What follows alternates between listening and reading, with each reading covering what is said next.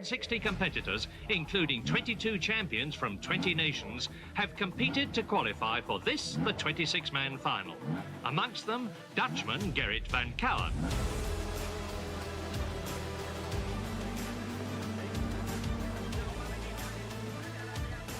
They're going to be wheel to wheel, then practically wheel to wheel.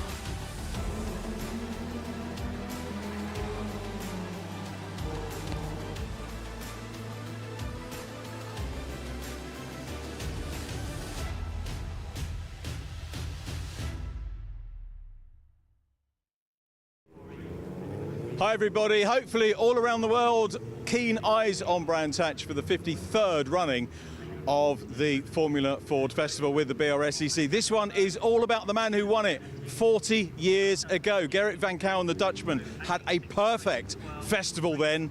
He started on pole, he won his heat, he won his quarter-final, he won his semi-final, he won the final as well. We're celebrating all things Gerrit van Kouwen this weekend. Lots of other numbers to think about as we look forward to the wonderful GVK 200. 200 was the number he ran, incidentally, as a racing number. The GVK 200 Festival. Formula Ford coming up a little bit later on, but we have a full supporting programme. We've got the City Car Cup. We've got 3 Brscc Mazda variants. The Downforce Radio Clubmans have literally just been called to the grid. So to run you through that grid and give you all the action, we have 2 great voices for you in the commentary box, as always, Scott Woodwis and our main man, Andy McEwen.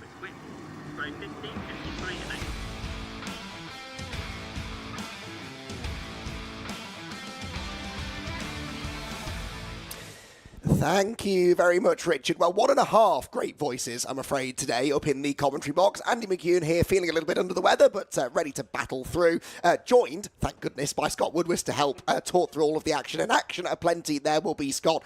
Always a great highlight of the British motor racing season, this event. And this year, perhaps more so than ever. Yeah, good morning, everybody. Welcome to the 53rd Brscc Formula Ford Festival, named this year, of course, the Gerrit van Kouwen Anniversary Formula Ford Festival, in honour of the late, great Gerrit van Kouwen, who very sadly lost at the beginning of 2024, but 40 years ago on this weekend, he went on to take one of the greatest, in my view, greatest festival victories, as you mentioned, as Richard mentioned, winning his heat, winning his quarter-final, winning his semi-final, picking up the £5,000 at the time, which is a lot of money for going sub 49 seconds with lap time, and then doing that again whilst also dominating the final to take the victory and to write himself onto the Roll of Honour. That comes up shortly with the 3 heats interspersed with our support category action, first of all including the Downforce Radio Mazda MX-5 Clubman Championship battle on the line here between Paul Bateman and Johnny Greensmith. As they set off on their formation lap, this should be quite a fascinating one. By the end of today, we will have a provisional champion for this one, but who it's going to be, that's the big question. Indeed so. Only 9 points covering those two at the top of the points table. Paul Bateman and Johnny Greensmith, 988 for Bateman, 979 for Johnny Greensmith. After a mixed season for both, I think it's fair to say, with a couple of non-finishes and non-scores along the way. Johnny Greensmith didn't score anything at the season opener at Silverstone. Paul Bateman a non-scorer at Cadwell Park last time out as well. But they both had a whole host of race wins, some good consistent point scoring as well. And they will now look for more of the same here at Brands Hatch in, as you can see, suboptimal conditions really. It is a little bit damp out there, nowhere near though as wet as it was for qualifying earlier on today, it must be said, when the rain really was coming in sideways at some point. So hoping that in slightly better conditions we should see certainly an increase in pace and hopefully some good side-by-side racing. The grid then for this one, headed by Chris Dawkins, actually. Chris Dawkins on the pole position. Ollie Walden starting alongside him. Jake Pace and Jordan Pimbley together on row number 2. Johnny Greensmith then starts from row 3 alongside Paul Bateman. So that's interesting, Scott. The 2 title contenders, neither of them having the best of qualifying runs, but very evenly matched. There were only a couple of tenths or so between them, and they will both be starting absolutely together on the grid. They will, and that's going to be the main fight to watch out for throughout today. A couple of interesting drivers back on the grid. Chris Dawkins, who appeared right at the beginning of the season, is now dovetailing it with a run here. He always promises that this is going to be my full season year, and then life course gets in the way and he's able to come back out. But he's in one of Martin Tolley's Go For It racing machines, well sorted throughout the season. There have been Go For It racing throughout the year. Of course, contenders in the Gansjock Mazda MX-5 Championship with Jack Noller, which we'll get on to.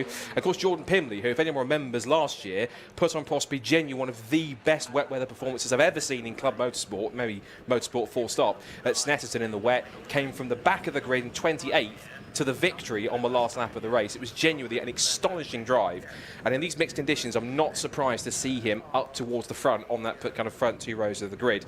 As for that 3rd row, the 2 championship contenders, all they're going to think about is, 1, try to beat each other, but 2, they've got to keep it clean, particularly in these damp and slippery conditions. It's been wet out there this morning, on and off rain, so there's a bit of a dry line forming, but offline, it's still very slippery. There might be a little bit of possible fluid somewhere, as there has been throughout. It's been very slippery, particularly around between Surtees through to Clark Curve. There's been a few spins off in qualifying, so that's going to be critical. Keep it on the road, keep the noses out of trouble, and of course, critically, who can get in front of the other. Bateman has the advantage, so mainly, really, the pressure's all on Greensmith to get in front and to outscore him as much as possible to take full advantage of that. Or indeed stay in front, because he did, of course, out-qualify Paul Bateman earlier on this morning, so he'll be hoping that he can keep that up in the race. About a quarter of a second faster he was, but like I said, they were very, or slightly anyway, different conditions than they face for the beginning of what will be a 15-minute race, the final event of the 2024 season. Just 2 races to settle it, 9 points between them. It is 2 points per position on track as well, so if you finish 1 place ahead of your rival,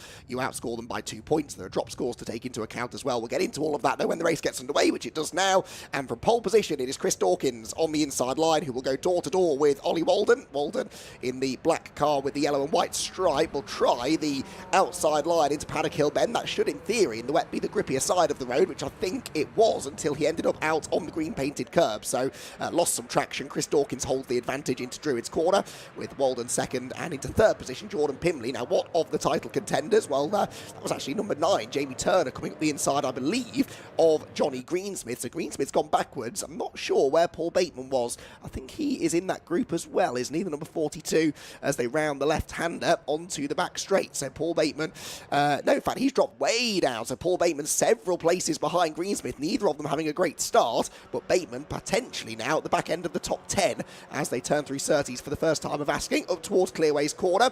And Chris Dawkins, oh, someone's off. That was a blue car as well. Who was that had gone straight on at Surtees? Hopefully that wasn't the points leader, Paul Bateman. No, it wasn't. It was actually a purple car, number 17. Pete Smith rejoins briefly as the leader and will now, of course, be swallowed by the pack as they head across the line, with Chris Dawkins leading fairly comfortably at the end of lap 1. We've had the 722 car off as well up at Clearways. That's Alan Hawkins. He, though, rejoins albeit at the back of the field. So Dawkins leads, Pimley second, Walden third, Jake Pace fourth, then Jamie Turner and Del Pace are the first of the title contenders. Johnny Greensmith only 7th, but crucially, Paul Bateman is only 11th. So that is, 1, 2, 3, 4 places ahead. That's an 8-point advantage at the moment for Greensmith. He was 9 points behind coming into the race, but of course, this will become a drop score if Bateman were to stay there. So we'll get into that later in the race. Greensmith, though, looks quick. He's up the inside there of Del Pace, picks up another position now, and into 6th place. So Johnny Greensmith into the top 6. He appears a little bit more confident, you'd have to say, in these conditions than his championship rival Paul Bateman does, and that may well prove to be significant as the 15 minutes goes on. Up through the right-hander at Clearways there go. That's Jamie Turner now nipping up the inside, or trying to, of Jake Pace. We've got both the Paces in this race. Del losing a position. Jake trying here to gain one, and that would be to get himself into the podium places. But right now, Scott Woodward, there is no catching Chris Dawkins, or is there? Because actually Jordan Pimley in 2nd place was fractionally faster than him that time. Whilst that's happening, I saw in the background Paul Bateman trying to get up the inside of Pete Smith. That would have been for 8th position, which he does. He almost edges the number 17 car out of the way.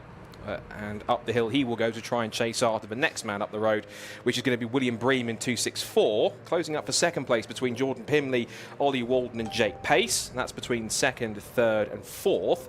And Johnny Greensmith still 6th, but he's chasing after Jamie Turner and number 9 car. You can see them not completely at full pace. You can see that it's still wet and there's a car going for a rotation. That's Jake Pace.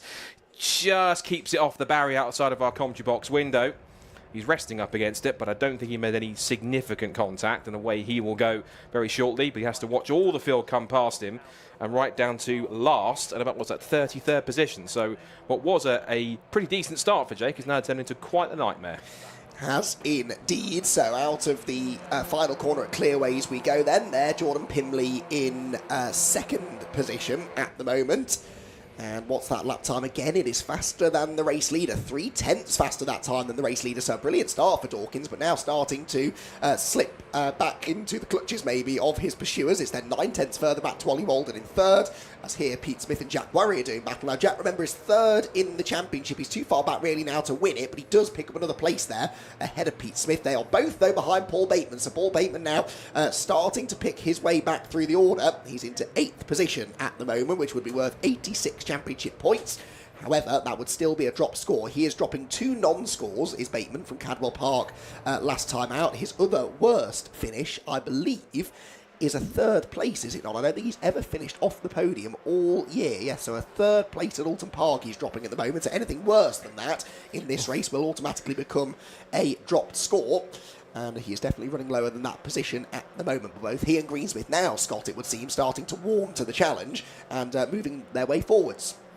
Certainly are. There's a couple of fisticuffs there. That was 63 getting into the mix. That was 63 being, looking down the quite far down the order, that's Thomas Greenwood. Just behind them, you've got another battle developing here. This is 20 and 23. So that would have been Martin Tolley getting in the mix with Christian Dan in blue. And again, nice healthy entry for the Downforce Radio Mazda MX-5 Championship this weekend for the season finale. More moves there for Greenwood up the inside of 73. That is going to be of Lawrence. So it's another place made up for him. That, I believe, looking at it, unless my eyes deceive me, or if I'm incorrect, it's very similar colours. That looks like it's the ex-Matthew Fletcher car, which won the championship last year, if my memory serves me right. So that car, good to see it back out from Tucker Motorsport. But you can see, even though there's little grip, there's my point proven, because that's 711 Keith Dalton going for a spin. Ooh. And getting stuck almost on the curb, wheel spinning, trying to get himself away. Yeah, the better option is to back away. But even then, he's going on to incredibly slippery and icy, slick, wet grass. Manages to get eventually back onto the road, but he's way down the order once again. So, again, that's the point I was about to make, is here we've got here Johnny Greensmith getting into a battle he doesn't really need to be involved in with Jamie Turner. This is over 4th position, and it's Greensmith taking the place. So he's up the inside out of Clark Curve, and now down the pit straight towards Paddock Hill Bend. He has the inside line, but ironically, in these conditions, Andy, you don't want to be on the racing line because, well, there wouldn't have been any rubber considering the overnight rain, but in typical circumstances, you want to be on the off the racing line. That's where most of the grip is, because on the racing line, the rubber that usually gets laid down gets wet, and it gets slippery, and therefore you lose grip being on the ideal line that you'd be on in the dry. So being offline, ironically, makes you faster in these conditions. Yes, it is one of the unique challenges, really, of racing in the wet. Oh, dear, we've had drama going up Halewood Hill, 63 and 24. Simon Waterfall and Thomas Greenwood, by the look of it. Yes, now Waterfall's been in the barriers. Luckily, it's Recticel barriers up there, so hopefully won't have done too much damage, but there is bodywork in the middle of the road. Even if both of those cars can remove themselves from the scene, we may need a safety car here to clear that all up. Meanwhile, the lead gap continuing to come down, came down by another 2/10 on the previous lap, and I think by even more this time around. Looking out of the window, it looks to me like Jordan Pimley is almost with Chris Dawkins now. We'll see what the official margin is at the line. Well, still about 0.6 of a second. It crept down rather than coming down significantly. Johnny Greensmith in 4th place then at the head of this group. The car at the back of the group, though, the all-blue number 42, that is the championship leader, Paul Bateman. And this is the problem, you see, because there's all this debris on the road going up the hill. The leaders having to slow right down and move to the inside, almost to a complete stop as they go through that double-waved yellow flag zone, which is good, really. That's what they should be doing. The safety car boards are out as well. And so the race then will be paused, or at least the racing will be paused. They'll trundle around behind the safety car for a couple of laps, and then I'm sure we'll be good to go racing again. But gives us a chance to take stock of the championship situation then. Johnny Greensmith up into 4th position. He benefits from this, really, because he had a couple of seconds of empty track in front of him until he got to Ollie Walden in 3rd position. Now, Ollie and Jordan Pimley, Scott, are both listed with a G next to their name. I presume that means guest driver. I also presume that means they're not scoring points. Correct on both fronts. Which means I need to readjust my calculations then, so bear with me a second. That actually means that Johnny Greensmith, although he's running 4th on the road, would currently score 2nd-placed points, wrong way around, and Paul Bateman, who is running 8th on the road, would score 6th-place points, so that would be 90, which would still be a drop score for him. It would not be a drop score for Johnny Greensmith, though, so the gap would come down slightly. It was 9 at the start of the race. It will come down now to 7 points, but with only one more race to go after this one, Greensmith really needs to maximise this, doesn't he? He needs to try and win the race, try and get that fastest lap point as well, which at the moment would go the way of the race leader, Chris Dawkins. Although Jordan Pimley's got the fastest lap because he's a guest driver, he would not score that point. So the point at the moment not going to any of the title contenders. Johnny Greensmith, though, will be pretty happy, I think, to have had this opportunity behind the safety car to close in on those leading three, take stock of the situation, and maybe, just maybe, go on to challenge for a race win. That would be certainly what he needs, really, to take this fight properly to the last race, Scott. It's very true. Looking at his results throughout the year, he had that brilliant run through Anglesey and Croft, and he had 5. And in fact, there'll be further delays because the safety car's now become a red flag. So 6 minutes to go. We haven't passed that 75% distance where you'd be able to declare a result. So we've only gone roughly about 2/3 distance nearly. But there is a little bit of barrier damage to do, and also the recovery of Simon Waterfall's car from the inside. It looks as though it's being swiftly sorted out. And first of all, quick first chance to give a thanks to marshals, rescue units, recovery teams, everyone that's here that volunteers within motorsport, because it's a well-versed phrase to say, but without them, we genuinely couldn't go motor racing. So whilst that's happening, I spy a very special Ford Sierra RS 500 running the other pit lane, which means that there's a bit of a special parade coming up with 2 of Garrett's key cars, well, one of which is a replica. That, I believe, is in fact his actual RS 500 touring car. So to watch that do some parade laps here around alongside a replica. It's a running replica, so an actual race car of his Lola that he raced is going to be quite special to see. Simon Waterfall, you can see, is out of the car, helmet off, just not remonstrating, but talking to the marshal, to the doctors, and saying, "I'm all right, Gov. Honest, it was only a bit of a knock, so he should be fine." But hopefully, in any case, he will always get checked over by the medical staff to ensure that he is, as far as they're concerned, absolutely fine. So cars are now being moved onto the grid. They'll hold them up, and of course there'll be a new grid sheet based on the last complete lap, which means that, from what I can see, Chris Dawkins will get the chance to start from pole position again. What this also means is that Johnny Greensmith starts now from the second row, if we're looking at the result we've got on the screen, whereas Bateman has to start back on row 4. Yes. So while he had to have a lot more work to do to get more places back anyway, he has now got even more to do, having been 2 lanes back rather than being on the same grid row together as each other. So a bit of a different dynamic for this restart, Andy. It's an interesting one, this, for Bateman, isn't it? Because he's got such a high drop score, if you like. You know, his drop score at the moment is a 3rd place. If he's anywhere below 3rd in this race, or at least 3rd of those that score points, it will become a drop. So in a way, it doesn't really matter whether he finishes 8th or whether he finishes 4th. It will still be a drop. What it does make a difference for is his grid position for race 2. That's the thing. So he wants to try and finish as close to Greensmith as possible, so that in race 2 later on, it doesn't give Johnny any opportunity to significantly outscore him. But Johnny Greensmith, as you quite rightly said, will be relishing this opportunity now to take the restart potentially from the second row of the grid.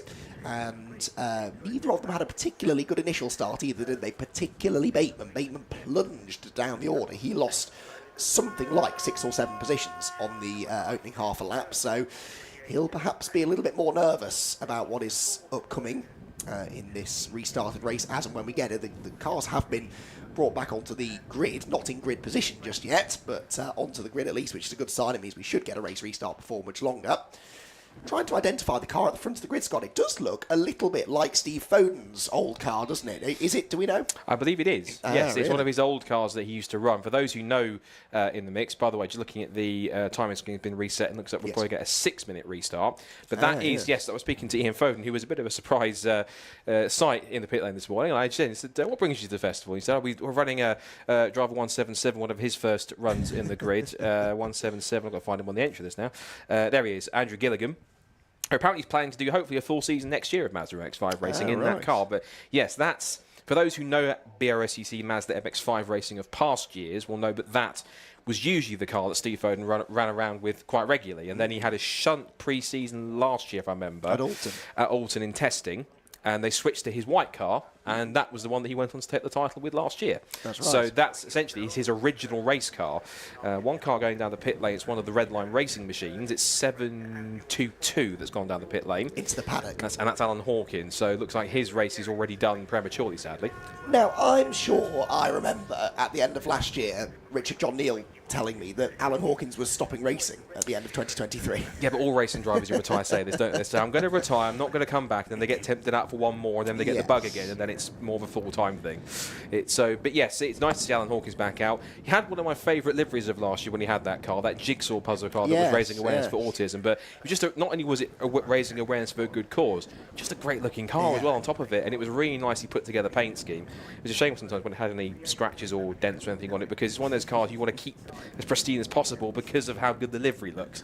So that's something to watch out for. Yeah, Alan Hawkins did start back in 18th, and it was good to see him in the mix. I didn't quite catch where he was when the red flag came out, but whatever the issue is for him, sadly means that he won't take the restart for this 6 minutes that when we get back underway. He'd had that spin, hadn't he, up at Clearways early on, so he was towards the back anyway, maybe sustained some damage, we're not really sure. But yeah, good to see Alan back out. He's been a front runner in Clubman in the past, hasn't he, back in his old car? So he has. We know he has got the pace to do the business, and hopefully we'll see more of that in race 2 a little bit later on. So track is not yet cleared, actually. It's going to take a little while to get the track cleared on the run up Halewood Hill. Still Simon Waterfall's car, I can see out of the window, is at the side of the road, not yet on the back of the flatbed truck. The barrier being given some attention by the marshals as well, so it's going to be a few minutes, I think, before we get racing back underway.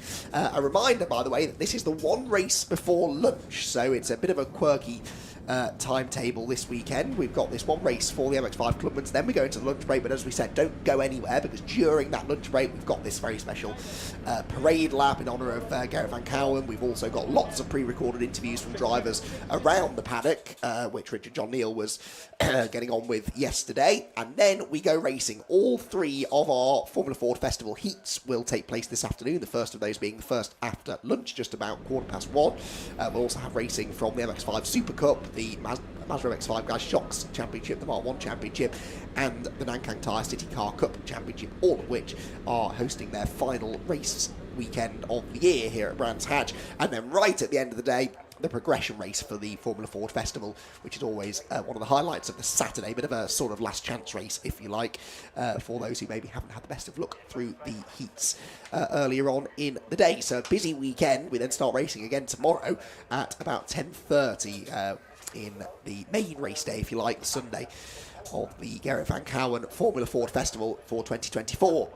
Car 24 here being loaded back onto the flatbed truck, so it shouldn't be too much longer before we're good to get racing back underway here at Brands Hatch, and we get a resumption of this championship battle between Paul Bateman and Johnny Greensmith for the Mazda MX-5 Clubman Championship in what I would say now, Scott, are still very challenging conditions. It is far less wet than it was an hour ago, but in a way, that's not a great thing. I was stood trackside watching the Mark 1 MX-5 Championship qualifying session, actually.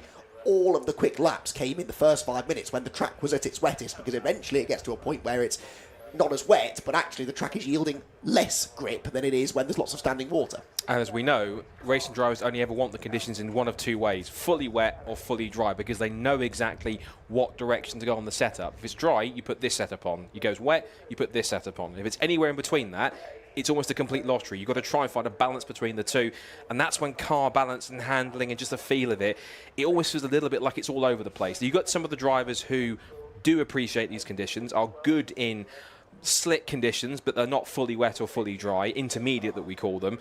There is a dry line around the circuit. I can see it in prominently Exting Druids coming down the hill towards Graham Hill and Exting. So there is a path for them to pick their way through if they choose to have a dry line. But ultimately, it's tricky, because then if you're so used to running on that dry line, you then if you then run wide and go off onto the wet line, it then ultimately means that you're almost out in no man's land and can get caught out. So if you have to switch between different grit levels, it's always quite tricky to try and figure out.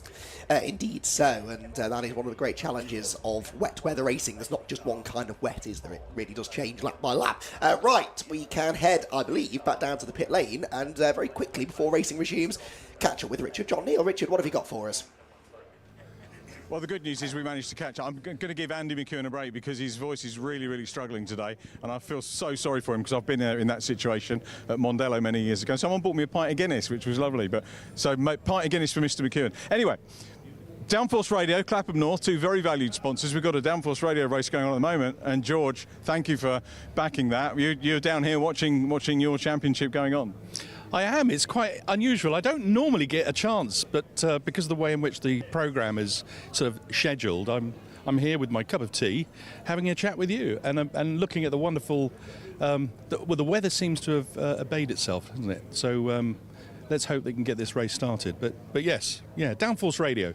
It's a good internet radio station for motorsport enthusiasts. I owe you a programme. I was going to do one earlier in the year, and I'm still faffing around with the edit, but it'll be a nice thing for the close season.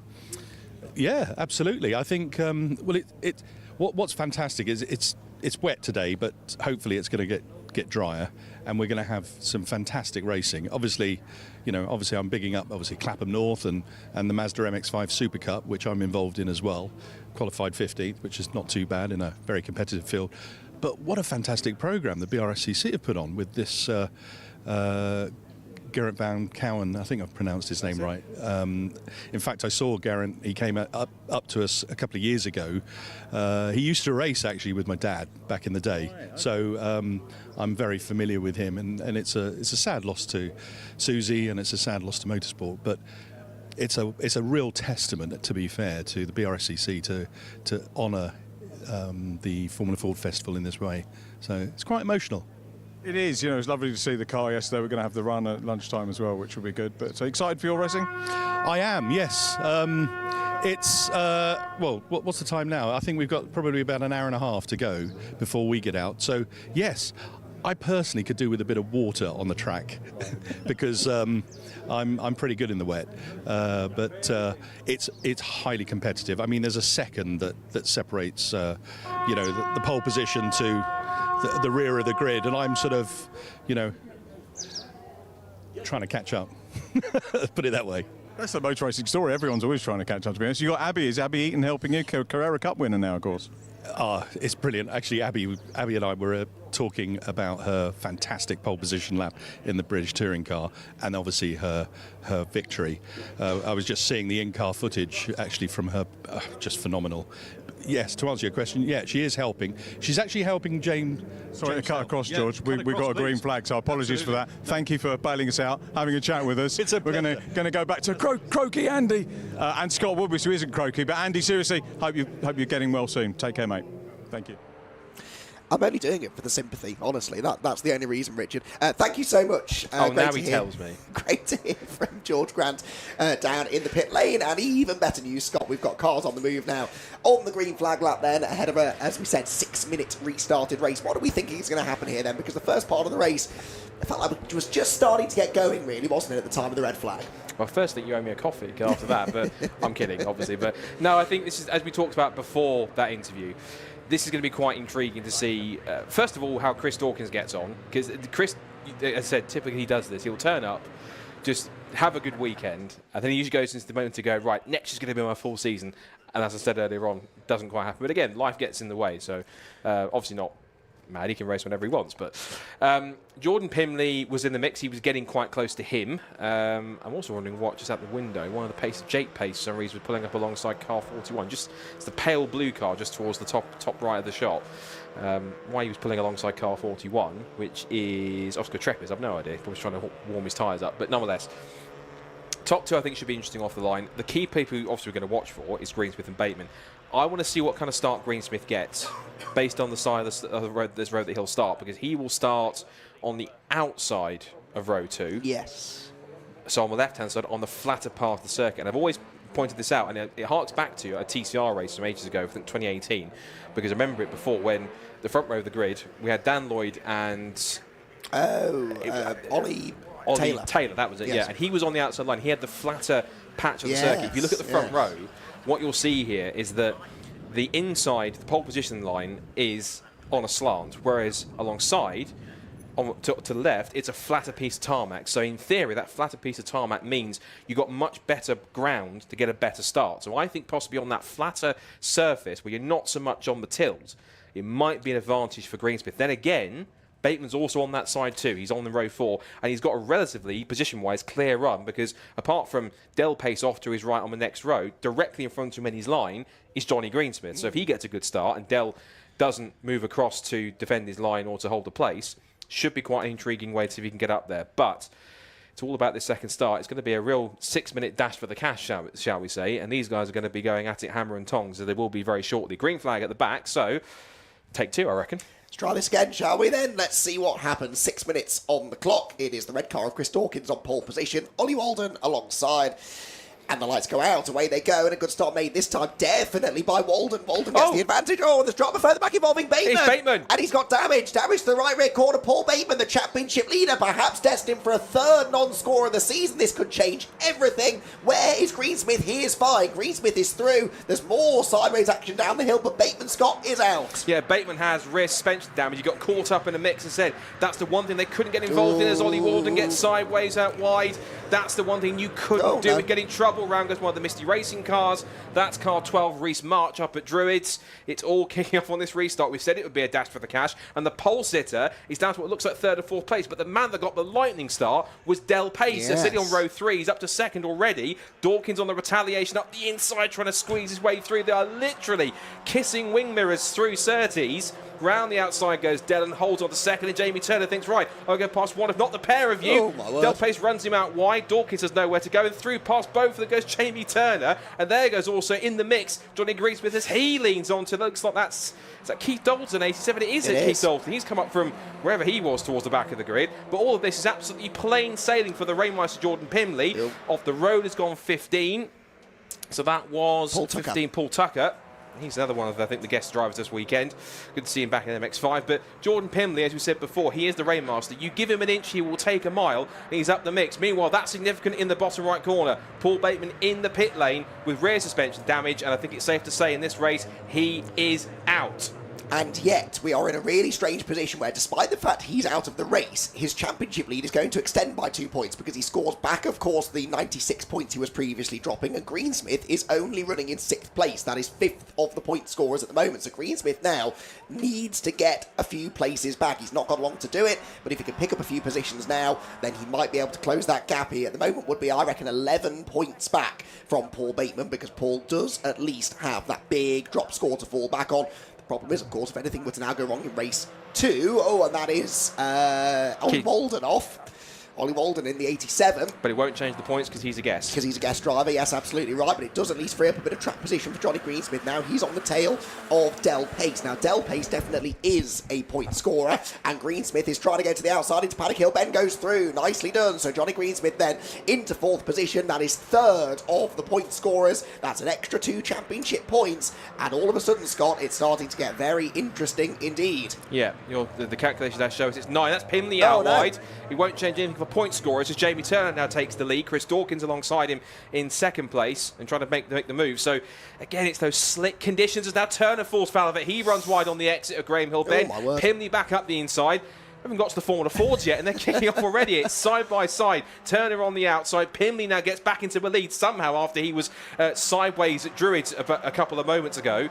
Dawkins is on the tail, and who's the one person that benefits if they fight? Johnny Greensmith. Johnny Greensmith will be catching the road, and off goes Pimley again. Pimley out breaking himself into clearway, so back through goes Jamie Turner. Jamie Turner has the fastest lap point as well at the moment. He is a championship scorer, but look, Greensmith is there. Johnny Greensmith is there. Pimley, the black and yellow car, doesn't score points, but the red Go For It racing car, Chris Dawkins, does. There is a real opportunity here for Johnny Greensmith to gain some more positions, and of course the race 2 grid, based upon the result of this one, will have Paul Bateman right at the back. It certainly will. That's a very good point on that side. Pimley gets very sideways and over the curb on the exit, but somehow holds on to it. Dawkins now thinks he's got to line up the inside. That avenue gets shut off immediately, but again, Dawkins forces the issue, squeezes past on the inside, and Johnny Griffith watching, thinking, I can get past both of you. I just need to pick my moment, but he's running out of time. It's only 2 minutes, and Dawkins runs wide. That's another 2 points for Johnny Greensmith. Is out onto the grass, and he's even got his arm on the side of the car, thinking, well, I can't do much now because I'm out on the grass, and that's kind of my race, the chance of podium ruin. So up now to what is now essentially 2nd place point scorers goes Johnny Greensmith. That's now on to 98 points. It now brings the championship lead down to just 7. So this is quite intriguing. Even if he takes another place back from Jamie Turner, that will now 5. If you can get the fastest lap of the race, that means it could close to as much as 4 points, and that will really make it crunch time later on this afternoon. Won't be easy to do, though, will it? But of course, whatever happens, we're side by side for the lead. We'll get to the points in a moment. 2 laps to go. Absolutely neck and neck at the front, and round the outside goes Jordan Pimley. Late on the brakes is Jamie Turner, though. Jamie Turner gets to the apex first. They lean on each other. Pimley is sideways. Pimley's in the gravel, and Pimley's out of the race. He is furious with Jamie Turner, but Jordan Pimley out of the race, and that really is the two favourites, Pimley and Dawkins, both in trouble, and it is Jamie Turner who takes the race lead. Now, that potentially, depending on how the clerk of the course sees it, we're not clerks of the course, we're not going to speculate too much, but if the clerk of the course has to make a decision on that, then it could potentially mean a decision that could benefit Greensmith, of course, on top of that. Now, Greensmith will carry on. Fastest lap of the race held by Jake Pace right now, so that's been taken by Jake as Dell continues on in 4th place. Further back, this is 53 and 991. I think that's Simon Privet battling with Johnny from Field's End, and that's a little further back down the order. That's between, for them for 22nd position. Out through Clark Curve and onto the pit straight now for the final time, but for the second to start the final lap, I should say. And Jack Warry's now become a surprise factor. This as well. He's up now to 5th position. The 4th now, in fact, because Pimley's course is out of the race. And I think it was clear by his hand gestures he wasn't best pleased by that. I think he was very clear whose fault that might have been, in his view. Yes, I'd say so. And I reckon he might well want to go and have a word with the clerk of the course after the race. And so this will rumble on. I would imagine that car then stuck in the gravel trap, going nowhere.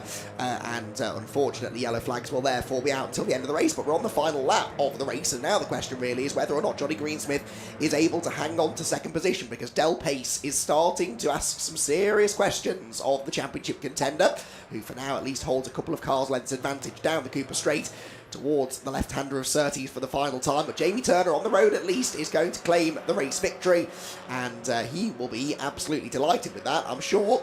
But Johnny Greensmith, really the big winner. He will close the points advantage held by Paul Bateman. He'll go into the final race well ahead of Bateman on the grid, and Bateman, with no more drop scores to fall back on, though, has some progress to make. The checkered flag then is out.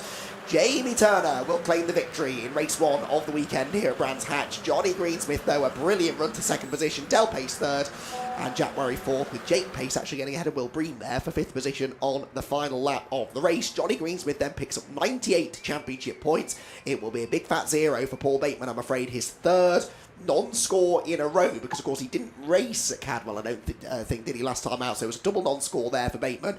Another 0 now. They get 3 drop scores. That's it. Wherever he finishes in race 2 now, Scott, that will count towards his championship, and that has to be major advantage Greensmith. Of course, and given the fact he's starting from the back, of course conditions could very much change and get drier throughout the way. Bateman will, of course, again, have to pick his way through, but he's got some 30-odd MX-5s to get through in order to get himself into a good position. Ultimately, all Johnny has to do, it's simple enough. I think but by that calculation at least, because if you can outscore him by at least three positions and get the fastest lap, that will certainly help him for victories. But in terms of the result, Jamie Turner takes the victory. I think that's his first MX-5 Club of victory, I believe. So congratulations to him for that, if that is. Johnny Greensmith, the crucial 2nd place in the championship, in that one for the championship fight, brings the gap down provisionally to 7 points. Then it's Del Pace 3rd, Jack Warry 4th, and Jake Pace in 5th position, who took the fastest lap of the race. Will Bream 6th, Pete Smith 7th, James Seal and Chris Bingham in 8th and 9th, and Oscar Treppis rounding out the top 10. Chris Dawkins, what could have been for him, he has to settle for 11th place after he went off at Graham Hill Bend. Then Paul Simard, Keith Dalton and Christian Dan round out the top 14. Then Chris Whitmore, Steve Kite, Matt Crozier, Chris Watts and Paul Tucker, who was in the gravel briefly, but he struggles through to 19th. Reece Marsh had a spin, he was down to 20th. Then Jonathan Fieldsen, Simon Privet, Peter Williams, David Sculler, Dale Whiteman, Andrew Gilligan in the ex-Steve Foden car, and Adam Lawrence round out the top 27. And then further back down the order, we will see Jordan Pym and Ollie Walden. And of course, crucially, one driver that does not appear on that list is Paul Bateman. That is his 3rd drop score, and as Andy rightly pointed out, that's it. He cannot afford any more bad results. Otherwise, it will be major advantage Greensmith. We will see how that plays out later on this afternoon. We will indeed. Right then, let's head down, shall we, to hear for the first time, doing podium interviews anyway today, Richard John Neal. He has our top 3 down in pit lane. So down in victory lane, and a super win there for Jamie Turner. Jamie out of the car, looking quite cool and collected. Jamie, well done. Thank you very much. Congratulations. We'll get you just in front of the Brscc branding. And as luck would have it, Laura and myself were sticking the camera over the wall during the break there. We got some good close-ups of you, and that seemed to augur well. But what a seesaw race! Yeah, it was a lot of fun. It was changing every lap. and extremely greasy, so everywhere is just on tenterhooks, trying to feel it. So you could see people throwing it off all over the place, but it was a lot of fun. That's good. And obviously, when you were sort of down in, was it 6th or 7th on the grid? It was 7th on the grid, yeah. 7th, I got an outstanding start, so I think I did 7th to 3rd or 4th on the first start, and then got a very good second start as well. So I think it's the starts that really helped me there. So you'd go for shorter races, more starts? Yeah, absolutely. Several one-lap sprints. The Clubmans are great. They entertain us on one day. Sometimes it's the day two, but you got the day one today, and decent start to the weekend. Yeah, no, very good. If we could have some more rain, that would really help me, but I don't think it's forecast. Everyone keeps wanting more rain. I'm not sure we agree with it. Susie Van Kouwen started us off yesterday. I hope it rains, she said. Yeah, exactly. It makes it fun. You drove superbly, well done. It was some good competition out there, Jamie. Hopefully you see you for a podium a little bit later on. Cheers. Many congratulations. Our race winner, Jamie Turner. Second position goes to Johnny Greensmith. Johnny, well, the championship is just like going one way and the other. Paul, I think, was not there. Yeah, that's right. Conditions out there were terrible, absolutely terrible. Changing every lap. Then when they stopped it, car felt horrendous. So I thought it's not going to get any better. And then it just come to me on them last 2 laps. Started coming to me. But yeah, it's going to be a good second race, definitely. Where does that leave you points-wise? Because I've not actually can't balance papers and computers and everything where we are here. I ain't got a clue myself. Good man, me neither. Andy McKeown will probably enjoy it.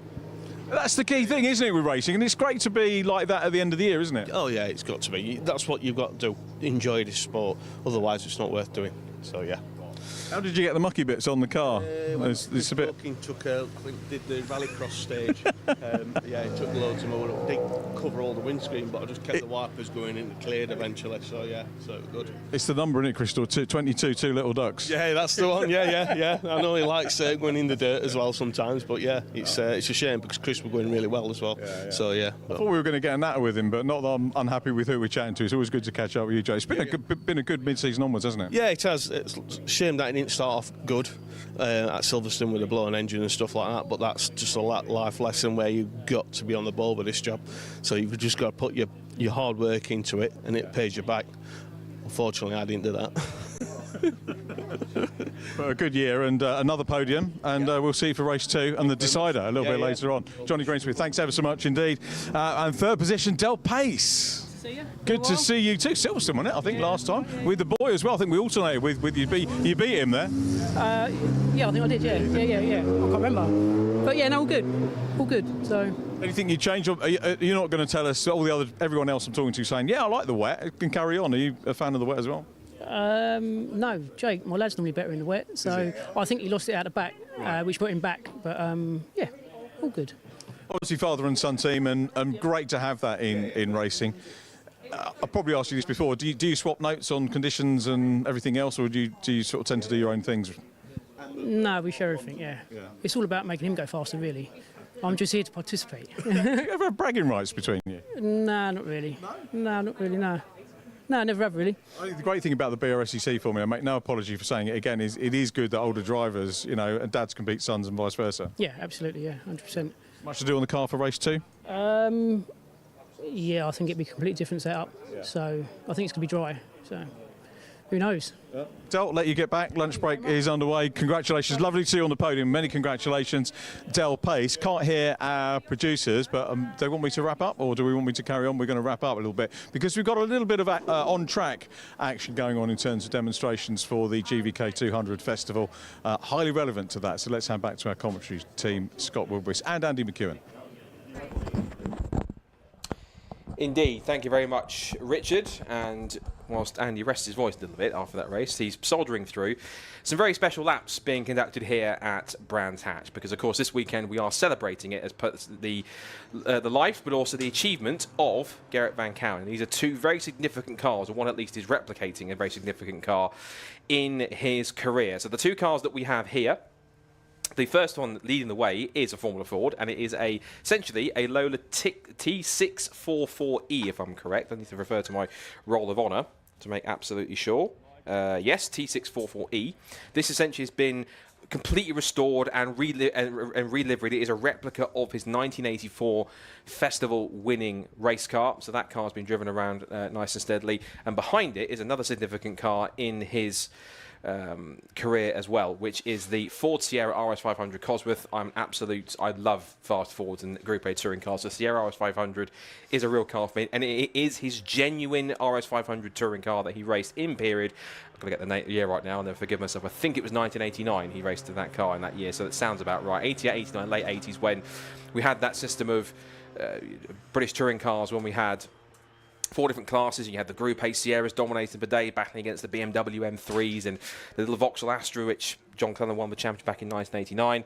And Andy McEwen is saving my graces by double checking. It was 1989, so thank you for that. Even when he can't speak, he's incredibly helpful. There it is. And again, done up in its period livery. Garrett, of course, raced that only a single season in British touring cars and did some sporadic racing throughout. And of course, after his Formula Ford exploits, he went on to Formula 4 2000, did a little bit of Formula 3, and then kind of his racing career, sadly, sort of faded by the wayside a little bit, unfortunately. But ultimately, it's the car which is leading the way, which is the one which is the most significant of the two. Of course, we love the Sierra, but it is that 1984 car. And on the socials last night, I posted the full highlights that Andy Kitson very kindly recorded and uploaded onto YouTube a while ago, and full credit to him for the upload of the 1984 Festival Grand Final, a bit of pre-festival entertainment, Festival Eve entertainment, and just seeing Garrett push on and just lap after lap, just perfectly sliding the car around the circuit, consistent laps, consistent pace. He was running, I think, again, sub 49 seconds all the way through from start to finish. It was a really excellent run through for Garrett, and of course through that entire festival, won his heat, won his quarter-final, won his semi-final. He took the £5,000 prize, which of course back in 1989 was a lot of money to go sub 49 seconds. And then not only did that in the semi-final and won the prize, but then carried on doing it again in the final when he just dominated the race. He was ahead of, in terms of that race, we had Uwe Schaefer, who was at that time making his first appearance at the festival, from what Murray Walker said from the commentary. And then it was Bertrand Gachot, who had almost a festival to forget at one point in the semi-final in 85, because he turned up in a rather lovely Marlborough liveried car, and it didn't get any further than the towards Paddock Hill Bend in the semi-final. I won't describe what happened to that car, but best if you watch the highlights of that on YouTube and you'll see. But there is the Sierra. Of course, that was one of the most iconic touring cars ever, of course, and Gerrit, of course, lending himself into the world of saloon car racing when he'd done a lot of single-seaters, come through, done a lot of racing in Benelux, and was a double European Formula Ford champion on top of that as well. And it came out sporadically for more races every now and again, both in his native Netherlands and also in other races too. But the car's being led around at a slow speed by the RunYourFleet.com Jaguar safety car.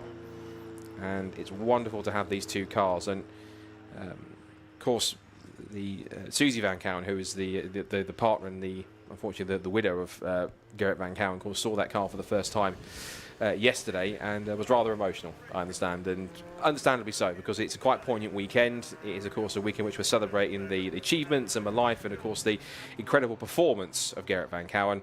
And, of course, they run almost side by side down the pit straight together, and it's a wonderful way to pay tribute, not just for the entire weekend, but to put these two cars out on track together and to showcase two that were pretty significant in Gerrit's career.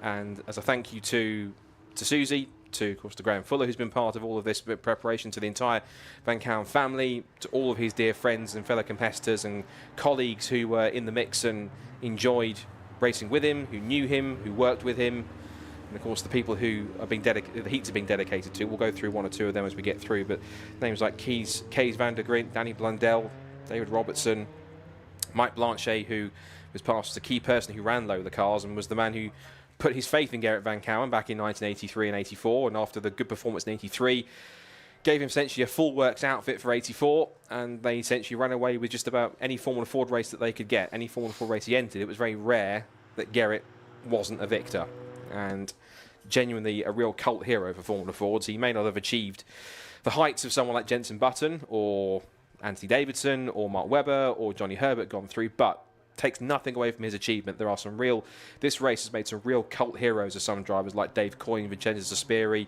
Nicky Palhares, who's here this weekend, 1989 Festival winner in the wet in a Duckham's liveried Van Diemen.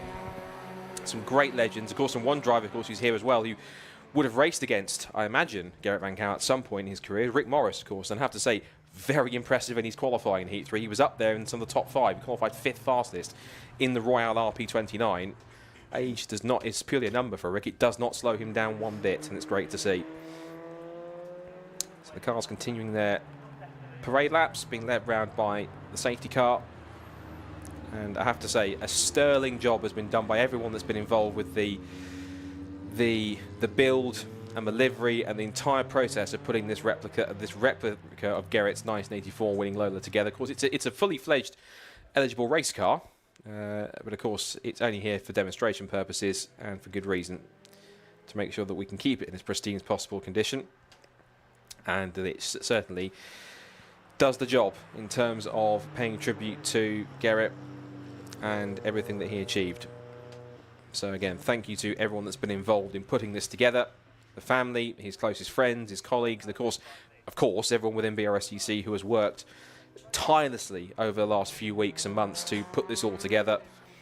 And their efforts are absolutely phenomenal and outstanding, every single one of them. So this hopefully is a fitting way to remember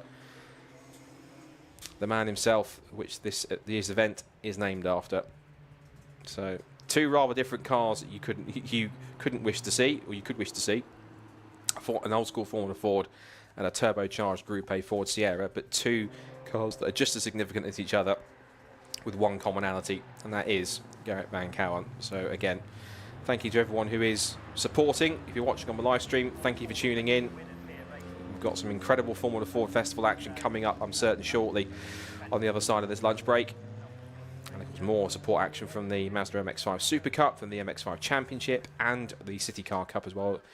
And of course, we've got 3 heats and progression races all to come today. Ahead of tomorrow's action, we'll be joined by the Evolution Trophy. Of course, tomorrow's racing, we'll see some big races, the semi-finals, the historic final sponsored by Head Tech, the last chance race sponsored by Race Parts, and then the grand final, which of course is dedicated to the man himself. And quite fittingly also, the sun has begun to shine here, and I guess some might think, potentially, that that's possibly Gerrit looking down upon the event and approving of the fact that we are honouring him in this way. I'm not wouldn't class myself a religious or a spiritual person, really, but I'll take that anecdote because it seemed fitting. So, some brilliant laps there from both the replica 1984 festival-winning Lola and his British touring car RS500 Sierra that he raced both in period in 1989 and that car in 84. So a big thank you to all involved in putting those out on track and getting them together. And of course now, from old school Formula Fords, while there are some in the field, from 1984 festival, of course we look forward to the 2024 festival 40 years on.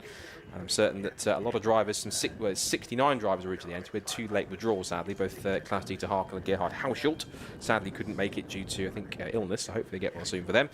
But the 67 competitors that we have left, of course, will now try and emulate Gerrit's path to the final, which is going through the heat, not quite the quarterfinals, but heats and semis. And the ideal path is essentially you only really want to do 3 races this weekend: your heat, your semi-final, and your final. And if you've got a historic car, maybe go for the historic final as well. So that should be quite fitting. But as the 2 cars head back to the paddock, again, a big thank you to everyone involved. And as we go into the lunch break now, and I'm sure Andy McEwen can help reintroduce this part of the day. It's been quite a fitting tribute, and I think that was quite a nice way to remember him, at least on track, and I'm sure it's the way that Gerrit would have wanted to be remembered in that sense, with his cars being put on display to showcase 2 that were key in his career in terms of the achievements he had, and particularly that replica of his 84 winning Festival Lola. Indeed so, and I'm sure a special moment for the family as well, seeing that car circulating around the Brands Hatch circuit again at Festival Weekend. Well, as Scott said, there is lots more racing still to come through the rest of the weekend. We are into a lunch break now, but earlier in the weekend, Richard John Neal was busy scurrying about in the paddock, digging out all of the stories and speaking to a whole host of drivers. So as you go and get yourself a bite to eat and a drink and prepare yourself for this afternoon's racing, let's hear from Richard and see who he caught up with. So here we are, a great pleasure for me to meet Susie van Kouwen. Susie, thank you so much for getting involved this year. Very, very special year. I was here on the spectator banks 40 seasons ago when Garrett won. What does this mean to you? It was so important for me. I mean, obviously we knew it was the 40th anniversary coming up for Garrett, I was here as well in '84, and it was such a immense feeling when he won that 40 years ago. And, you know, obviously he was ill, and he had major surgery, and his aim after surgery was to come to last year's festival. That was his, you know, his aim, to get better enough to come to that. And unfortunately he couldn't, and that broke his heart. And so for me this year, it was, he didn't get the chance to say goodbye. So we want to do that for him, and we want to do that in the best way that we possibly can. So that's why we wanted to be here this weekend. It's fantastic that you've put so much effort into this, and you know, we at the Brscc, the Mazdas, the City Car Cup, the Evolution Trophy, are hoping we're going to put on a great show, and that he's going to be smiling from up on high. I think he will. I mean, the thing about Formula Ford Festival is it's the purest racing you can get. It's, you know, closely matched machines. In a way, I'm hoping for rain. You know, it's spectacular racing, and yet at the same time, the camaraderie amongst the people that come here, the teams, the mechanics, everything. You know, it's just a special event, a really special event. So it's, and please don't thank me, because there's an absolute army of people that have put this together. You know, the Brscc, Graham, and too many to mention. But yes, it's for me, it's a dream come true, and I hope that he will look down and have a smile. Yeah. It's great for us to get extra emphasis and think about him over the course of this weekend. A lot of young drivers. We've got many special awards this year. I know you'd have been pleased to see some young talent coming through. Yes, he was always very, very, oh, I want to say it in Dutch, but I can't. He wanted it to be, motor racing to be a sport for the young guy, and easily accessible. You know, being able to get in and have a go. And that was very important to Garrett. So, you know, the more young guys that come up, brilliant. Brilliant. But it's nice to see some old ones too. That's great, yeah. Just so much going on this weekend. One of the things is that we're going to have a look at something a little bit special here, which has been prepared for the event. And this is going to take our minds back. I've not even been able to have a look at this, to be honest, Susie. But I haven't seen it finished. Yeah. Wow. Yeah, this is the moment that I, as I say, fall in a heap on the floor and cry, which doesn't make for good TV. But I'm absolutely speechless. This is Garrett's car. He did know that there were people, you know, working on the possibility of doing a car, but I don't think he ever imagined it would happen. And to be honest, 2-3 months ago, I didn't think it was going to happen either. And was it your second festival? Did you meet Gerrit before the first one, or the second one that he won? no, I met him in the May before the second festival, so 1984. And so he was unbeaten at the festival as far as you're concerned. Exactly.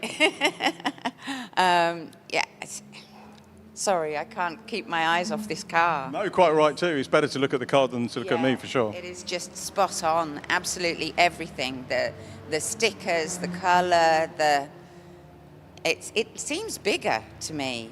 But it's, yeah, wow. I'm blown away, and I can't thank the people behind this enough. Well, thank you for joining us for this unveiling of the car. We can't wait to see it on track, and look forward to the great racing that I hope that we get from the Gerrit van Kouwen GVK 200 Festival. I'm sure we will, and to everybody, just, you know, good luck, and have fun. Much love to you and the family and everyone that's coming this weekend. Thank you so much. Thank you very much. Thank you.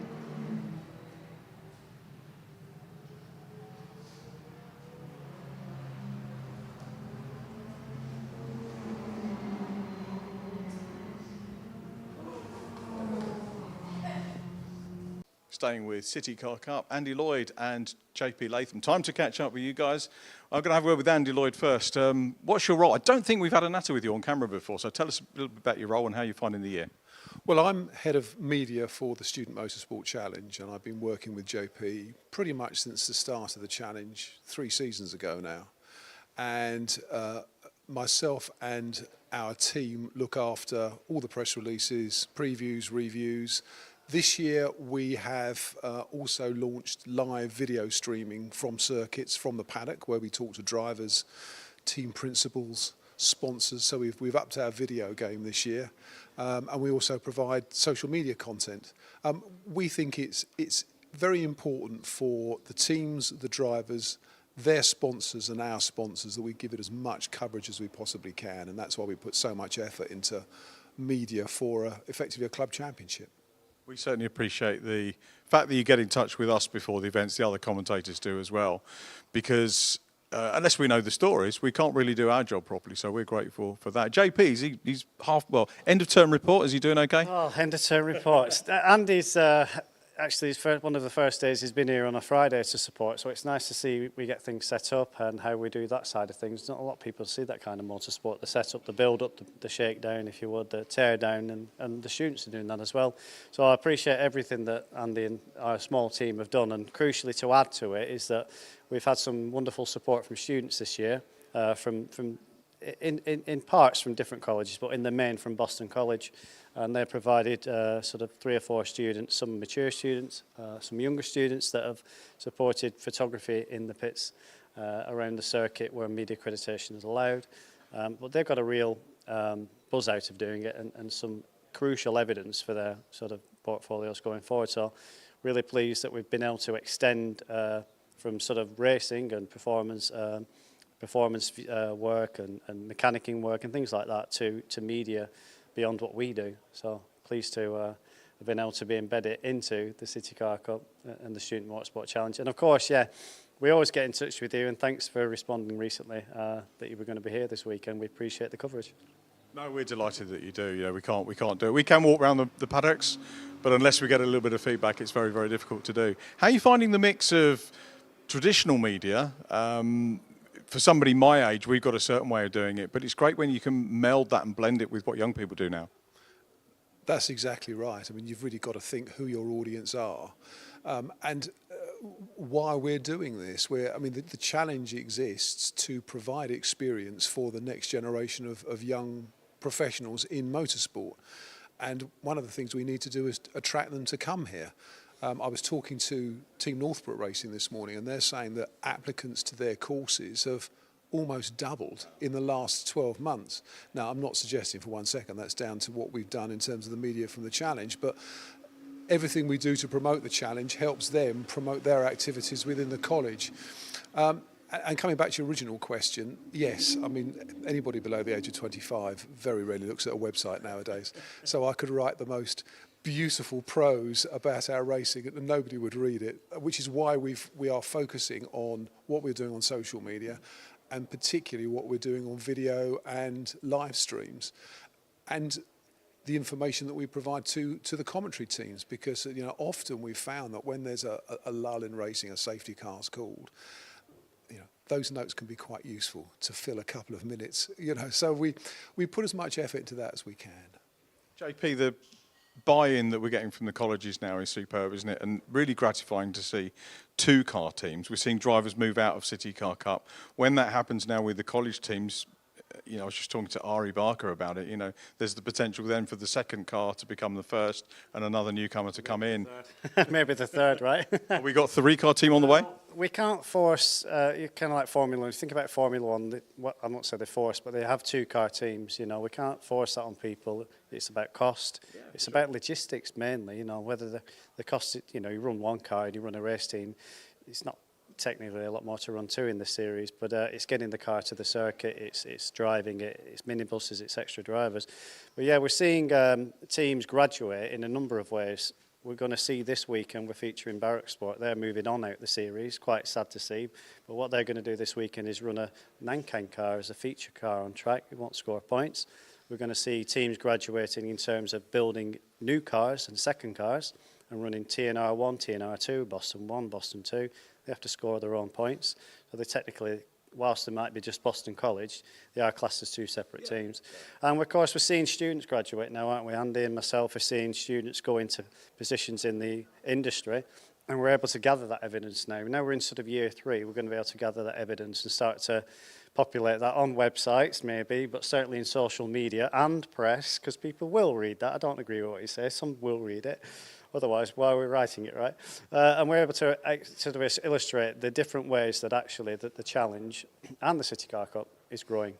And yeah, of course, we are, you know, we're pulling in, we're not taking away. We're attracting drivers from the City Car Cup to team up with colleges because they have 2 podiums, they have an extra team of people. There's an extra dynamic to what they're doing, and you know, they're all welcome. And the other thing, one of the reasons I come racing is the social side. The people are great. Talk us through the social side of how the Student Challenge has developed as well.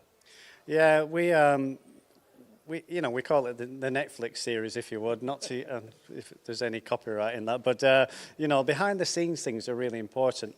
Driving to the circuit, the silliness on the way, you know, the meals at evenings, the birthdays we celebrated, you know, the setup of an awning, the dress down, the repair stuff that you don't see going on. There's a lot behind the scenes, and then of course the socials. We've had barbecues. You know, we see teams doing their own food at the end of the day, and it's nice to see a different mood in the paddock and a different way that these tutors are able to relax and enjoy the social side of things as well as us. Yeah, it's a great environment to be in. What are your thoughts on highlights from the weekend? I'll start with you, Andy. So not from the weekend, from the season, because we're at the last event. Highlight from the season for you. I think last time out at Silverstone was a very special weekend for us. It was a triple header, and we saw 2 challenge entries take overall victory in the City Car Cup, which was incredible. And we also saw QE Motorsport, Queen Ethelburger's Collegiate, have a double podium finish in race 3, which again was very special. And we're seeing, I think what we've seen this year is a real maturity, not only in the way that the drivers are approaching it, but the way that the teams are approaching it. I mean, another highlight for me has been the progress of Brady Pollock in the West Suffolk College car. You know, there's a young guy who came from karting and has really taken this series by the scruff of the neck. A very unfortunate DNF at Silverstone last time out. Had that not happened, who knows what we might be looking at this weekend. But yeah, it's been an incredible season. Some fantastic races, some great stories. And we're just looking forward to crowning our title winner this weekend and then start planning for 2025. Probably started that already, I guess. So JP, has he nicked your thunder? I was just going to say, you read my mind. You can see my eyes twitching. He's stolen all my highlights there. I think for me, what was going through my mind is I'm a very busy person within this series, so I can't necessarily pick out any one highlight that stands out for me. Andy's very focused on media, talking to drivers, so arguably why he's here today is he knows a lot more about the drivers and teams that I probably do, because I'm always dealing with queries and things like that, you know, logistics side of things. But for me, just to see teams graduating, as I've said, in those 3 ways, people getting jobs, our experiences within the industry, teams growing, and certainly teams like Brscc that we'll talk about this week and that are going into another racing series, and they've almost got their own business now, if you would, their own company in motorsport. It's, for me, the highlight is that the challenge is producing work-ready individuals, or better work-ready individuals for motorsport. Very proud of it. Great ethos. Thank you, guys. Have a great weekend. Hope the sun continues to shine. If it doesn't, we'll have some great racing. Have a good winter if I don't see you before. Thank you. So, talking City Car Cup, and much to talk about here with Ari Barker, first-year driver. How are you finding it?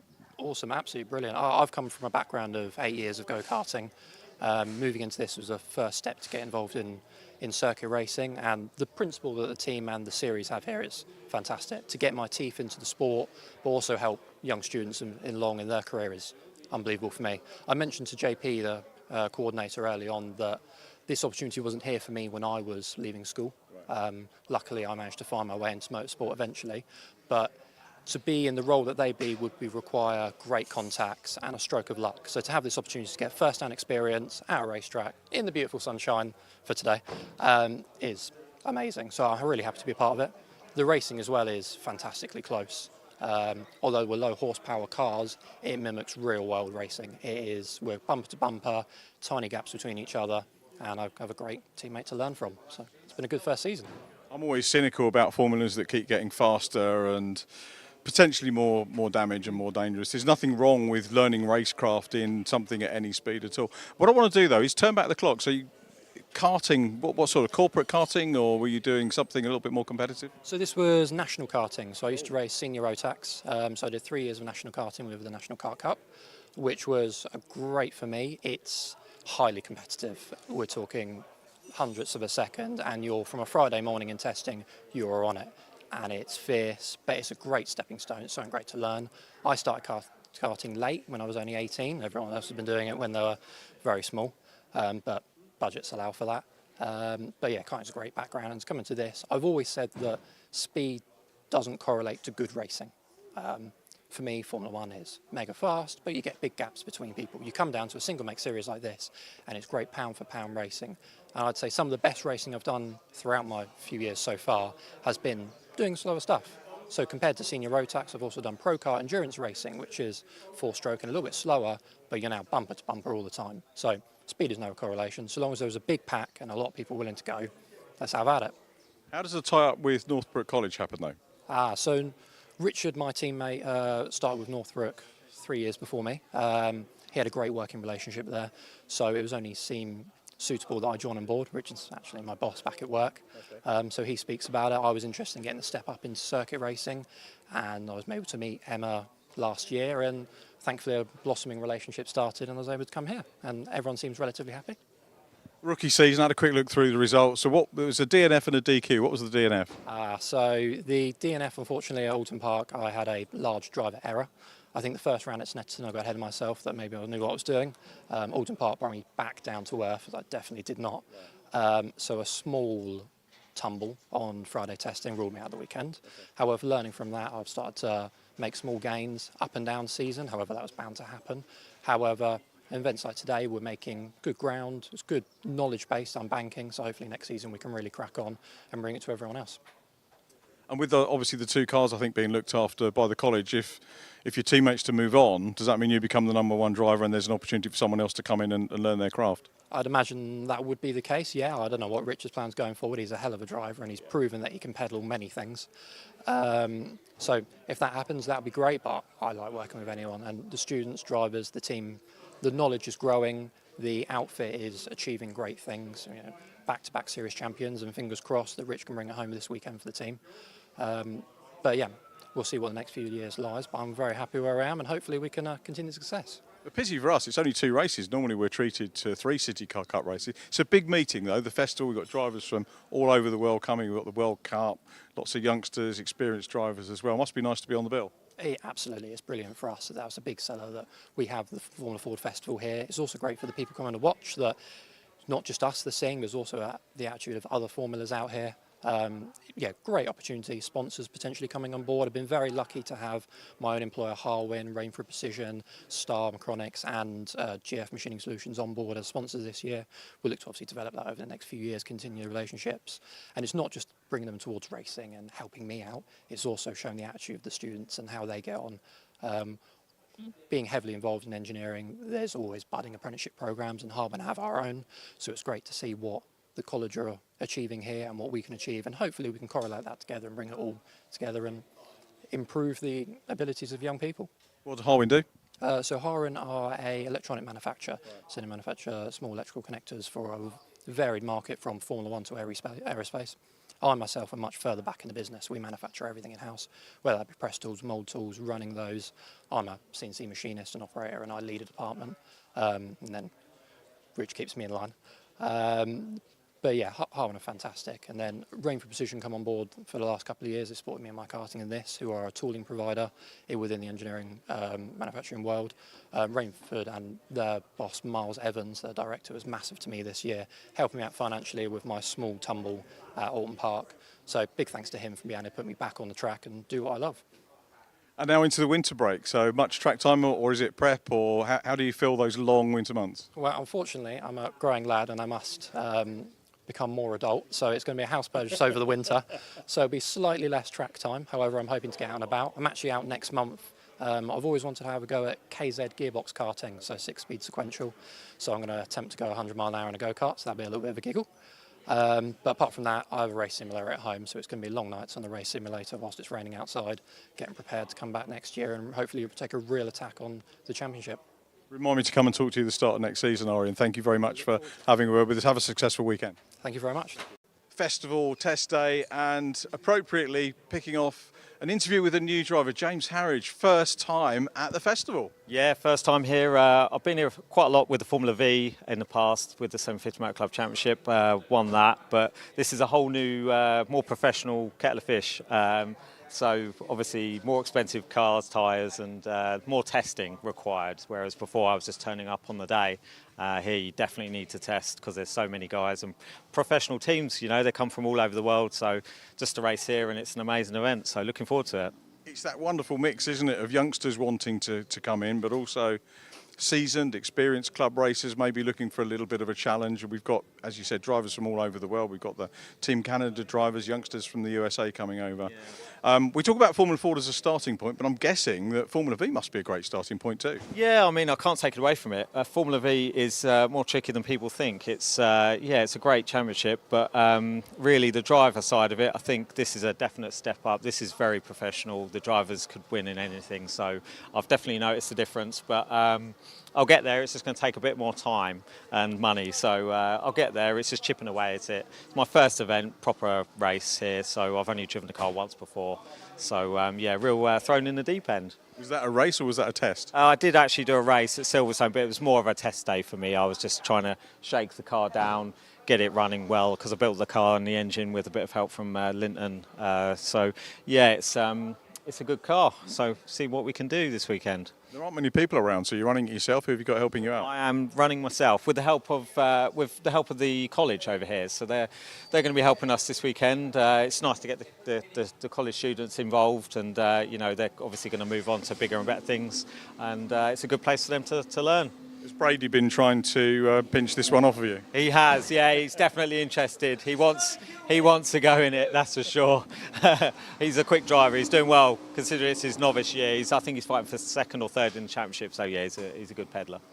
I'm glad you added that context because I was just going to do it. Tell us about the car. Where did you source it from? Yeah, so Linton Stootley, Enigma Motorsport, he had the car sat in his unit. It'd been there for about 20 years, I think, so a long time. So I built it back up. It was a Duratec car, so it's converted into the Crossflow, which is obviously a lot of work. And we're just sort of finding out how to set it up. And obviously I haven't got a big team, but the help I've got is really, really thankful for that. So yeah, it's good. Looking forward to it. It's a great event. We're made up that you're doing the festival, and obviously great to come in at the end of the year. Maybe not so great to come into such a big event. Have you seen the draw, by the way, for the heats? Who are you up against? Yes, yeah. I mean, I've actually drawn the strong heat, I believe. So yeah, wasn't ideal. I mean, I think I have to come somewhere in the top 15, 12, 15, something like that. But I didn't really look too hard. I just want to concentrate on me and driving and try and get the most out of my potential. I think I just want to make the final. Is my honest opinion. I just want to get in the final, and that'll be a massive box ticked for me. And then look at improving for next year. It's great to catch up with you as a newcomer, and welcome to the festival. Thanks so much. Have a great weekend, and we look forward to seeing you in the final. Thank you. Yeah, you too. Cheers. Thank you. Nice to meet you. That was a real pleasure to do that interview with James Harridge. First time at the festival, making the move from Formula V, as we covered. In itself, a fantastic formula to get started with in single-seaters. And James lines up over there. He's in the white car P10 for his first Formula Ford Festival race, which we're looking forward to.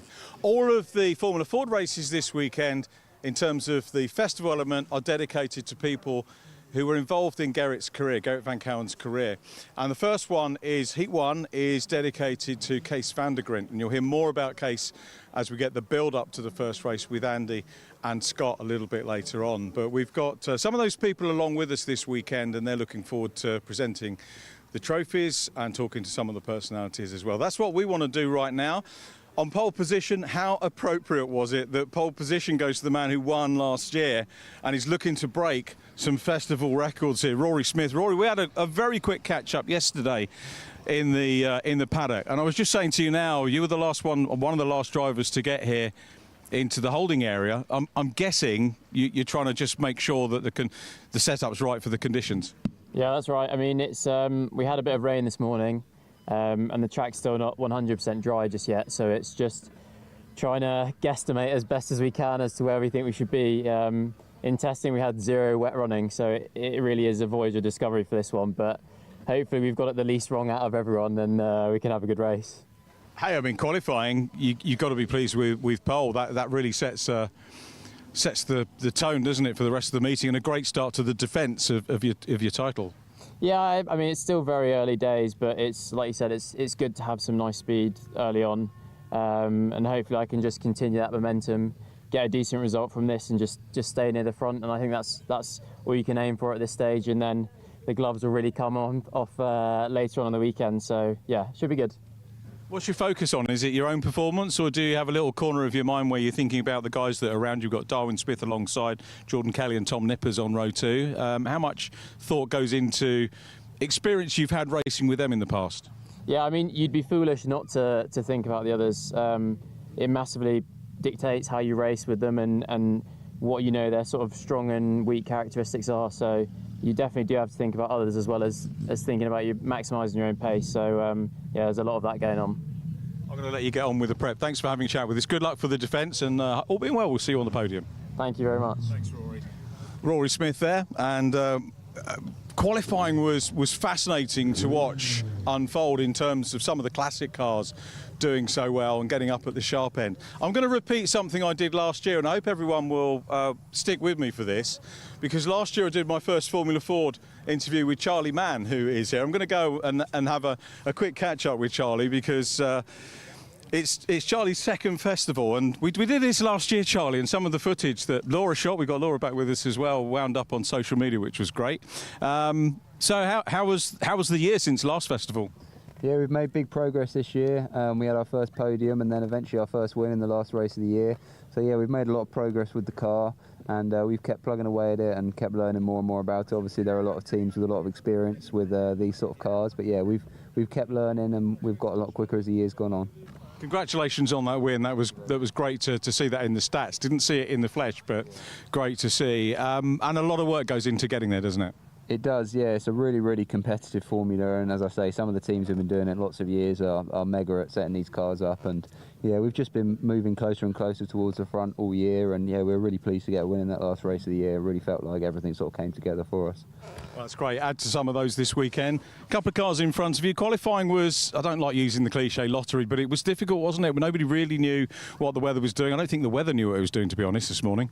No, we only had 12 minutes as well, which isn't long round here, and we had a lot of cars on track of sort of mixed speed. So yeah, we struggled a little bit in quali. I think we went a little bit too, we didn't quite have enough grip on the car. But again, this one's a little bit of a lottery because the track's drying more and more and more. So this would be a very interesting race. Some people have, I suppose, if you set the car up more for the wet, you'd be good in the wet and bad in the dry, and vice versa if you set it up the other way. So yeah, it's a little bit of a balancing act in this one. Hopefully we got it right. Target for this one? Hoping for a sort of top 4, top 5 finish, and looking for a top 10 overall, ideally in the festival. That would be the aim for this year.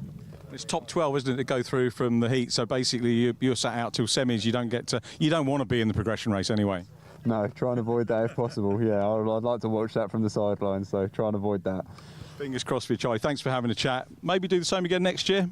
Yeah, we're definitely looking at it. I think we'll likely be in the same again, yeah, so we're looking forward to it. Excellent. Could be a regular thing, our chats here. I had to catch up after you. Well done. Congratulations. Charlie was in the mini formula, I don't know if you remember, moved over, and so we knew him from that. I'm going to talk to John Svensson, who is here, and John was saying, John's a bit of a festival veteran, John, for the benefit of the viewers. How many times have you come? I think more than 15 times, and the first one was back in 1994, so that's a long time ago. A silly question, but what's been your favourite year out of all the ones you've been? I think the 98 when Jason Button won, and that was one of my best races, and I think that I finished 6th or 7th, something like that, so that was not bad. At that time the ZTEC class was a top class, and it was really good. Sorry, we have to go. Yeah, you got to start up. John, thanks for the quick chat. John Svensson there, one of our European contenders. One of the things I love about the festival is it still attracts drivers from all over the world. We've got Australians racing, we've got people from Canada, the Team Canada, that we'll catch up with a little bit later on. We've got the American drivers, we've got Australians, all sorts. And that will come through in the World Cup, which Andy and Scott have been talking about. Talking about Andy and Scott, they're about to give you the rundown on the Heat 1 dedicated to Kees van der Gren. Over to you guys. Thank you very much, Richard. Yes, good to hear from the drivers down in the assembly area then ahead of our first heat of the day, and we are very much looking forward to this then, the first Formula Ford racing action of this 2024 festival, and well, an interesting grid we've got lined up for this one with Rory Smith, as we've heard, fastest by nearly half a second in qualifying earlier on today, Darwin Smith alongside, and Jordan Kelly, Tom Nippers all up there as well, some quick drivers in this one, and all, of course, Scott Woodwiss keen to make sure they progress straight into the semi-finals, if they possibly can, for the benefit of the viewers at home who may or may not be tuning in for their first Formula Ford festival. Scott, perhaps you can remind us exactly what the requirements are, basically. If you want to progress straight into the semi-final after this race, what do you have to do? So quite simply, in the heats, you have to be within one of the first top 14 finishers to automatically qualify into the semi-finals, which take place tomorrow. Those who don't make it through from 15th place downwards in each of the heats will then go through to the progression race later on this afternoon. And those few cars that will make it through, the next 18 cars I think will make it through to make up the 60 cars that progress into the two semi-finals, which will have two 30-car grids. Ultimately, how that then sets the semi-finals, as we go through the grid in a second, is the fastest of the three heats, the fastest race-winning time of the three heats. It's the fastest driver, the driver who completes their heat, who wins their heat in the fastest race time, got that out eventually, will take pole position for the first semi-final. The driver who won the second fastest heat in terms of race time will take pole for the second semi-final, and then the third quickest finishing time for those three cars, driver of those three heats, will then take up the front row spot on semi-final number 1. So, heading on to this one, well, let's go to the grid 4. Heat 1 dedicated to Kees van der Griet. We'll talk about him in a second. So Rory Smith starts, he looks to go on from pole position on the front row of the grid. He is ahead alongside Darwin Smith in the older 1990 Van Diemen. Watch for that. The classic cars had some real prominence in qualifying this morning. Then it's Jordan Kelly, last year's National Formula 4 champion, alongside Tom Nippers on the second row of the grid. Next then comes Rob Hall and Charlie Mann. Rob Hall in the Swift chassis, Swift Cooper chassis, along with Luke Cooper in that team. And Charlie Mann, he took a couple of victories and run well in this year's United Formula 4 Championship. John Svensson from Belgium, good to have him back on the grid in 7th alongside Jason Pribble, impressive young American who's been racing United Formula Ford. And it's David MacArthur, always a veteran of the festival, and James Harridge, who we had interviewed earlier on. He's rounds up for top 10. Then it's Stephen O'Connor and William Liston, had some really great runs at Brands Hatch earlier this season, and Silverstone in the Super Classic Formula Fords.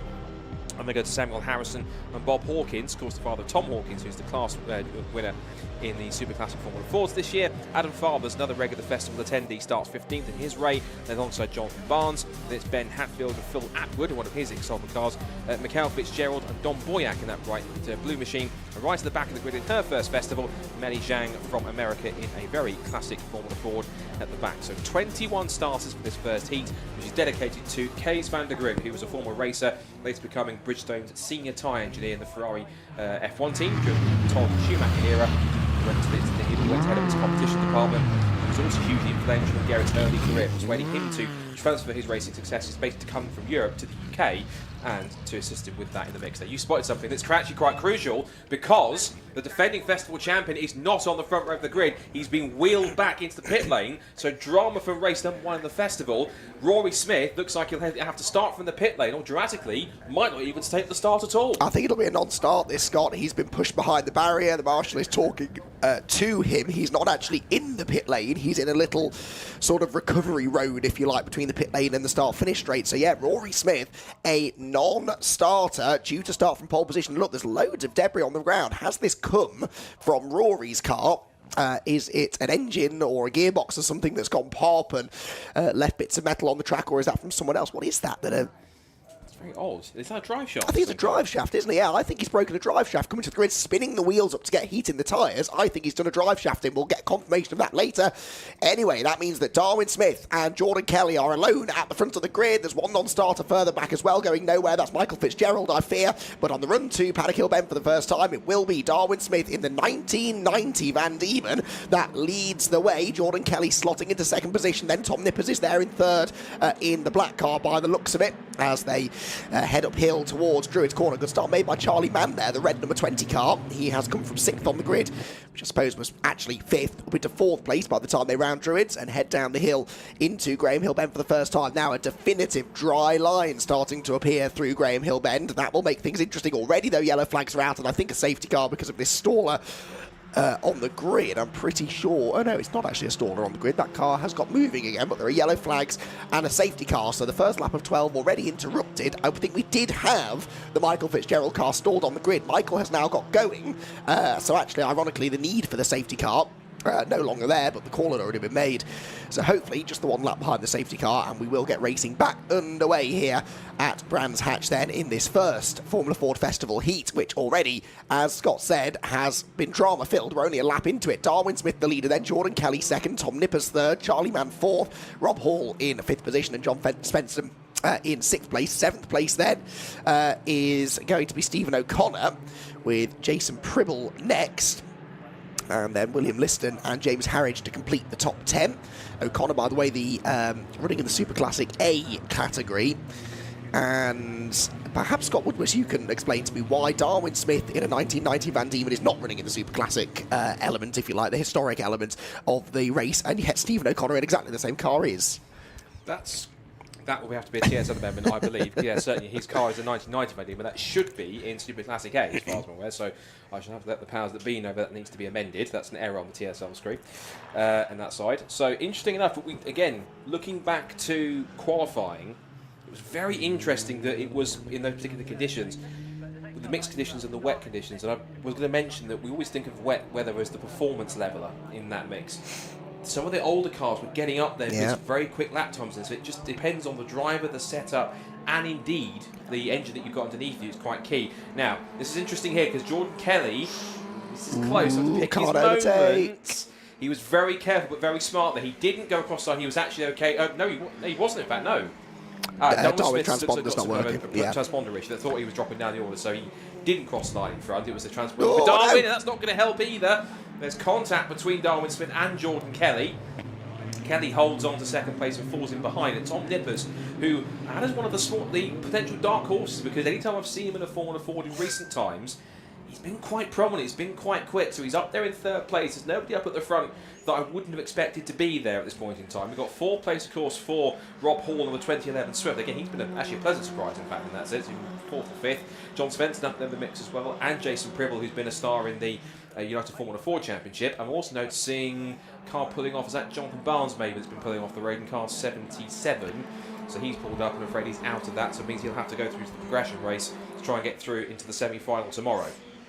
Indeed so. The rest of them, though, cross the line with still, somehow, Darwin Smith the leader. Samuel Harrison with the fastest lap down in 10th position, so he's got some serious pace. Samuel started 13th, but is the fastest car on track right now. Up towards Druid's Corner, though, comes the leading bunch, and it is Darwin Smith narrowly hanging on, but it's really a 6-car lead fight here. Smith, Kelly, Nippers, Hall, Mann and John Svensson all in a line. Then I get back to Jason Pribble in 7th, Will Liston and James Harridge battling away for 9th place, I noticed, with Samuel Harrison a part of that group. So Samuel Harris, in fact, has gained another position in what must be the oldest car, or one of the oldest cars in this particular heat as well. Sam Harrison, big lunge up the inside there from Rob Hall, this for 3rd position against Tom Nippers, and made that look very easy. Now that was a significant move, that Scott, because very often, in fact it might not be over yet, let's cover that in a second, because here comes Rob Hall on the outside this time, and Tom Nippers with the inside line into Paddock Hill Bend. They head across the line, and Rob Hall with the fastest lap of the race, but no longer, I fear, with 3rd position. He's on the outside line and will lose that newly acquired 3rd position, but crucially, Scott, the inside line at Clearways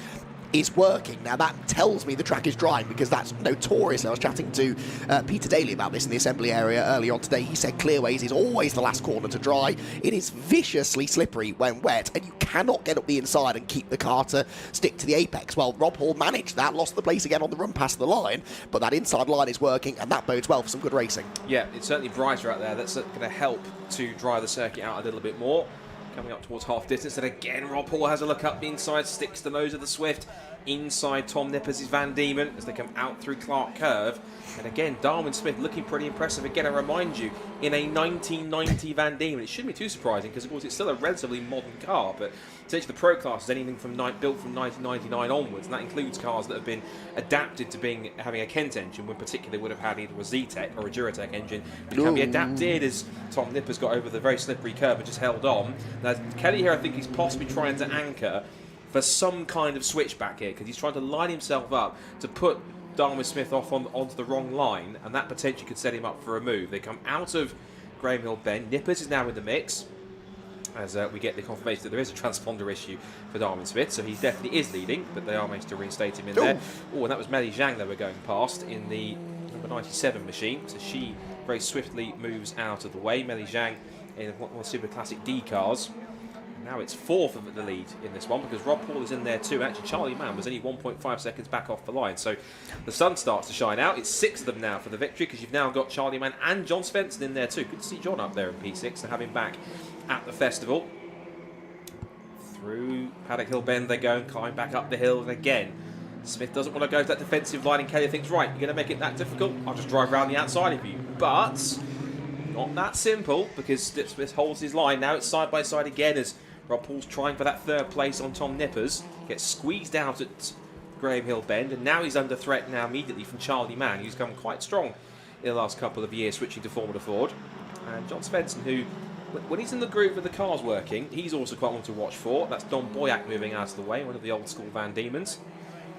And now out through Clark Curve again, as now it's also like the end of the festival weekend rather than the start of it with the sun shining. But it's a key thing that we've got after the rain this morning. We've got some sunshine, and now it's side by side for the lead. Yes, it is. To the outside goes Jordan Kelly, fractionally ahead by 1,000th of a second at the beginning of the lap, but will not be ahead by the time they arrive at Paddock Hill Bend. Here comes that switch back, though. There's a back marker up the road, but it doesn't matter. Jordan Kelly gets to the inside and will have now surely the preferred line through Druids. The inside is much drier now than the outside, and Jordan Kelly finally breaks through the defences of Darwin Smith, who may now lose second place as well, and does, to Tom Nippers. So 2 of the more modern cars now moving through to the front. That wasn't really great news, though, I don't think, for Jordan Kelly, because Tom Nippers looks quick and is already on his gearbox as they head through Surtees and up towards Clearways, which we know is a potential passing spot. Not sure he's quite close enough. Here comes Rob Hall now. The floodgates starting to open slightly here, aren't they, against Darwin Smith, who hangs on for third place for now. We only will have, though, 4 laps to go at the end of this one. Can he hang on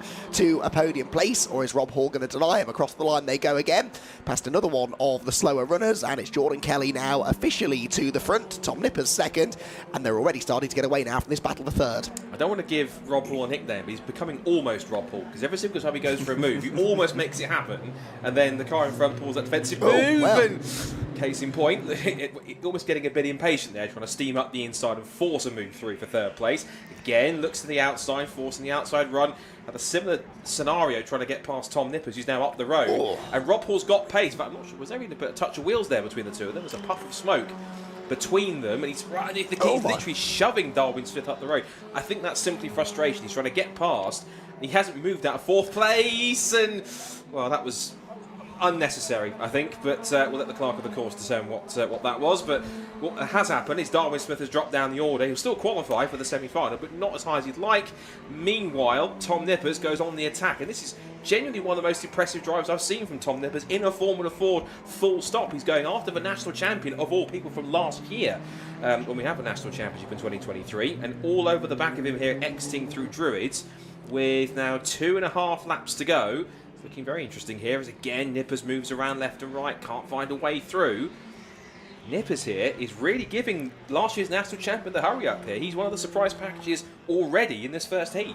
Very much nipping at the heels, isn't he, of Jordan Kelly, the race leader, trying to find a way through. 2 laps left to try and do it. He looks quicker, but where, if anywhere, is he going to be able to make that move? We know Paddock Hill Bend is usually a good place. Get the slipstream across the line and maybe try that late lunge up the inside into the first corner. The inside line is left open for now by Jordan Kelly. Nippers, though, I don't think is quite close enough to really capitalise on that, and so they remain in the same positions for now. Rob Hall is, well, by hook or by crook, he got himself into 3rd place. He brings Charlie Mann and John Svensson with him. Actually, our 3rd place not secure, though. Charlie Mann right there behind the number 18 car. Jason Pribble, by the way, has set the fastest lap on the last 2 laps of 52.6. So the last 2 laps, Jason Pribble has been about half a second quicker than the race leaders. So Pribble absolutely flying in the number 95 car. The leaders, though, head through Surtees for the penultimate time of asking. 1 more lap to go. And is there going to be a challenge here? Jordan Kelly seems to be weathering the storm for now, not overly defending, and not so far at least making any big mistakes as they come across the line then towards Paddock Hill Bend once again. The gap was 0.2 of a second. It's perhaps fractionally more this time. Yes, 3.5 tenths as we go on to the final lap of racing in this fantastic opening heat of the festival. Through Paddock, down the hill. And it does look to me now, doesn't it, like Jordan Kelly is looking a bit more secure. Rob Hall, by the way. Rob Hall, no, he's there in 4th place still, actually, yes. So his transponder, I think, is maybe now, showing as being in the pit lane, according to our timing tower. So Rob Hall, yes, I think he is in the pit lane. Rob Hall then, having forced his way through into that 3rd position, is not actually going to be standing on the podium after all. Charlie Mann then will inherit 3rd place, John Svensson 4th, and Jason Pribble into the top 5, continuing to post some very, very impressive lap times. The leaders, though, off the final corner, heading for the checkered flag, and the first heat of the day is going to be won, it would seem, by Jordan Kelly. Jordan Kelly then to the line, wins Heat 1 of the 2024 Formula Ford Festival here at Brands Hatch. And as he goes through, Tom Nippers actually sets a new fastest lap right in behind him as well. 3rd place Charlie Mann, 4th John Svensson, Jason Pribble 5th, William Liston comes home in 6th position. Sam Harrison, James Harridge, Darwin Smith and Adam Fathers, I believe, will complete the top 10. But it is Jordan Kelly who gets himself heat number 1 victory and gets his festival off to the perfect start. Had to fight for that one, though, not only having got past Darwin Smith, who, by the way, comes home in 8th position after his transponder finally wakes up. So 8th place for him, 9th Harridge, 10th Fathers. But even having got past Darwin Smith, Jordan Kelly still had a fight on his hands. Tom Nippers not letting him get away with that one, and proving that he will be a contender, I think, in the 2024 running of this great event. So cars will head to the Parc Fermé area. Well, shortly we'll hear from our Heat 1 winner. That Heat 1 winner is Jordan Kelly. Tom Nippers coming home 2nd, Charlie Mann 3rd, and John Svensson in 4th, ahead of Jason Pribble. Will Liston comes home in 6th position. Then he was the Super Classic B winner. And Samuel Harrison in a Class D car, that Eldon, which I'm pretty sure was the oldest car on the grid, storming through the order to finish in 7th position, setting fastest laps midway through the race as well. Darwin Smith, he'll be very frustrated with 8th position, especially the manner in which he dropped down to 8th place. James Harridge and Adam Fathers complete the top 10. Then it was Bob Hawkins and Jonathan Barnes with Ben Hadfield and Phil Atwood next. Phil Atwood in 14th place, the last driver in that heat anyway, to gain automatic progression to the semi-finals. 15th place for Michael Fitzgerald after his slow start. Don Boyack 16th. Rob Hall retired to the pit lane in the end. Melly Zhang was 2 laps down but still running, with Stephen O'Connor a non-finisher. And crucially, really, the big story from that race, Rory Smith, a non-starter. Rory Smith doesn't even appear on that list because his car that was due to start from pole position never made the start of the race. And, well, Scott, it didn't take long, did it? It didn't, and that's a big drama because that's one of the big favourites, defending champion, in peril already, which is something that we didn't have on the script. No. But then again, this is the festival, anything can happen as we know in motorsport, and that just did. So, interesting stuff. Jordan Kelly, of course, I think that's a well-deserved victory for him. Last year's national champion. Tom Nippers, I think he's already now, for me, one of the dark horses. He looks very quick from the outset as well. And Charlie Mann also put an impressive effort in there. 3rd place for him. A good effort from John Svensson too, up in P4. Some good drivers in the mix, and that should set things up nicely for Heats 2 and 3 coming up shortly. And I believe we can hear from our top 3s now, heading down for the first time for the festival with Richard John Neal, with our top 3 from Heat 1 dedicated to Kees van der Grint.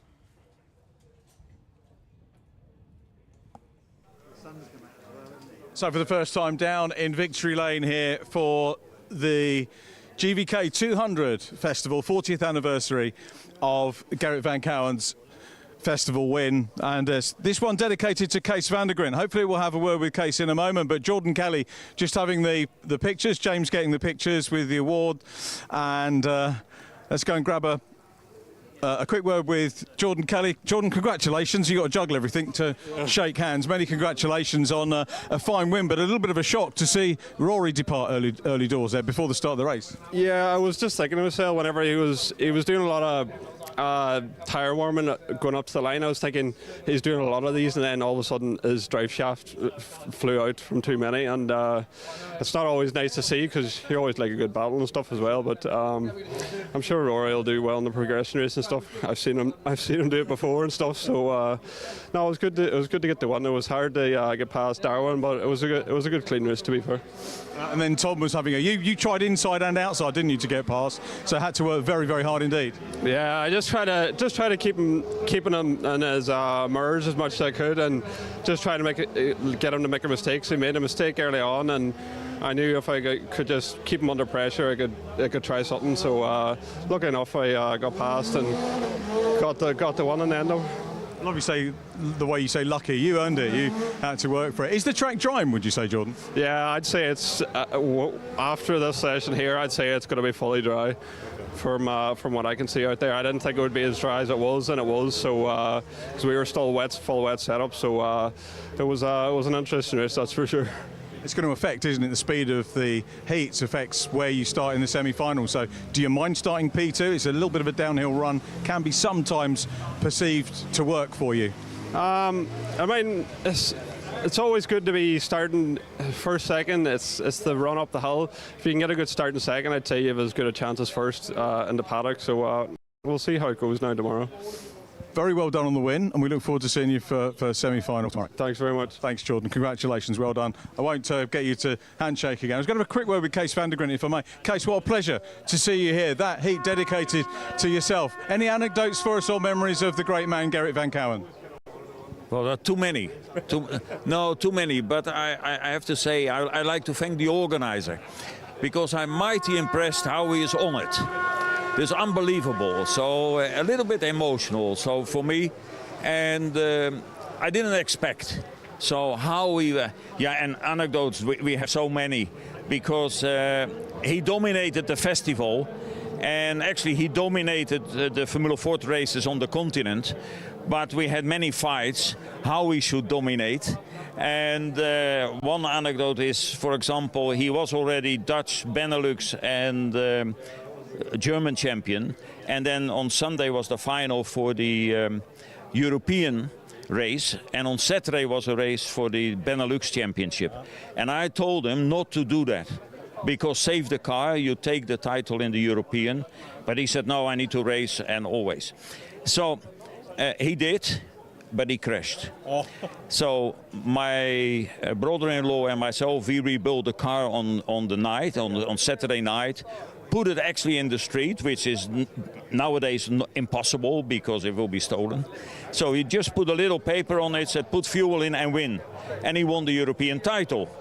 But the, how can I say, the most interesting part of it, what I didn't know, he crashed not in the race, he crashed in the outlet, the coming in lap, because he wanted to take a different line. And only in his last week of his life, he told me this. He said to me, if I had told you that day, you wouldn't have repaired the car. It was a confession. Yeah, it was a confession. So, but one more time, it is fantastic how he is on it, and I'm very happy with that. We're honoured to have you here, Kees. Thank you for the chat. You're welcome. And thank you for doing the honours with the presentations. Super Cup.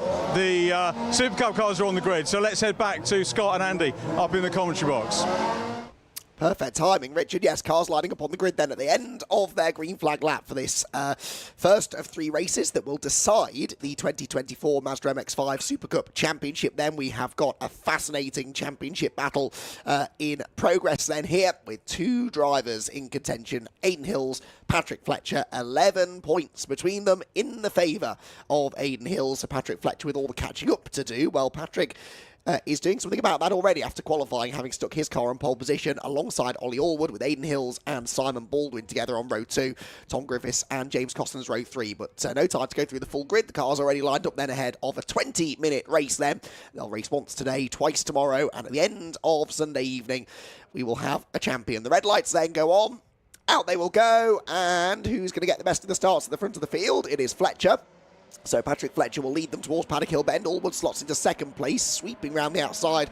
Tries to go Simon Baldwin, but they're very late on the brakes. James Cossons was that, I think, steaming round the outside of everyone. Yes, it was in the 24 car.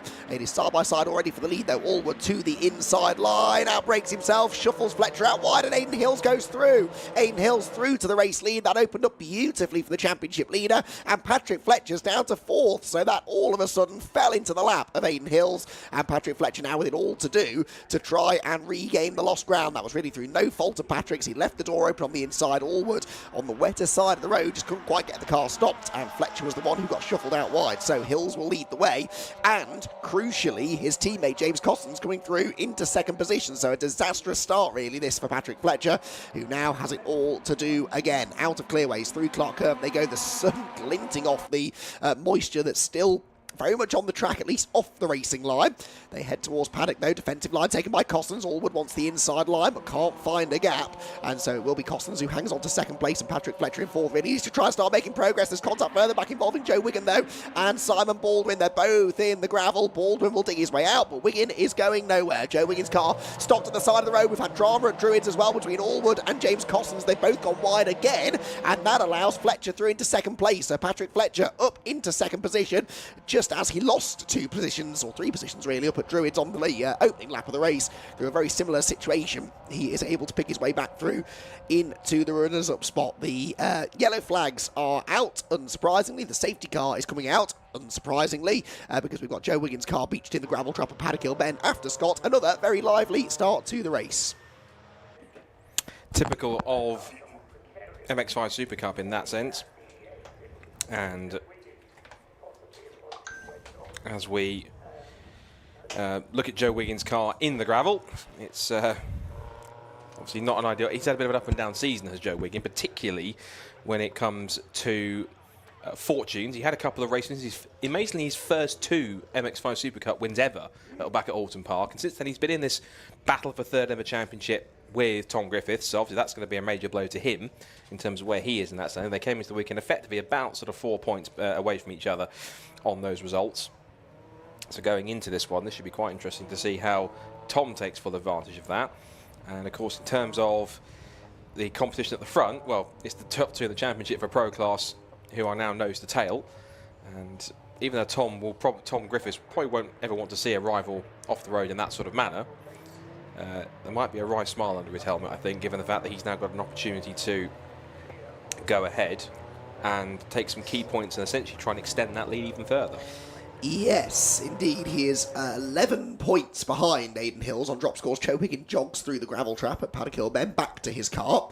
It was hard to see, really, how that started. He was on the inside of Baldwin. I think there was a bit of a squeeze, a little bit like, really, we saw in the Clubman race earlier on today, where we had that collision between 2 drivers at Paddock Hill Bend, and I think sometimes 2 drivers both go for the apex at the same time. They're just in contact, almost inevitable in that situation, and sadly Wiggin, who was on the inside line, actually is the one who ends up getting sideways and beached in the gravel trap. So shame for Joe. He had a non-finish at Cadwell Park a couple of rounds ago. That was, though, his only other non-score, so drop score-wise, remember they dropped their 3 lowest scores. That will now be a second 0 for Joe Wiggin. He will score back one of his previous drop scores. He'll still end up scoring 80-odd points from this race, but of course, depending on where the others end up finishing, that could all change. At the moment, though, Aidan Hills on course for the race win. That would be 100 points, 98 points for Patrick Fletcher. Tom Griffiths 4th at the moment on 94 points then he would score. So as it stands, the championship lead would go out by 2 points. Wiggins' car already out of the gravel, and that's why he was running back to the car, because he's going to drive it back around to the pit lane area, because he's got no major damage on that car, and he will still be able to bring it around, dropping gravel all over the track, of course, but he'll do his best to stay off the racing line, which he is, I can see, so as not to make life too difficult for the rest of the pack when they resume racing. With a very lively opening couple of laps there then, with Fletcher initially getting the best of the starts. Then he got shuffled out wide by Ollie Allwood at Druids on lap 1, dropped down to 4th. That opened the door for Aidan Hills and James Cossins to go through, and then something happened between Allwood and Cossins a lap later at Druids. They both ran almost completely off the racetrack, actually. I don't think we saw that on camera, but I spotted it out of the window, and then swept Patrick Fletcher back into 2nd position. But the 2 cars at the front of the field, they are the 2 championship contenders, and it is crucial, absolutely crucial, that Patrick Fletcher finds a way past Aidan Hills here to avoid that championship lead going out and to keep it coming down going into races 2 and 3 tomorrow. Safety car then destined for the pit lane this time, I believe. The track is clear, the marshals are all back on post, and we are good to go racing again here at Brands Hatch. And Aidan Hills, as we've seen from him time and time again through the years, has executed a perfect race restart, and he will lead the field by a good few cars lengths to the timing line then, with 14 minutes and 25 seconds remaining. Hills the leader, Fletcher second, defensive line immediately taken by Ollie Allwood against James Cossins. Then again back to Tom Griffiths, I should say, in 5th position. Who's going to make the first move though? While Cossins looking racy, isn't he? He will be a little bit miffed, I think, of what happened between these two up here a few laps ago. He's on the outside, and again they make contact. Again, out wide goes Cossins, through goes Tom Griffiths. More points gained by Tom in this fight for 3rd in the championship, or will it be? Because Cossins is coming back at him now into Graham Hill Bend. Tom has the momentum though on the outside line, will sweep through and does indeed clear car 24 as it heads down the Cooper Straight. But for the 3rd time already in this race, Ollie Allwood involved in a bit of an altercation up at Druids Cornerway. He does seem to be struggling to get the car stopped at the moment for some reason. You go to the outside of Ollie Allwood up there at your peril right now, Scott. Yeah, seemingly so. Ollie Allwood feeling very racy and very defensive here to try and hold on to that position. And Ollie's probably in some of the best form that he's had all season. He's had again, another one that's had a slightly up and down season in Super Cup, had a couple of good moments, 1 or 2 podiums, and now he finds himself in the groove with this car, it seems. Speaking of in the groove, Aidan Hills just sets the fastest lap of the race, and that's crucial because that'll be another bonus point for him in that sense. Of course, it's bonus points apiece for this first race because Fletcher got the bonus point for qualifying on pole. And at the moment, Aidan Hills has it for fastest lap. And now the sun's come out, and we're seeing this really beautiful blue sky coming out now, which we've got this little sort of reflective strip of almost like, I don't know what we call it, almost like what do we call it, like a darkened sort of film over our sort of commentary box window here from where we're sat. It's beautifully bright out there, so thankfully all the weather we had this morning is pretty much dissipated, and it's now beautiful sunshine. What it is doing, crucially, it is drying up the track incredibly quickly, because you can see, even though it's quite still wet on coming into pit lane, the circuit itself now being used quite a lot now is drying up rather rapidly. So I think anyone that was on a mixed setup to start with will find themselves, I think, possibly for the racing tomorrow, if it stays dry, going more to a fully dry setup in that sense. Leaders come through the Paddock Hill Bend once again with, that's now 6 laps in the books, and Fletcher now takes the fastest lap of the race now. He's now got both the bonus points. That'll mean that he will finish this race and finishes where he is, ironically on 100 points, which is exactly the same amount which Aidan Hills would have if he stays where he is. So ultimately means there's no change in the order. There's some more shenanigans going towards the back here. Some of the club class runners. You can see Jim Barrett at the back of that group. There's also Kamal Kelsey, Elliot Lettis, and I think Ollie Hall in there too as well. Elliot Lettis, a very busy weekend for him. He's doing MX5 Super Cup and also City Car Cup, so he's getting his money's worth this weekend. Getting plenty of laps in around the Brands Hatch Indy circuit, isn't he, this weekend? Patrick Fletcher then setting that fastest lap, significant for 2 reasons. Not only because it steals the bonus points away from Aidan Hills, it also means he is catching Aidan Hills. He caught him by 2/10 on that lap, 2/10 again on that 7th lap of the race. So yes, Aidan Hills is, no doubt about it, being caught now by his championship rival Patrick Fletcher, and the gap is down to only half a second as they went through that time around. Up into Druids Corner here, Tom Griffiths nibbling away at the back of Ollie Allwood's car. In fact, Griffiths has now stolen that fastest lap point away by the looks of it, so Tom Griffiths then picking up an extra place as they an extra point I should say, as they head down the Cooper Straight this time around, and in towards the very quick left-hander at Surtees, through the left, the right at McLaren, then into the tighter right at Clearways, then the open right at Clark Curve, and look at this for the race lead, for the championship lead. It is game on. Patrick Fletcher has caught Aidan Hills, is right on the tail now of his title rival, with one thing in mind, and that thing is getting past Aidan Hills, outscoring him, taking some points out of his championship lead. And right now, you would have to say, Scott, that Patrick Fletcher looks quick enough that he might just be able to do that. Definitely. He's on the tail of the championship leader and defending champion, and now Fletcher going to the outside. This is what we want wanted to see. The two Titans battling for the Pro Class title together on track, and Fletcher's nibbling away at the rear bumper of Aidan Hills. He's putting himself firmly into the defending champions' mirrors. And like I've said so many times, the harder these two fight each other, the easier it's going to be for Ollie Allwood and co to come right back into this. You can see Fletcher getting impatient, moving around left and right, trying to put himself into Hills' mirrors, distract as much as possible. And then as soon as that happens, Oliver Allwood and co just arrive on the scene. And now look at this, it's practically, they're all pushing each other. It's a concertina effect out of Clark Curve.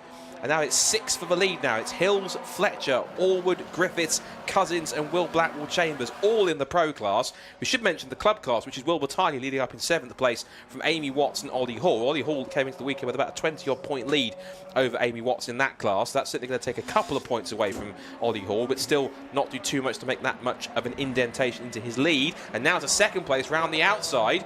Almost NASCAR style here goes Ollie Allwood round the outside. He has the inside now for Druids, and for the old hairpin. That's done apart. Or Graham Hill Bend. Graham Hill Bend is what I should have called it. There's so much going on, I almost lost my words. So up towards Surtees again. It's still side by side for 2nd, and Allwood now trying to put himself into a position that Fletcher would prefer he didn't. Trying to hold the inside again. They're still side by side, and Cousins knocking them, but all saying, can I come and play as well? Because I quite like a podium. He's had another tough start to the season to James Cousins. Started to come good in the last couple of rounds now. He's got the gist of that number 24 car, which I think that's the ex-Richard Amos car by the look of it. Yes, I think it is, yeah. So he's now trying to get to grips with that. But Allwood certainly looking the raciest I've seen him all season so far. Indeed, so all screeching of tyres there. That was Fletcher running wide, I think, but just manages to keep Ollie Allwood behind. Meanwhile, Will Blackwell Chambers gets ahead of Tom Griffiths, and Allwood has again snatched the brake, runs wide at Druids, and loses a place to James Cousins. So there's something going on with Allwood's car under braking, particularly into Druids, just really struggling to get the car stopped. Another snatch brake there. He ran out wide, and through goes James Cousins, but that really did not work out well for Patrick Fletcher. I think he was just building up to a move against Aidan Hills and ended up almost losing a place. He defended that 2nd position, but of course now has to catch Hills again. Although he's almost done that. He's almost back with the race leader already as they come through clearways for the 11th time of asking. And has a little bit of a gap back now to James Cousins in 3rd. So for now, at least Fletcher free to attack the race leader. But of course, what he really wants to do is get past Aidan Hills and then a few other people to get past Aidan Hills as well. That would really help Patrick Fletcher's championship hopes. He certainly looks the quickest car in this bunch right now, doesn't he? He's on the tail of the race leader and championship leader again. Heads on the inside line up the hill. There's contact between the two of them. And again, they touch into the braking zone. Aidan Hills just gets the car stopped in time. But Patrick Fletcher saw an opportunity on the inside line. The door was closed. And that was near disaster for the title contenders. And the last thing they want to be getting into is each other, because that could only end one way, and that potentially could be not on track, shall we say. That's not how we want the championship to be decided. We want it on the track, clean, fair and exciting to watch. And now it's James Cousins who's now the next adversary for Patrick Fletcher to deal with. 7 minutes to try and hold him off. Also change around because Tom Griffiths has now been shuffled to the back of that queue. And Aidan Hills, last couple of two laps, is hesitant off of clearways and Clark Corner. That's giving Fletcher the incentive to push him down the pit straight.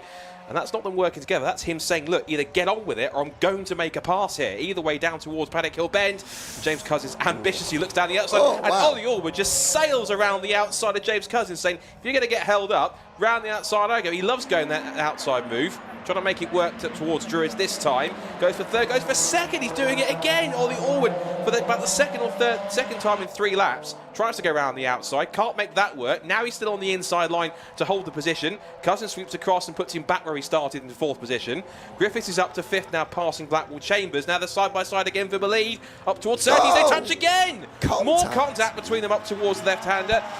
Calm down, boys. It might be the championship battle in the final races of the season, but there's no need to get too close for comfort. But this is all being caused by Aidan Hill's apparent lack of pace. He's having to defend so busily here from Fletcher because he knows if he leaves the door open for Fletcher, he will likely lose 3 or 4 positions. That could be absolutely crucial in the championship battle. The back of his car is absolutely battered now because Patrick Fletcher has been taking bites out of it throughout the last few laps. He is so much quicker than Aidan, but just can't quite find a way through. You have to wonder whether maybe Aidan's gone gone for a slightly wetter setup, and this sun coming out has really not played into his hands because it's dried the track out quite significantly. Maybe Fletcher took the gamble on a drier circuit. His car certainly seems to be working better for now, but Aidan Hills, we've seen this before. He's a master of defensive driving. He is very, very good at fending off a baying pack of FX5 Super Cup drivers, as he is again here, and he needs to because he can't really afford to start letting them through. Fletcher closes back in again though through Surtees into Clearway's corner. Where can he make a move though that isn't going to leave him vulnerable to attack from the cars behind? That's the question. He's better again off Clearways. Daren't go to the outside though, because he knows that will open the door for James Cossins behind, so he's got to box clever here, Patrick Fletcher. If a move comes, he better be sure it's going to pay off. It's all about that precision. 5 minutes to go, and now he tries the outside line. Much more grip around the outside. Can he make it stick on the high, wide and handsome line? The answer is almost. They're side by side again. They're literally touching wing mirrors in towards Druids, and Hills will not give it up if he can help it. Out through Druids on the exit. Shows him the door, and he's off the road onto the AstroTurf on the outside. Loses second place to, crucially, Aidan's teammate James Cousins. So it's now Hills Motorsport cars 1 and 2, and now Aidan Hills has the benefit of a rear gunner because he's now got someone to help him get away, and you can bet your bottom dollar for the next 4.5 minutes James Cousins is going to make Patrick Fletcher's life on track as difficult as possible in order to back him up into the rest of the pack, because he knows that the more that he can make life difficult for Patrick Fletcher, the easier it is for Aidan Hills to get away and to try and keep on extending that championship lead. And if he keeps on losing places, it just means a bigger points gap going to race number 2 for Aidan Hills compared to Fletcher. Fletcher trying to go back down the outside as he tried in race 1.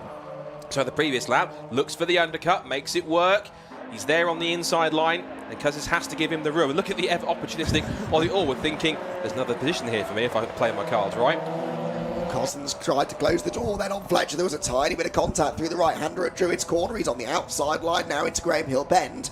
And Patrick Fletcher, I don't think, will stand his ground, but he tried to. He runs out wide. Allwood up the middle. They are 4 abreast down the back straight. Tom Griffiths on the inside of everybody. Griffiths 2 wheels on the grass. Surely it is going to be Allwood who goes through. Fletcher on the grass as well. Amazingly only loses 1 position, but 4 abreast down the Cooper Straight. For some reason, James Coxon maybe missed a gear coming out of Graham Hill Bend. He lost all of his forward momentum, and it was Ollie Allwood who took advantage. And look who it's benefited the most. Aidan Hills, who's now, he was 3:10, said he's miles ahead up the road now. It was 0.3 of a second across the line last time. It's now 2.1. He's gained almost 2 seconds in that sequence, and that's the worst possible scenario for Patrick Fletcher at this point. He cannot afford to lose any more positions as Blackwell Chambers shuffles James Cousins to the back of the queue.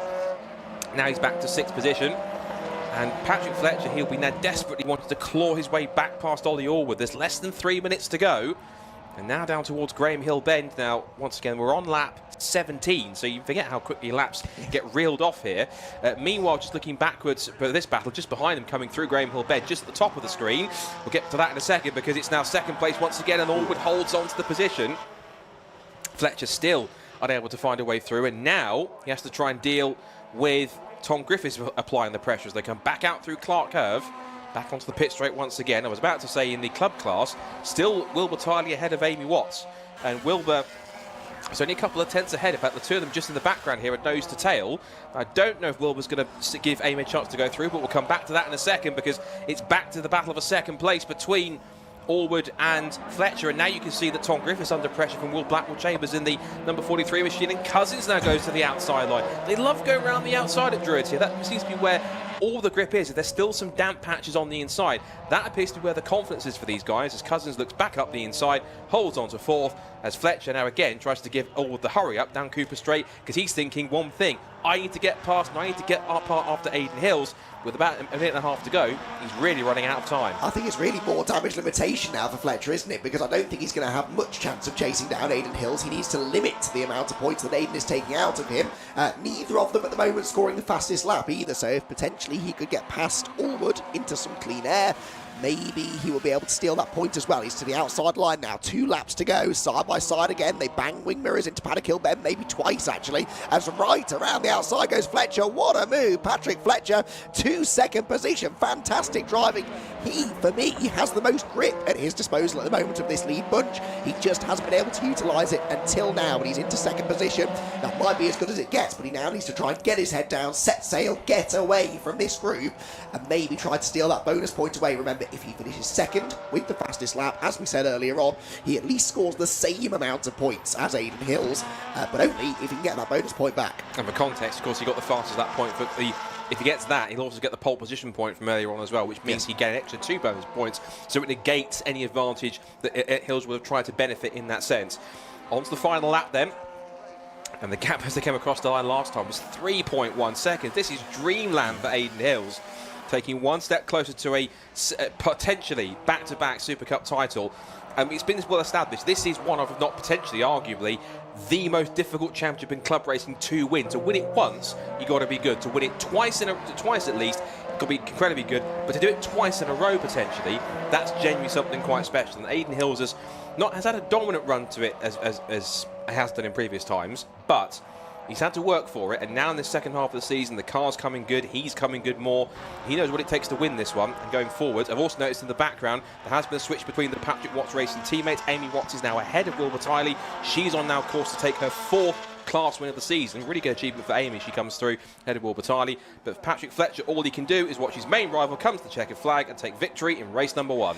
Yep, it's a familiar winning feeling at his local track for Aidan Hills. He will claim the victory in race number 1 of the weekend for the Mazda MX-5 Super Cup, with Patrick Fletcher coming home in 2nd position, Ollie Allwood 3rd, and James Cossins in 4th place. Tom Griffiths and Will Blackwell Chambers complete that leading group, with Amy Watts, as Scott quite rightly pointed out, claiming the victory in the club class. Masters victory for Ollie Allwood. Still taking a bit to get used to calling Ollie Allwood a Masters driver, to be honest, but you forget how long he's been around in British motor racing. I won't tell everyone about the slightly embarrassing moment he had in the paddock yesterday either, at least not right now. But yes, he is certainly out on track, managing to stay out of trouble, and 3rd position for him, but a Masters class win. And in the club class, the Masters win goes the way of the number 5 machine, which is Jim Barrett. So Jim Barrett picking up the Club Masters class victory, but a crucial win that for Aidan Hills. Aidan Hills will take the 100 points for the win. Patrick Fletcher comes home in 2nd position, did not manage the fastest lap, so he is outscored by Aidan by a single point in that race. Ollie Allwood comes home in 3rd, ahead of James Cossins and Tom Griffiths. Will Blackwell Chambers 6th. Amy Watts in 7th wins the club class after that late change of position between herself and her teammate at Patrick Watts Racing, Wilbur Tiley. Ollie Hall in 9th position, and Kamal Khalsi completes the top 10. They are also club drivers, all rounding out the back end of the top 10. Elliot Lettis 11th, ahead of George Grant, who we heard from before. Jim Barrett, the club winner, Club Masters winner, I should say, ahead of Clyde Powells. Again, those two both in the same sort of sub-class with Bruce Robinson as well.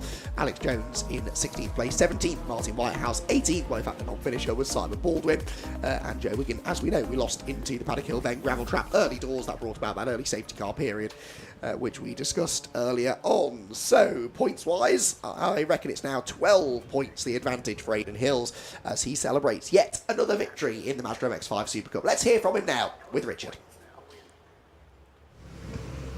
Thank you very much, guys. We don't have anybody here yet, but what we can do is this is my favourite thing, making Laura walk backwards with the camera. Sorry, Laura, I'm only joking. Towards Parc Fermé. What's going to happen here? The car's going to Parc Fermé because we're in last round, and as Alex Jones goes past, so we will. The drivers are going to be grabbed from Parc Fermé, where they are now, and brought around. So we'll be looking for Aidan Hills first of all. Obviously, Aidan Hills the winner, Patrick Fletcher 2nd, Oliver Allwood taking that. Aidan's not even got his crash helmet off yet. Come on, Aidan. Get that crash helmet, well done. Can we get you down to the Brscc branding? And just to remind everybody of our wonderful organising club. So, John Higgins. Hello, JJ, how are you? Nice to see you. How are you? Good to see you. And here we go. This is where the juggling comes in, because you've got bottles of bubbly, winners, hats, everything else. Engineers coming and chat to you as well, and friends, not just engineers, great friends as well. There's Dad. There we go. And I'll be honest, I'd rather see that than talk to me, really, on camera. Let's have a quick word. Get yourself a drink, Aidan. He's all right. Aidan, that was interesting, wasn't it? When they started squabbling, did you breathe a sigh of relief? Yeah, it was a hard race. Really aggressive, but didn't expect anything else. You know, when you're racing for a championship with 3 races to go and it's tight, it was yeah, it was great.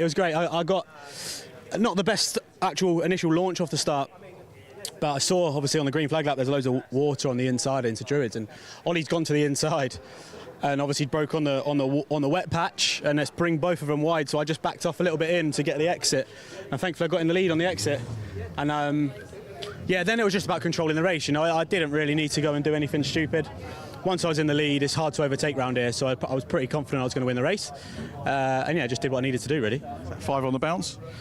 I think, yeah, I think it is actually. Yeah, I wasn't even thinking about that. I was more thinking about the points. But yeah, two races to go. Massive thanks to everyone at Hills Motorsport, everyone, all my family, and everyone who's involved. It's yeah. Hopefully we can bring it home tomorrow. I think Dad was saying yesterday you needed pole position, win and fastest lap. And James, you got to talk to your teammate. Your man got fastest lap. Yeah, well, to be fair, at the time Patch had it, so James actually done me a favour. At one point, yeah, basically I needed to outscore him by a few more points than that, and with his pole position point, it brings it a bit closer. So it's all to play for tomorrow still, and yeah, let's have some fun. Have a nice evening. We'll see you tomorrow. Cheers, mate. See you later. Well done, Crane. So Patrick Fletcher in P2. Let's go grab a quick one. I think we've got a bit of clearing up to do. So.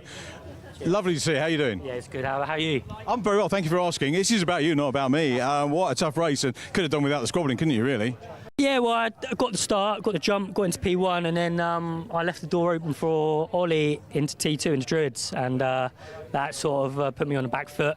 And then Aidan had track position, and he did what I would have done if I was leading the championship. I've been backing everyone up, so I was getting up my arse, and Aidan wasn't getting on the throttle. So it was a couple of smashes, but you know that's all part of racing, and we've had a good year. We've had a couple of DNFs, and that sort of changed the fate of the championship. But you know that's racing. And today I just want to thank my team. They've built me a brilliant car. It's been so quick all year, wet, dry, many of pole positions. We had more poles last year, I think, but this year, you know, we're still super competitive on the pole positions, plenty of wins. So just thank you to the team. I'm going to say Andy McEwen said, and I agree with him, it's got to be one of the toughest championships in British motorsport. Yeah, so I'm sure if you ask like Aidan and myself, like we've got probably, like I've got myself, I think I've got something like 5 championships since I was 20 years old, and I've come into this, and I just can't quite get a rub of the green, can't quite get that championship win, but that's racing. But it's still another day. Yeah, mathematically it's still possible. I was glad I put it on pole. Today could have gone completely different because I actually felt like I had a lot more pace than Aidan in the race, but I got had, and yeah, I done myself, and yeah, that was it really. It's a mega now. I know people are never happy with P2, but a mega year for you.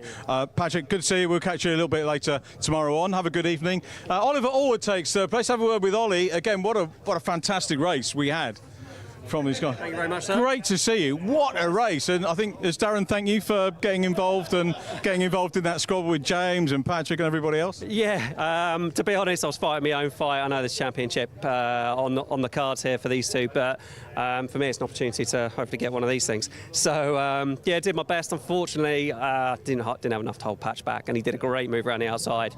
I thought I'd judged it just right, and no, he had the grip and the power, so fair play. But yeah, really pleased with it. I think probably owe James Cousins a little bit of an apology. I think we had a little bit of nerfing around, but it was all measured and not in jest. So yeah, it's a good race. Yeah, it was light bits of touching in it from Patrick and Aidan as well at times, and I think we kind of expect it and appreciate it, and you guys deal with it sensibly. Yeah, I think we are relatively sensible people, so we do all right. I don't think there's any malice out there. I think everybody's just trying to do their best. So yeah, hopefully that can continue for the next 2 races. Are you Masters champion, by the way, as well? Yeah, sadly. Congratulations, well done. Always like to try and get that. Not sadly. There's nothing wrong with being a master. You'll take your age now when you're my age. I'm 44 years old, so I turn 45 at the end of the year, so I feel like I'm a bit of an imposter, to be honest. But yeah, I'm leading it by a country mile. Looking good. Whistler's gone for the next one. I'm going to grab a quick word with Amy Watts if I can. Laura's going to come over here. We'll change over. Hello, guys. Right, Wilbur led. Amy, win without swearing, please. Good. Hi. Yeah, what a great race. That was a really tough battle. I mean, it's last one of the season. It's my home track. I have expectations. I've made the terrible mistake of inviting friends down to come watch this weekend. So the pressure's on. But my God, these 2 boys put me under so much pressure. It was such a fun race, like back and forth. But I guess with this circuit, it's got its kinks, and the lines change depending on how the track dries. That's a wet line now, but it's not a damp line, and it's like you've got to constantly be adapting to the circuit as it dries out. Whilst watching these 2 people, didn't swear, in the rear view. But no, that was an absolutely brilliant race. Really, really good fun. And yay, I finally got a fun hat. Winning. Well done, Amy. Enjoy wearing it. Thank you very much. I know we've got to go to the Sting. Very quick word, one word each. I'm sorry, so we've got time for cars on grid. So we have Ollie and Wilbur. One word each. Great. Well, win of the season, so yeah, it's good. Congratulations. More than one word, but there we go. Sorry we can't talk. Cars on grid. Sting coming up, and we have the second Formula Ford heat, which is dedicated to Danny Blundell. So, big part of Gerrit van Kouwen's career. Heat 2 coming up, and can't wait to see what happens again. Well done to the Clapham North Mazda people, but Formula Ford are coming now.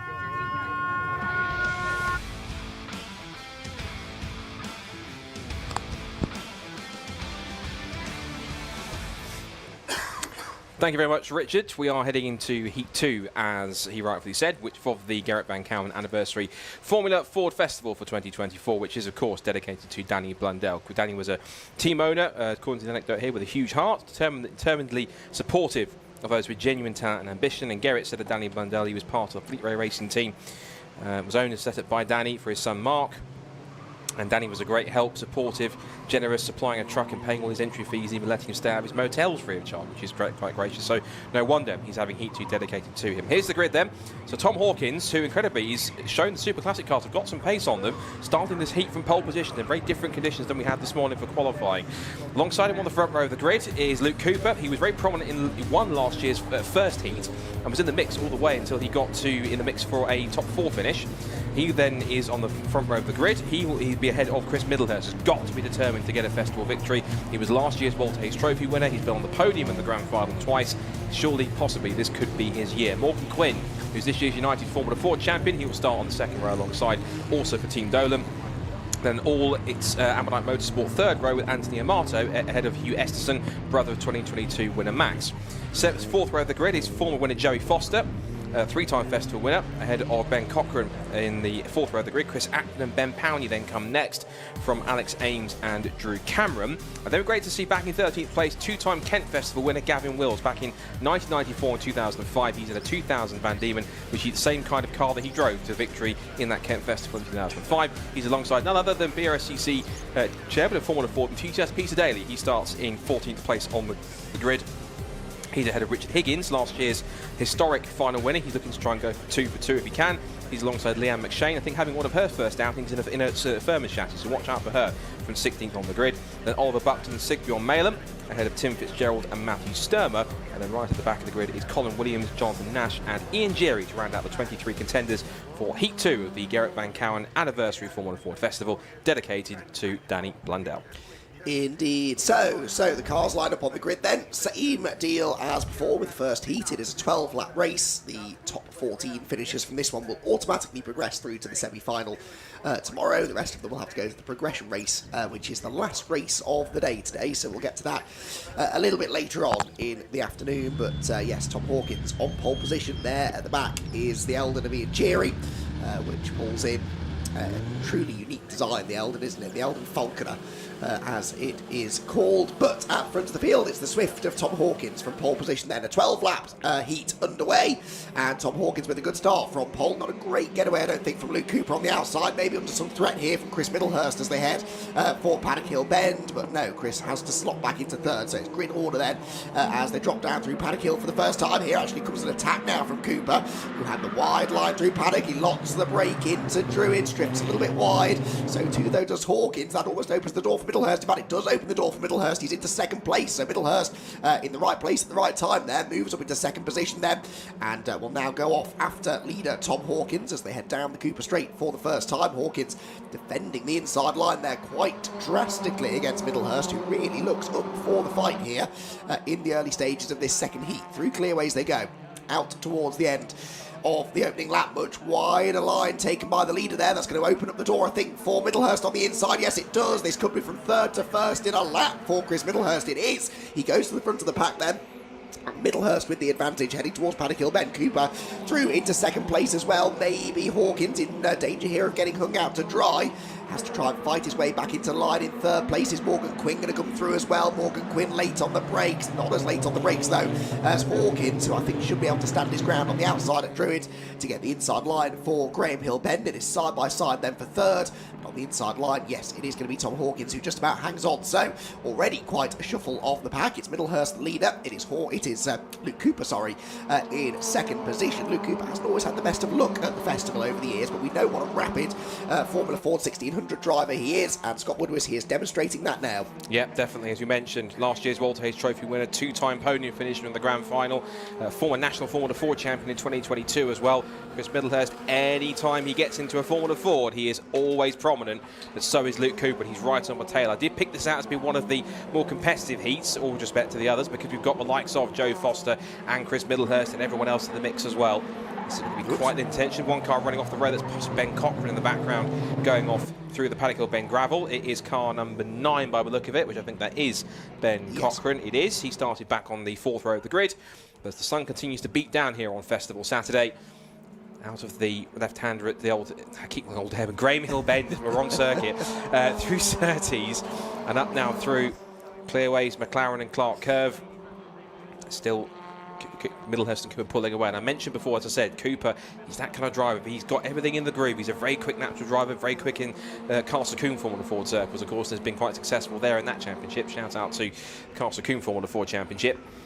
And he certainly, whenever he gets a chance into a Formula Ford, and again, when he's in the groove, he's incredibly quick. Won his heat in damp conditions last year, and got himself all the way through successfully to that final where he was in the mix for a podium.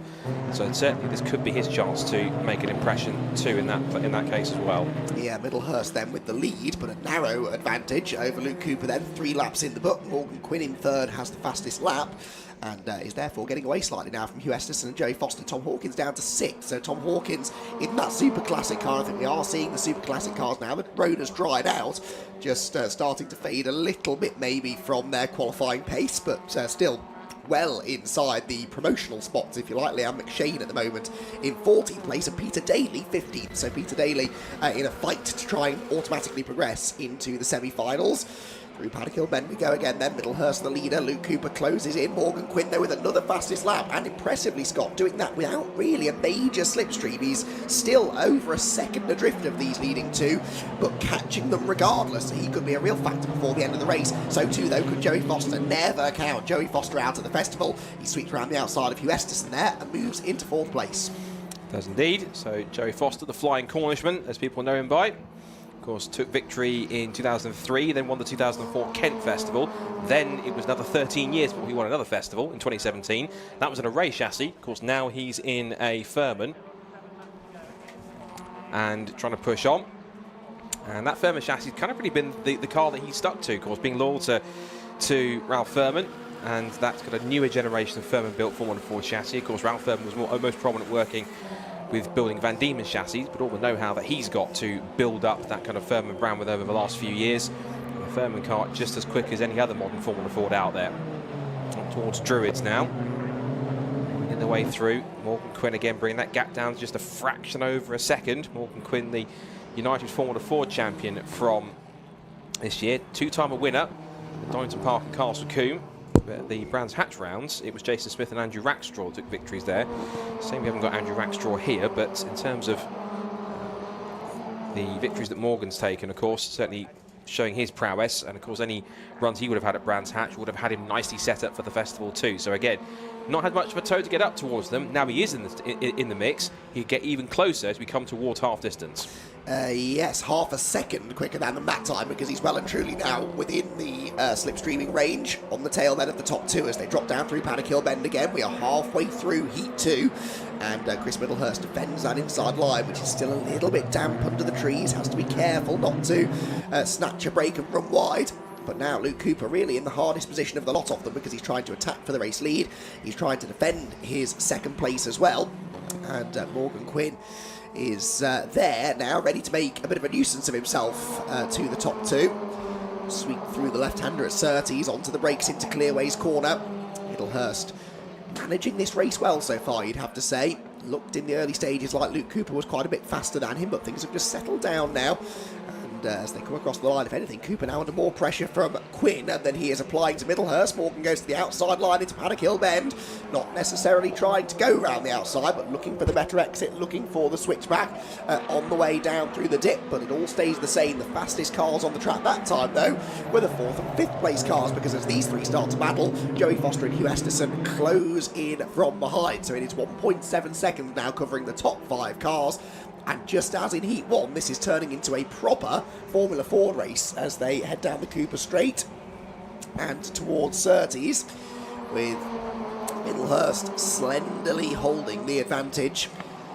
Where, if anywhere, though, does move come? We ask this question most years, I think, Scott, in the heats. How much of a risk are you willing to take to try and win your heat? It does make a difference as far as your grid position is concerned in the semi-finals. But actually, if you're Luke Cooper and you go for a move and it doesn't work, you could lose 2 or 3 positions. He is going to the outside here into Paddock Hill Bend, but as Joey Foster in 4th place sets the new fastest lap, he is starting to close in, and these drivers have got to think about playing the long game. You try to tell that to Formula 4 drivers at the festival. They're not necessarily going to pay attention to that too much. And just Joe Foster arrives around the outside right on the tail of this top 3. It's now become a quartet for the lead, and also trying to join in too. Just behind them is Hugh Esterson, of course. Hugh, the brother of Max, of course, who won in 2022, which is that unfortunate early rain-halted festival win. But still, in the record books, Max Esterson counts that as a victory. So he will now want to hopefully see his brother Hugh, if he's watching, try and push forwards. And he's apparently been one of the ones to watch, I've been told from sources within the assembly area I was talking, particularly one Alan Bowles apparently looking quite quick. Oh, really? So he's said one to keep an eye on. Down the pit straight and towards back to Paddock Hill Bend again. Middlehurst still in the mix. Still pushing on up towards the hill now. It's now Cooper going slightly more defensive rather than attacking Middlehurst. Morgan Quinn just creeps out to have a look on the inside line, put himself into Cooper's mirrors, because he knows that he's putting Cooper into a Team Dolan sandwich here. And Foster also looking pretty racy, just having a very quick glance up the inside again to try and distract Morgan as they come back out of Graham Hill Bend, now down the straight towards Surtees. Coming towards the end of this second heat. These heats give us a small inkling as to what to expect, the people to expect towards the front. We saw that in Heat 1 with the likes of Jordan Kelly and Darwin Smith and others who are in the mix as well with Tom Nippers. It was like this quintet of cars we've got at the front here are the next 5 cars we need to watch for going forward into tomorrow's semi-finals in terms of how they're distributed, because certainly they're setting the pace with 2 laps to go. And here, well, Cooper actually having a little look on the inside, heading up Hillwood Hill, couldn't quite find a way through there, but yeah, it looks like being a competitive festival, doesn't it? Neither heats so far have been dominated by one particular driver, so that certainly bodes well. Remember, the quicker your heat is as well, that makes a bit of a difference then as to which semi-final you're in and where you start in the semi-final. This would almost certainly be a quicker heat than the heat earlier on today, so that bodes well for Chris Middlehurst, who has now just over a lap to go here in this second heat of the day to try and fend off Luke Cooper, Morgan Quinn and Joey Foster, part of this lead group as well. Out of Clark Curve they go. And on to the final lap of the race then. Absolutely nose to tail. A brilliant, iconic shot as they fan out under braking into Paddock Hill Bend. The positions stay unchanged for now. Through the right-hander, down the hill. And Luke Cooper, I think, might have sort of settled for second place here. If an opportunity presents itself, I'm sure he'll have a go. But he does not want to lose second position here in the final moments of this heat. Down the hill, through Graham Hill Bend.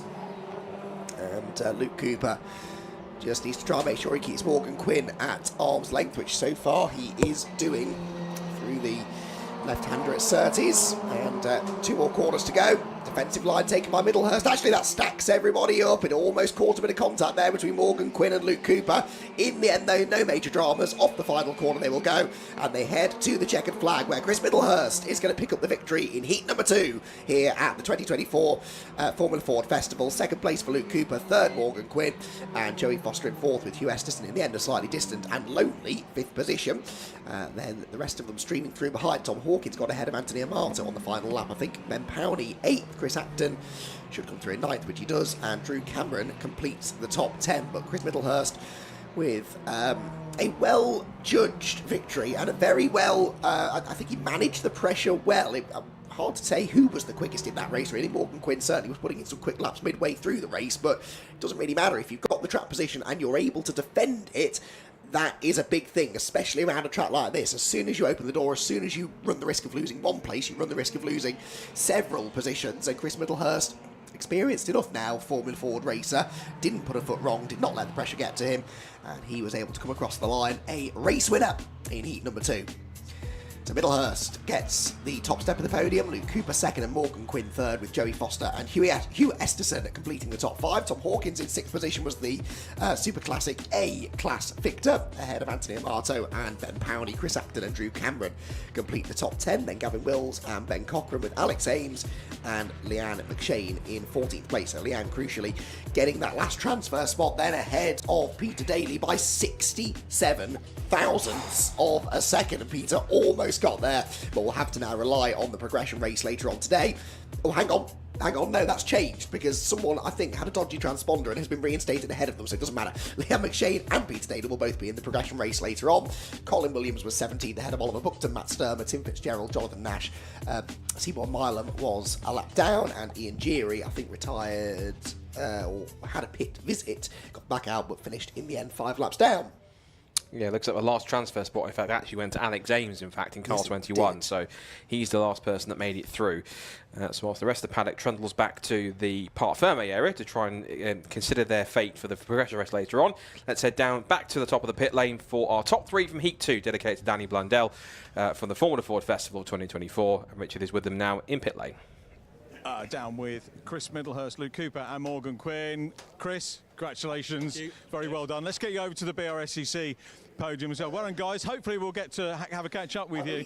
And we've got Ed and Martin van Kouwen, which is Gerrit's brothers, here today. Come on, guys, let's get you over. And we'd like you to do the presentations for us as well. We've got the trophies there. Not quite ready yet. So, Martin. Hello. Ed, lovely to see you. I'm going to grab a quick word with Chris Middlehurst as well. They'll give you the spoils in a minute, Chris, but thank you guys for coming down. That was a little bit more straightforward, that heat.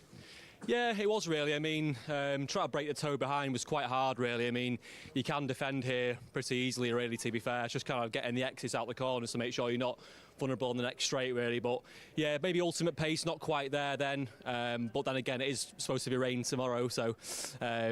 you know, who knows what could happen, but yeah, feel good. Obviously, great to get a heat win there. That's how Garrett started his 40 years ago. I was watching on the banks over there. You probably weren't born then. No, definitely not. No, I was born in '94, but yeah, I've seen many festivals over the years, of course, on YouTube, and watching obviously races. You know, back then, you know, it's fantastic and massive grids, and you know, it's still very competitive even today. But you know, less obviously works teams, things like that. But yeah, the spirit's still here, and great to have the family here, and you know, it's fantastic to as a memorial. Brilliant, Chris. Let's get you the spoils of victory. Ed and Martin will do the business. We've got Alan Bowles here as well from the Brscc Super Classic Championship to hand over the spoils of victory.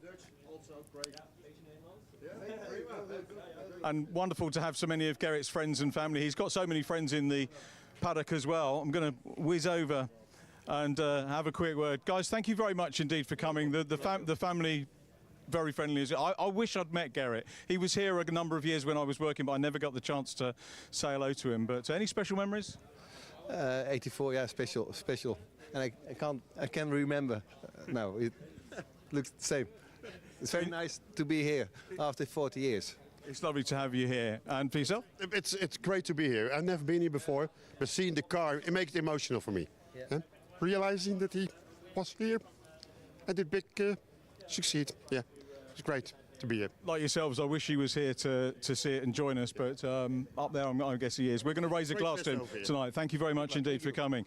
Ed and Martin van Kouwen. Let's have a quick, I think we've got a wee bit of time, so we're going to have a word with Luke Cooper, who took second position. Well done, Luke. Congratulations, we'll get you by the Brscc branding just to keep everything in order. A quieter race than Heat 1, which I'm guessing you probably had a look at if you had time, because the races are staggered, aren't they? Yeah, so it's good that you actually get a chance to watch the other races. But yeah, that one was a bit eventful on the first lap, trying to go for the lead. But after that, Chris drove really well, and it was never really a chance for me to get past them. I mean, is there an element, Andy McEwen was saying on commentary, is an element of maybe just you know, this isn't the stage to go for a move because you can wind up in the progression race later on, which is not what you want. Yeah, so you always have that kind of hint more of kind of try to be a little bit more safe in the heats when you know that you've got a semi-final and a final, you've got to still be in it for then. If the opportunity was there, I definitely would have gone for it, but I never really quite got close enough. The only chance I really had was on the outside of Paddock, but I never really got fully alongside to try and make that stick. Of course, different drivers in the mix when we get into the semi-finals. I think yours was the quicker of the two semis. The track pretty much dry now, so probably going to be on the inside of the second row, I'm guessing, for your semi? Yeah, it will depend what happens with the final one, whether that has a safety car. Or I imagine it will probably be a little bit quicker as the track continues to get more rubber down and a bit faster. But yeah, we'll see tomorrow. But that's it for you today, isn't it? You get to watch the other heats, watch the progression race, and I guess that's what you'll do. Yeah, have a bit of a relax and enjoy the racing. Nice one, Luke. We hope you enjoy it. We've enjoyed having a chat with you. Thanks very much. Luke Cooper in P2. And Morgan Quinn taking third place. Let's grab a quick word with Morgan. Good to see you, mate. Well done. We'll just get you on the spot here and have a chat. Again, as I said to Chris and Luke, fairly quiet race, but are you happy with P3? Yeah, we got held up a bit at the start. I think if I was close to them at the start, I might have had a few more laps to get past at least one of them, but that's how it goes. And the team are busy, aren't they, this weekend? Oh, Jesus, yeah. seven cars, so they're all over the place at the minute. I think there's panic trying to get them ready even for the next heat. Is that right? Yeah, so... oh no, they do a really good job all the time, every week. Even if they're running one car like me last time out in Snedden, or running 7 cars, they're just as good. So. Obviously, the festival is something we always look forward to and get excited about, this end of season stuff. But what's a normal season like for you these days? Yeah, this event has a really good atmosphere behind it. The other events are still good, but they don't have that kind of atmosphere. Like, it was 65 entries. Now we did have a grid here, full grid here in Brands for one of our championships, 32 cars, but still not this atmosphere. It's great, isn't it? The knockout phase is fantastic. The build-up to the event is great. And again, like Chris, you probably won't remember Garrett, but a great winner of a championship which has such a tradition of drivers going to all senior levels of motorsport. Yeah, I am well too young. I'm born 2000, so I'm only 24. I wouldn't remember that.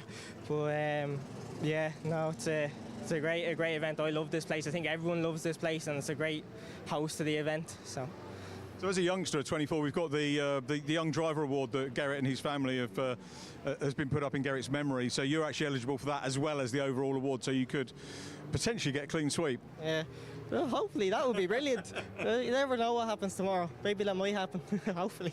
Fingers crossed for you, Morgan. Absolute pleasure to see you. Well done. We'll see you tomorrow for the semi-final. Which one we don't know yet, because it's sorted out, as you'll have heard from Andy and Scott, from the fastest semi-final gets the pole position side and so on and so forth. So we've got that very much to look forward to.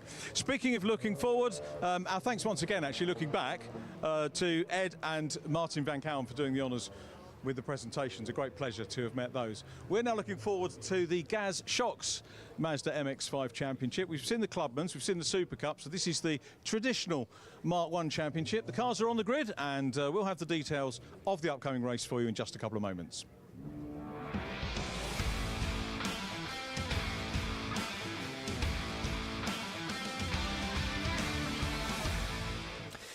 Thanks, Richard. Yes, cars on the grid then ahead of a really crucial race this in the Gaz Shocks Mazda MX-5 Championship. 3 races to go, 4 drivers fighting for a championship, and remarkably just 13 points between them coming into this final round of the season, and nothing between the top 2 in the championship, Adam Sparrow and Tom Langford, with those 2 tied on points. But it was a great qualifying session for Tom Langford. He managed to start to take the pole position time, the fastest time of the session. Adam Sparrow, his big rival for the championship, will be starting directly behind him, 3rd on the grid with the impressive Neil Chisnell between them. But it was a very wet qualifying session that sort of, I wouldn't say started to dry out over the course of the 20 minutes, but certainly a lot of the standing water swept away in the first 10 minutes, and actually, ironically, that made the track slower for the second half of the session, and so all of the quick times really came early doors. Now, though, a bone-dry track, who's got the setup right, who's going to be quick in the dry, who is ready and willing to get their elbows out and get the job done. The championship situation then, Adam Sparrow and Tom Langford tied on points after drop scores. Jack Noller is then 11 points further back in third, and he is 2 points ahead of Luke Pullen. So 4 of them, as I said, covered by just 13 points. Anyone could win it, really. Drop scores-wise, well, you drop your 3 worst scores for Tom Langford. That's not great news because he missed Croft a couple of events ago, so he's already used up his 3 drop scores. If he were to have a bad race today, or indeed tomorrow, then that would have to count towards his championship total. As far as the others are concerned, well, Jack Noller's had his fair share of misfortune over the course of the year. 1 non-finish at Cadwell Park, a couple of finishes outside the top 5 as well earlier on in the season that he'll be dropping. Luke Pullen had that spectacular issue at Silverstone at the start of the year. His wheel fell off whilst he was in the lead battle, so that was a non-finish. His only non-finish, actually, of the year in 2024, but he's had a few other races where he's just missed out on finishing inside the top 5 as well. By far the most consistent of them all, though, has been Adam Sparrow. Adam Sparrow, I think I am right in saying, has finished top 5 in every race this season so far. He had a 5th place finish at Snetterton, another one at Alton Park a round later, and I think his next worst finish is a 4th place somewhere along the line. Oh no, tell a lie. He had that bad race at Croft, didn't he, where he finished in 8th position. The middle of the 3 races at Croft, so he's dropping an 8th and 2 5th places, and that is, I think I'm right, is more points than any of his 3 other championship rivals. 100 points for the win, 98 for second, 96 for third. It's 2 points per position, and a bonus point for the fastest lap. They don't do bonus points for pole position in this championship, interestingly, but they do in the Super Cup, just to confuse you. So it's just the bonus point for the fastest lap. As far as the championship contenders are concerned, a bit of a mixed bag, really. Langford on pole, Sparrow third. It didn't really go that well for Luke Pullen or Jack Noller. Luke Pullen only 8th, and Jack Noller all the way down in 16th place, but the team had to fit a new engine in that car overnight after his original one went bang yesterday, so he hadn't really run that engine in before the qualifying session earlier on today. Red lights very quickly go out. We're away and racing then in the first race of the weekend in the Gas Shocks Mazda MX-5 Championship, and immediately Adam Sparrow is on the tail of his championship rival because he's cleared Neil Chisnell, so Sparrow up into 2nd position then, and as they round Paddock Hill Bend for the first time, it is Langford from Sparrow from Chisnell the top 3. Ewan Thomas, I think that is, with 4th place, and Sparrow already nibbling away at the rear bumper of Tom Langford into Druids. That allows Chisnell to sail round the outside. Luke Pullen, I think, has gained a position or so further back as well. And as they round Druids and drop down the hill, Chisnell, look, is back in between the title contenders. So Neil Chisnell back into 2nd place. So Adam Sparrow briefly was up there challenging for the lead. That didn't really quite go to plan. Ewan Thomas now moves up alongside as well. Thomas, one of a handful of guest drivers running towards the front of the field in this one. We'll maybe cover that in more detail later on, but that means he doesn't score championship points as Pullen launches up the inside into Clearway's corner. And Luke Pullen, whose pace seemed to desert him really in qualifying earlier on today, immediately rolling his sleeves up and getting stuck in, slips up the inside there of the 478 of Stephen Bartlett, who is another one of those guest drivers not scoring points. Adam Sparrow up the inside of Chisnell for 2nd position, then slips through. The order is Langford, Sparrow, Chisnell, Ewan Thomas, Luke Pullen with a great start into 5th, Steve Bartlett 6th, Dawkins 7th, Tim Dorr, Harry Storer and Jake Pace complete the top 10, whilst Jack Noller has picked up 2 positions from where he started 16th on the grid. He was 14th at the conclusion of lap 1, and I think about to pick up another couple of places there from 2 cars that ran wide in front of him at Druids Corner. So down through Graham Hill Bend they head then, and Tom Langford with this lead over Sparrow. Sparrow's car with a bit of deranged front bodywork. Now, that might be from the touch that he had with Langford at the start of the race. It may, though, be from his altercation with a tyre barrier yesterday when his brakes failed. Oh, there's contact, though, and that was near drama for Pullen. Through around goes Chisnell. I think it was Ewan Thomas with whom he tangled, and Pullen just about avoided T-boning the number 8 car, which is sat in the middle of the road. That is not a good place to be stuck, but Pullen did come through that in 3rd place, would you believe? The top 2, though, having now pulled away. I think there has been, I'm afraid, a secondary collision up at Clearways. Yes, there has, and this is going to be at the very least a safety car, maybe a red flag. We'll have to wait and see. But Langford, Sparrow, Pullen, 3 of the title contenders. Scott running 1, 2, 3. Yep, that's kind of where they want to be to make that happen. The only one that's kind of out of position is Jack Noller, back in 8th place, just behind Chris Dawkins, who's getting his double dose this weekend. And as you unfortunately predicted, it is a red flag. But with cars in the middle of the road, essentially the clerk of the course really has no choice but to do that, which means we go again, we reset, and we go once more. Now, they had completed 2 laps, they were on lap 3, so usually that means if they complete no more than 2 laps, they revert to the original grid, if I'm correct. Yes. If it's more than 2 laps they complete, then they have to go back to the order they were when they crossed the line at the end of lap 3. So ultimately, we're going to go back to the original grid positions. What it does mean is Thomas Langford gets back onto pole position. Adam Sparrow has to start back in 3rd place. And frustratingly for both Luke Pullen and Jack Noller, all that hard work in the first 2 laps, gone. They're going to have to restart from 8th place for Luke Pullen. And unfortunately, 16th for Jack Noller, which is, I think, we don't need me to tell him, that's not where he wants to be back again. He was making good progress in 2 laps to make up 8 spots. Have all that hard work eradicated, it's just motor racing. It is. I suppose a few of the cars that were set to line up ahead of him won't be starting, or won't be taking the restart anyway. That's perhaps going to help him, but yeah, that is unfortunate, isn't it, for those two, both of whom had made some good progress. In fact, Noller had gained 6 places on that second lap of the race, but hey, he will try and bounce back. At least he and Pullen will both be happy, I think, that their race pace is better than their qualifying pace, so they're probably going to be quite pleased that it's dried out ahead of the first race of the weekend. So the red flag's out then, the cars will be regridded onto the start-finish line in, as we say, we believe, original grid order. Wait and see, the marshal's waiting to receive them, and it will not affect Tom Langford. He was the leader anyway. Of course, Neil Chisnell, though, who was tapped sideways, he won't be there to take the restarted race, and that's 1 car gone already. Not sure who else it is we've lost out of that lead group, though, through that altercation up at Clearways Corner. But we'll piece it together, I suppose, as they roll down onto their grid positions.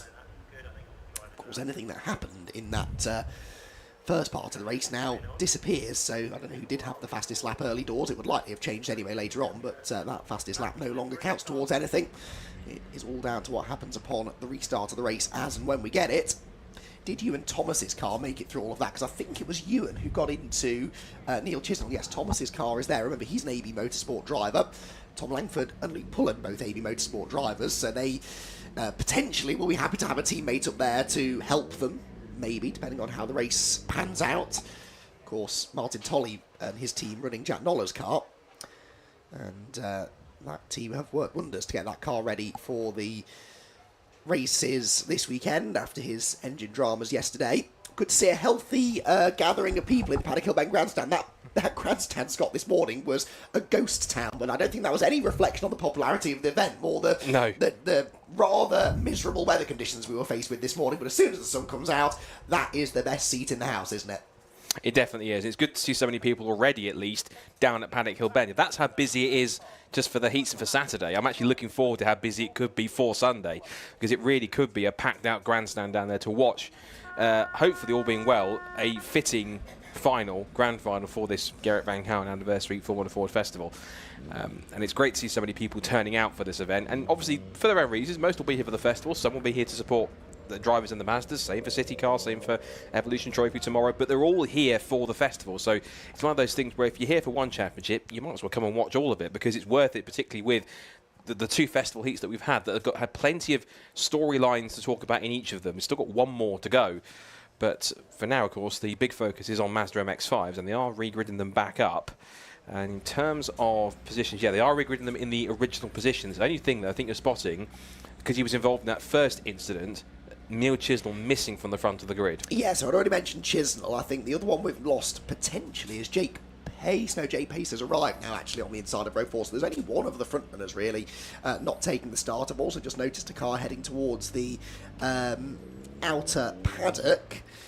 And I think it was the number 78 heading to the paddock. Richard Bartlett. Yes, Richard Bartlett from the back of the grid. I think that was more mechanical than accident damage, though. So there'll be a gap on the outside of row 1, but everyone else, as you can see, towards the front of the field anyway, arriving in position. There will be some mid-pack who aren't taking the restart, though. We don't yet appear to have either Adam Craig or Ollie Walden back in position, so I don't know whether their cars are still up there at Clearways Corner. Rest of them gathering together, the nerves starting to rise, I'm sure, particularly among those title contenders. But it's interesting talking to them, really. Spoke to Jack Noller earlier on today, and he's sort of very much seeing himself as an outside bet for the championship, not necessarily thinking that he's got much of a chance. And yeah, then you talk to Luke Pullen, who's 2 points further behind him, and he's well up for it. So, different drivers come into it with a different approach, I suppose. Obviously, for Langford and Sparrow, it is very different. They're tied for the championship lead. Both of them know that they could very much win it, but the other two, I would not be surprised if, some people may be seeing them as dark horses. I would not be surprised to see them still a factor in the championship battle going into that last race, especially given the pace that Pullen and Noller had on the initial start to the race. But they've got more work to do still before any points are dished out at the end of this first race of the weekend. Who else are we missing then? I think we've now got Adam Craig and Ollie Walden in position then. Tim Dorr is there. Tim was very confident after testing yesterday.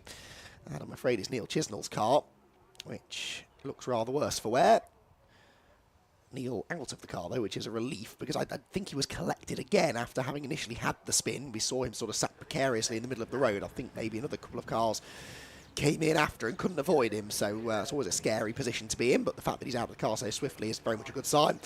And what a shame, though, because Neil had such a fabulous performance in qualifying earlier on today. He was only 2/10 slower than Tom Langford. There is one of the other cars, number 53, which is being loaded onto the back of the flatbed truck, Jonathan Field's end, with damage to the rear of his car, interestingly.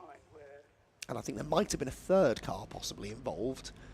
May or may not have found its way into the gravel trap, not 100% sure. But yeah, what a shame for Neil Chisnell. Good to see him finally showing some good pace in qualifying. But them's the brakes, I suppose. We didn't really see exactly how that incident started, but Chisnell certainly ended up getting tapped into a spin.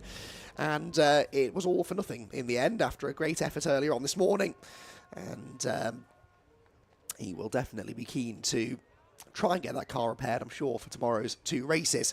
Good to see as well, Scott, the grid growing over the year as well. At the start of the season, there was a little bit of chat in the paddock about how the grid numbers had dropped a bit since last year, and, this always gets tongues wagging. It's a natural part of motor racing. Grid sizes are not always going to be a constant from year to year, but I think any opinions that this was not going to be a competitive season because the grid had shrunk slightly were very, very quickly proven wrong. It's been arguably the most competitive season in this championship for many a years, because not only do we have a championship fight, but between four drivers who have been pretty much inseparable all year long. I'll come to you in a second. I'm just readjusting my headset. I could jump in and save you here, Scott, but for the purposes of saving my voice, I won't. Well, you're the one with the slight sort of voice. Now I'm right in position. I can answer your question. Yes, it's been actually genuinely one of the most competitive I can feel for recent years. We've had seasons before when one or two drivers have run away with it, or one driver, I'm thinking back to the Tom Roach days, when someone would just jump away and win every single race at a canter and win the championship fairly early. Whereas this year we've had a genuine, proper group of four drivers who any one of them have been in that contention to take the victory. Fortunately, that car's not going to be in contention for victory really for the rest of the season, I'm afraid, because Neil Chisnell's car looking quite worse for wear, sadly. That's looking rather sorry for itself. So hopefully, all being well, if they can get it out for tomorrow's races, then fingers crossed. But if not, then hopefully we'll see that car back again next year, because that immediately, unfortunately, is in no fit state to race at all anymore. That's got some damage on the front that's going to need quite a major attention from Brian Chandler's boys. I'm sure they'll try and work as best they can. But in terms of going back to the point about the grid that we have here, it's great to see that we've got a different and a new generation of drivers coming through, particularly this year. It's pretty much the young guns in terms of Thomas Langford, particularly Luke Pullen, Jack Noll and Adam Sparrow, these younger drivers that are using the MX5 Championship as a platform, whether to just get into motorsport and enjoy it for racing on a budget, or if others have ambitions to move further up the career ladder. It's actually quite a really good way. And I was working this out earlier on in the season, not long ago, is that we've actually got about 9 or 10 drivers that are under the age of 25 on this group, which is quite nice to see. Particularly one of the most rapid in recent times that has joined is Ewan Thomas. He's come along. Of course, he started the season in Super Cup, switched across to Mark 1s because he wasn't finding the results as good as he felt they could be in Super Cup. Switched to Mark 1s, was immediately on the pace, and he's been up there bothering the regular championship contenders and front runners ever since. So keep an eye on car number 9. He's starting from 5th on the grid and continuing to look stronger, and if he's back again for next season, depending on what the likes of Langford, Pullen, Sparrow or Noll or anyone else does for next season, if they come back or not, he can certainly be one of those drivers I think that from the outset will be a possible dark horse to be in championship contention, or at least getting some good results. He hasn't won a race yet, but I think he's getting to that point where he potentially, now we've got 1 or 2 podiums under his belt, maybe he's starting to draw towards that point. Maybe this weekend could be the best way to sign off his sort of majority 2024 season in the Mark 1s to go forwards. Thomas Langford, of course, now has still a clear run from pole position. Whereas Adam Sparrow's now got a little space on the left-hand side, bar Stephen Bartlett. He's now got a gap that he can aim for from the second row of the grid. As for both Luke Pullen and Jack Noll, of course, Jack is just getting away now on the right-hand side towards the middle of the shot. The white car back on row 8 again. So, again, all that hard work he put in to go up to 8th place, now he's going to have to reset himself and go again, because it's not been... he had such a great start, and then just the rotten bad luck with the red flag through no fault of his own. He's going to kind of go through that work all over again. But, again, that's just how it works. If he wants to get himself into the mix for the championship and even at least try and aim for a podium spot in the championship in the top 3, he's just got to work his way through. And realistically, the best person he's probably fighting is going to be Luke Pullen, given the fact there is currently about 2 points between them. Yes, only 2 points between them. I was just looking back at what, excuse me, what Noller's drop scores are. He had that non-finish from Cadwell, an 88, I reckon, from Croft, which was a 7th, and an 84 from Cadwell, which was a 9th. I don't think he scored worse than that. No, he hasn't. So if he can't beat 9th place in this race, it will become a drop score. He will score back the highest of those drops, which I think, like I said, was 88, wasn't it? His highest drop, yeah, 0, 84 and 88 he's dropping, so he will score 88 points regardless from this race, and it's not a complete disaster. Trouble is that there's every chance that Sparrow, Langford and Nullen, he'll thank me for that, Pullen will score more than 88 points in this race. So I think there's a very good chance that Noller will need to do a little bit better than that, but I think he's got the pace to. I really do. I think that engine seems to be running pretty well. They'll have made some adjustments, I'm sure, to the car after qualifying earlier on today, and I just think sometimes, wet qualifying session, it can be very unpredictable. If you miss the setup ever so slightly, it can be almost impossible to set a good lap time. I think in the dry now, it's a level playing field. We should see those two move forward a little bit. So drivers then spinning the tyres, trying to generate some tyre temperature. It's not been a cold day particularly, actually. When it was raining earlier on, still pretty warm, pretty humid actually at times. So a pretty pleasant day for racing. No real sign of rain at the moment. So a dry track, a warm track, and a big grid still, despite that incident that brought out the red flag. A big grid of Mazda MX-5 set to do battle then in take 2 of this first race of the weekend for the Gas Shocks Mazda MX-5 Championship. 18 minutes the duration for this restarted race, so we're not really losing any racing time. I think they'd done about 2 minutes when the red flags flew. That's one of the joys, I suppose, of being so far ahead of the timetable.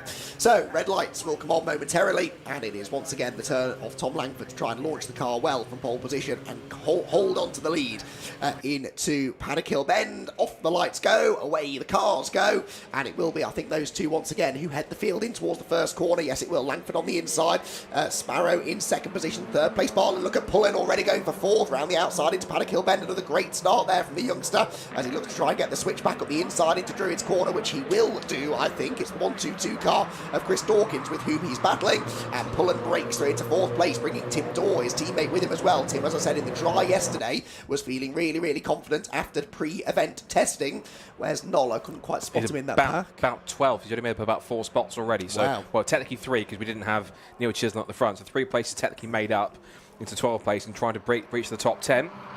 Through 30s they go for the first time on the restart.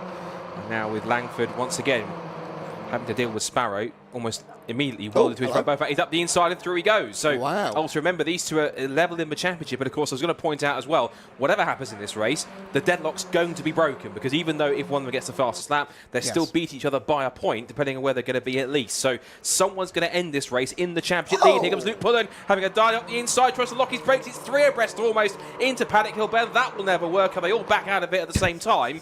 And Steve Bartlett was the innocent party in that, thinking, I'm not part of this championship fight. What are you getting to me for? How they did not all end up in a heap at Paddock Hill Bend, I do not know. Pullen does now break through into third position, but Luke Pullen is up for the fight today, isn't he? 8th on the grid, remember. 3rd as they drop down into Graham Hill Bend now. And Stephen Bartlett, I think, sensibly just getting out of this fight amongst the championship leaders. So down the Cooper Straight they go. Sparrow, the leader. 2nd place for Langford. 3rd now Pullen.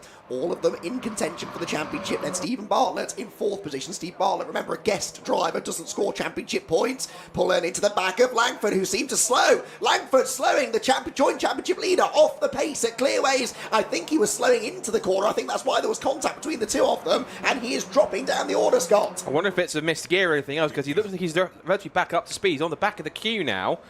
Well, he's in the mix some ways. Just behind, looks like that's Ewan Thomas, and also in there too with 1-2-2 Chris Dawkins. Tim Dorr's in there somehow.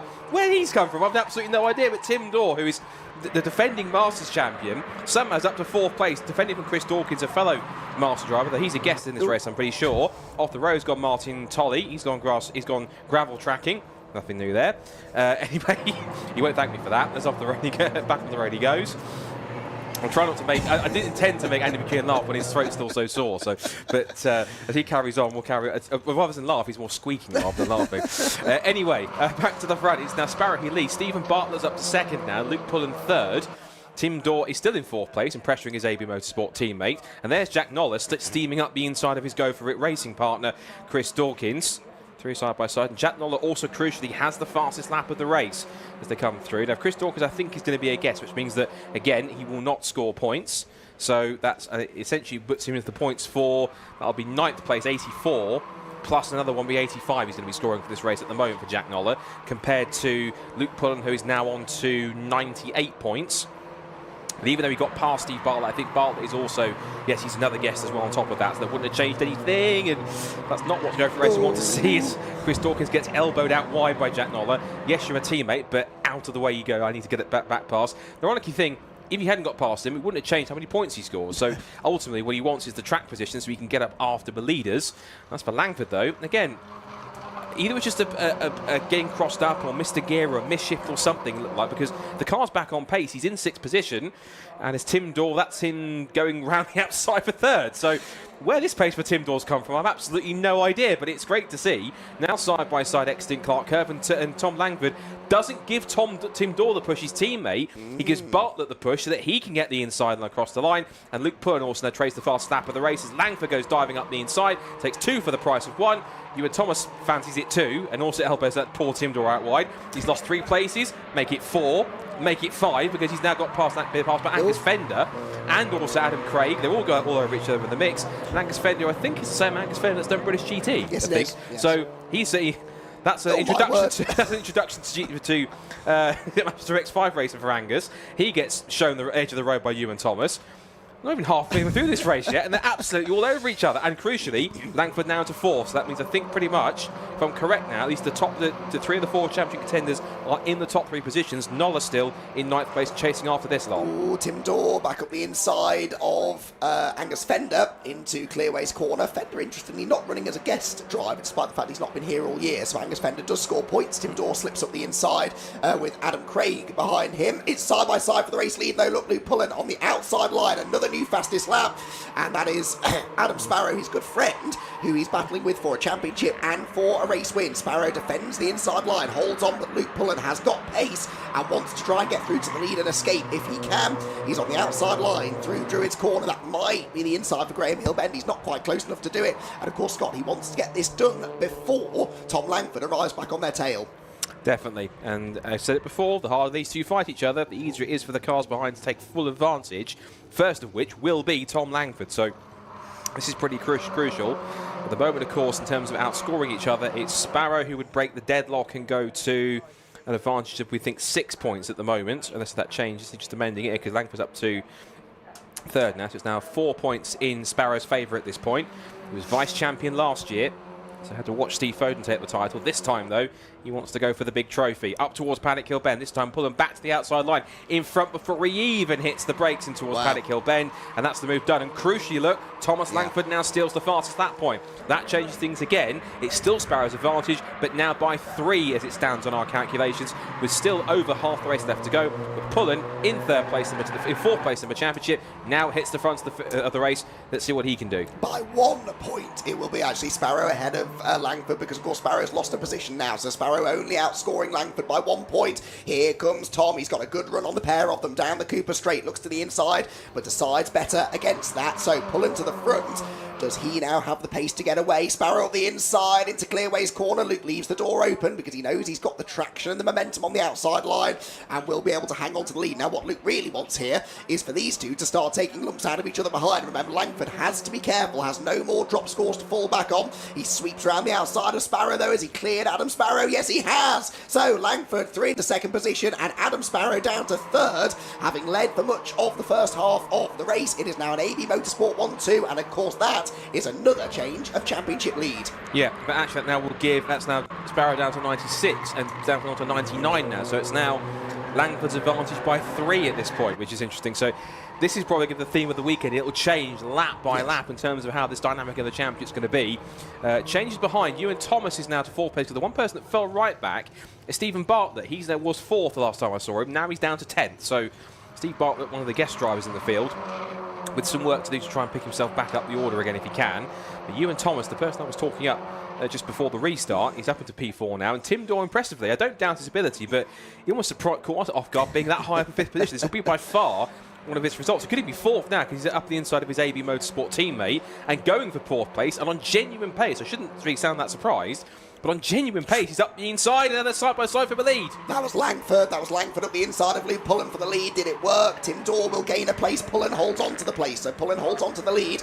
This, though, for the championship, as great as it is to see Tim Dorr in 4th place, this is where the action is, really, the big action for the championship, and almost a bit too much action there into Druids, as Adam Sparrow got maybe into the back of Tom Langford's car. Down the hill they go. It is Dorr in 4th, then Ewan Thomas 5th, Adam Craig in 6th. I chatted to Tim Dorr yesterday. I said, you're going well on. You said, yeah. All seems to have clicked this weekend. I said, is Brands Hatch a circuit you like? No, not really. I've never liked the place, to be honest. But here he is in 4th position in the dry. Tim Dorr is everybody's quick as the rest. Langford sideways at Clearway's corner. Is that a gearbox issue again? Getting down the gears into Clearways. It's where he slowed a few laps ago. Dorr goes through. Through will go Ewan Thomas. Through as well will go Adam Craig. Disaster for one of the championship contenders. Thomas Langford then. Drama for him as he tries to get back up to speed. Now again, on the straight he's fine, so is it on downshift he's got the problem possibly, because something's not quite right with the 75 car. When he's forward running and he's actually under power, the car appears to be fine, but that's twice now, as Andy's rightfully pointed out, at that complex where the car's just not settled, particularly maybe when he's changing down. And in terms of how that changed the championship right now, it now gives a lead of 5 points to Adam Sparrow over Langford. So at the moment, it is Sparrow in the pound seat provisionally by 5 points. Now, again, I want to see if we can watch the car here through Surtees and through Clearways, McLaren and Clark. This is where the car's had those issues twice before. Let's see how this car behaves under braking and under change gears. He goes through. It's behaving itself this time. So whether he's just... Either it's an intermittent issue or it's him just pushing hard and making mistakes. Oh, he's off! He's off the road again. Running 2 wheels wide, so... Is it the pressure getting to Tom Langford wants it? Because again, when the car's running, it looks like it's trouble-free. But then again, sometimes a mechanical issue isn't all over the obvious if it's intermittent, and so it can possibly manifest itself at different times. Well, there's a spit of flame, that might just be on the down change. Usually sometimes a spit of flame out of the exhaust, unless it's over on the fuel. Sometimes signals misfire, but let's not speculate that too much. We'll wait and see. The car's still running mid-pack, but either there is a developing issue or Langford's just been rattled by the fact he's made a couple of mistakes. And crucially, right behind him now in 7th place, he still holds the fastest lap of the race, but right behind him now is Jack Noller. So if Noller gets past him, he will be the lowest placed of the 4 championship contenders in the field if Jack gets through. So again, just focusing on this point here. Should mention, by the way, Luke Pullen is a second ahead of Adam Sparrow at this point. So he's now got the advantage. He'll be able to take another race victory if he can do that. That would be his 4th win in the last 5 races. His 3rd win in the last 4 races if he can make it happen. So pushing on for Luke. Now the 1.2 seconds the gap. But again, under pace. If it is intermittent, the car looks fine. But I've got a feeling maybe it's the pressure getting to Langford maybe. What do you think? It could well be. I mean, Tom is an experienced driver, hasn't necessarily been in that many championship battles of late, but We know he's capable of winning. We know he was quick earlier on. He's back up the inside of Angus Fender now, reclaims another position. And crucially, though, Nolla going with him. Now, remember, Nolla and Fender are not only teammates, they're very good friends. They know each other through sim racing. Angus Fender doing a lot of sim racing as well. So I did not really expect Angus to put up too much of a fight there against his good pal. But yeah, whatever's going on with Langford, it's not happening consistently. But it has really cost him in this race. And he's back now. He's very much on the back foot going into tomorrow if things finish as they are now. But if the car is fine, if he doesn't make any more mistakes, he's got a good chance here, you'd have to say, of picking up some more places and crucially some more points. I think he might have two allies in this fight in front of him, which is Tim Dorn and Ewan Thomas. Reason being, they're AB Motorsport cars. So I wonder if that might be the case. That said, you seem to have an anti-argument to that. Well, I was about to ask you the question, has Tim Dorn ever had a podium before? I don't think no, not overall he hasn't, no. Do you think Tim Dorn's the kind of person that would give away his first podium? I mean, he could be a sporting kind of gentleman and let him have it, but nonetheless, it's a dilemma. It's a dilemma I guess no driver wants to have. Do you try and get your first podium, or do you kind of sacrifice it for the greater good of the driver that's in the fight for the championship? It's not a position I think Tim Dorn wants to be in that sense. Well, it is and it isn't, because he's in the position for third place to get a podium. And that's going to be one heck of a post-race interview, isn't it, with Richard John Neal? I'm looking forward to that if it happens. But at the same time, Thomas Langford, I'm not saying he would think this, but maybe thinking, is that a third place gone? This is a really tough dilemma here for AB Motorsport, particularly with their drivers, because do you try and give Thomas the points, or do you just let them race and allow Tim to get that result? I'm not suggesting anything's at play at all. It's just a tricky situation to be in for AB Motorsport and those guys on track. Well, at the moment, the AB drivers are busy battling each other. Out wide went Ewan Thomas. Through will go Adam Craig. Craig into 4th position. Remember, Ewan does not score points, so that's the 66 car in the way as well. He's listed as a guest driver, Ewan Thomas, which I thought was odd because he's raced with us earlier on in the season as well, but he's listed as a guest driver. I think that's there on TSL because he's definitely has scored points this season. Well, okay, that changes the maths slightly, except it doesn't, because actually Langford's ahead of him now anyway, and already on the inside of Adam Craig, so Thomas Langford not going down without a fight here. We've still got 4.5 minutes of this race to go, and he is now up into 4th position, set to chase down his teammate Tim Dorn. Jack Nolla launches up the inside of Adam Craig there from a long way back. Don't count Nolla out of this fight yet either. He is up the inside line, but has not quite completed the manoeuvre as they come through to complete their 13th lap of the race. Pullen leads by 2.6 seconds. His pace in clean air has been pretty much untouchable. Half a second a lap at the moment, quicker than Adam Sparrow. Tim Dorn still in 3rd, Langford 4th with the bonus point for the fastest lap. Ewan Thomas 5th, Adam Craig 6th, and Jack Nolla from 16th on the grid is in 7th and within touching distance of the podium. Certainly is. He's only got 4 minutes to try and reach it, and they're all still compacted together.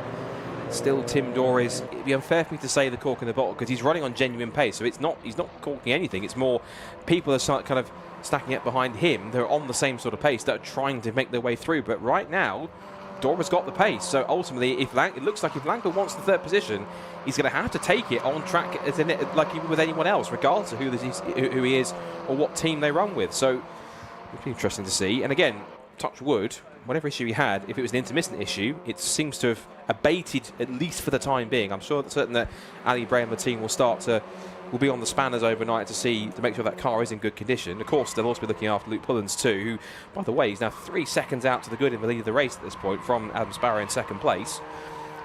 Langford still has that fastest lap of the race, so now look at the gap now. 3 points between Adam Sparrow and Luke Pullens. Up the inside goes Thomas Langford. It didn't look sort of like it was gifted to him, but at the same time, Tim didn't really defend all that much. So ultimately, whether he kind of realised that another podium might come another day, or however, he realised it was Tom behind and he realised it's a championship fight, we'll wait and see. But ultimately, the headline is, it is Thomas Langford into 3rd place. If he stays there, at the very least, Richard can ask the question, what went on those 2 occasions when he ran wide? He may not stay there, though, because on the previous lap, Thomas Langford was 8/10 faster than Adam Sparrow, and that was in behind Tim Dorn. He's got 2.5 minutes. Oh, never mind. Tim Dorn's back ahead of him as they came out of Clearways. Did Langford have another bobble, maybe, into Clearways corner, where he's been struggling all race long? That was a car heading for the scenery, I think. They've just about gathered it together. Tim Dorn and Tom Langford again, side by side. Langford round the outside, so this is now potentially rescuing Adam Sparrow's situation, really, because it did look... The point I was about to make is that it looked as though Langford may have the pace to go after Sparrow, but now that he's had to battle Tim Dorn a little bit more, that perhaps is looking a bit less likely. But Langford in 3rd place upping his points, and we will see what that means for the championship. So I reckon we're on, including this one, 3 laps to go also, because the lap times they've been setting have been in the 57s or so. Ooh, off the road's got our invitation driver, Ugo Carini from France. Joined us at the beginning at Silverstone. Now there's arms at the cockpit, I think, for Tim Dorr, at least recognised as a yellow flag. There's a car. It's Ugo Carini coming back on the road. That's the car that's just gone off at Surtees. Yes. So he's ambling his way back on. Oh, and out of the commentary box, I can see someone's gone for a spin. Keith Dalton up at Old Hairpin off camera. So that carries on. Or Graham Hill Bend. I will get it right one time. I wouldn't mind. Old Hairpin's a right-hander. This is a left-hander. I mean, I could understand if they looked vaguely similar. Don't ask me why I'm confused number 2. Let's just gloss over that and carry on. What I'm wondering is why everyone suddenly is throwing themselves at the scenery. Is there something on the track? There seems to be a lot of cars all of a sudden sort of losing grip and sliding off the road, which is a little bit odd. But anyway, we will hope that that doesn't affect any of the leaders. Ewan Thomas there drifting a bit wide through Druid's corner. Pullen leads by 2.6 seconds then. Sparrow second. It is Langford up into third place. As it stands, he would only be a point behind Adam Sparrow going into tomorrow's final 2 races of the season, and Luke Pullen, by the way, would move ahead of Jack Noller now into third place, only 11 points off the championship lead, very much still in the conversation heading into the final day tomorrow. But whilst the podium positions look reasonably set, there's still a bit of an AB Motorsport battle to be settled behind between Tim Dorr and Ewan Thomas. Adam Craig a part of that as well. Luke Pullen, though, scything through the back markers, heads on to his final lap of the race. But a brilliant second half of the season for Luke Pullen, and he is still in this championship fight. Sparrow, I think, will be satisfied if he can bring this home in second place. He's weathered the storm reasonably well, you'd have to say. And Langford, had he broken free of Tim Dorr more quickly, might have had a bit of an answer for Adam, because again, on that previous lap, he was 3/10 quicker than him. Yeah, but it's 3/10 too little at this point in time, given the mistakes he's made or whatever's happened. The car in front of Luke Pullen, 125. There's moving out of the way, then there's simply just driving onto the grass to avoid them completely. That's 125. All due respect to 125, which is, this is not naming and shaming, purely just for the information. It's Ozzy McLean, so he's getting out of the way, so he did so. That's good driving nonetheless, regardless of the route he took. But up towards the checkered flag for the final, out of Clark curve for the final time, is drifting his way through, maybe a bit prematurely in celebration, but Luke Pullen at least boosting his chances for the championship, or at least the top 3 in the standings, heads to the checkered flag, and it is a victory for Luke Pullen in race 1 of the weekend for the Gazshocks Mazda MX-5 Championship. Only just behind him by 1.1 seconds was Adam Sparrow, and Thomas Langford, with the fastest lap of the race, does take third. And as it stands provisionally, Adam Sparrow goes into tomorrow's final 2 races, into race 2 at least, with a single point advantage over Thomas Langford. What could have been for Thomas had he not made those mistakes? I'm sure Richard will ask the question as to why he was having those issues up at Surtees and Clark Curve. Was it a mistake? Was it pressure? Was it a mechanical issue developing itself? We'll wait and see. 4th goes to Tim Dorr. That's by far and away his best result ever in the MX-5 Championship. He'll be absolutely over the moon with that. I even want him to just pull in Tim Dorr just for that interview for 4th place. Well, he's the Masters winner, so that's an excuse. Yes, technically they could do that. Ewan Thomas, who, again, for some reason is listed as a guest, but he has been scoring points since he's been in Mark 1, so that certainly is an error on TSL by the look of it. 6th goes to Adam Craig, and the rest of the results on the screen. Jack Noller 7th, Angus Fender on his MX-5 Championship debut gets an 8th, and a warm welcome from those around him. 9th goes to Chris Dawkins, 10th goes to Steve Bartlett after he ran as high as 4th at one point and started on the second row of the grid. Then Harry Storer, Richard Woodton, Jake Pace and Thomas Walker round out the top 14 runners. It was a boosted grid for this weekend for the MX-5 Championship. 15th place downwards goes to Paul Tucker in 15th place. Then it's Thomas Brown in 16th, Bingham in 17th place, Chris Bingham, then it's Graham Rumsey, Chris Thelwell, Martin Tolley in the top 20, Tim Storer, Ollie Walden, Clyde Chisnell, Jack Collins, Keith Dalton, Ozzy McLean and Simon Privet. And then right towards the end of the back of the grid, we had the cars that failed to finish. Ugo Carini went off the road, David Scowler back in 29th, and we lost from the first start after the first incident. Clive Chisnell, Neil Chisnell, what's wrong with me today? Neil Chisnell, Jonathan Fieldcent and Richard Bartlett. I'm going to stop talking for a second and reset my brain. Whilst we do that, we can head down to Richard John Neal, who can talk much better than I can right now, for our top 3 from race 1 of the Gazshocks Mazda MX-5 Championship. On you go, Richard, whilst I reset myself. Hello and welcome to another edition of Hunt the Winners.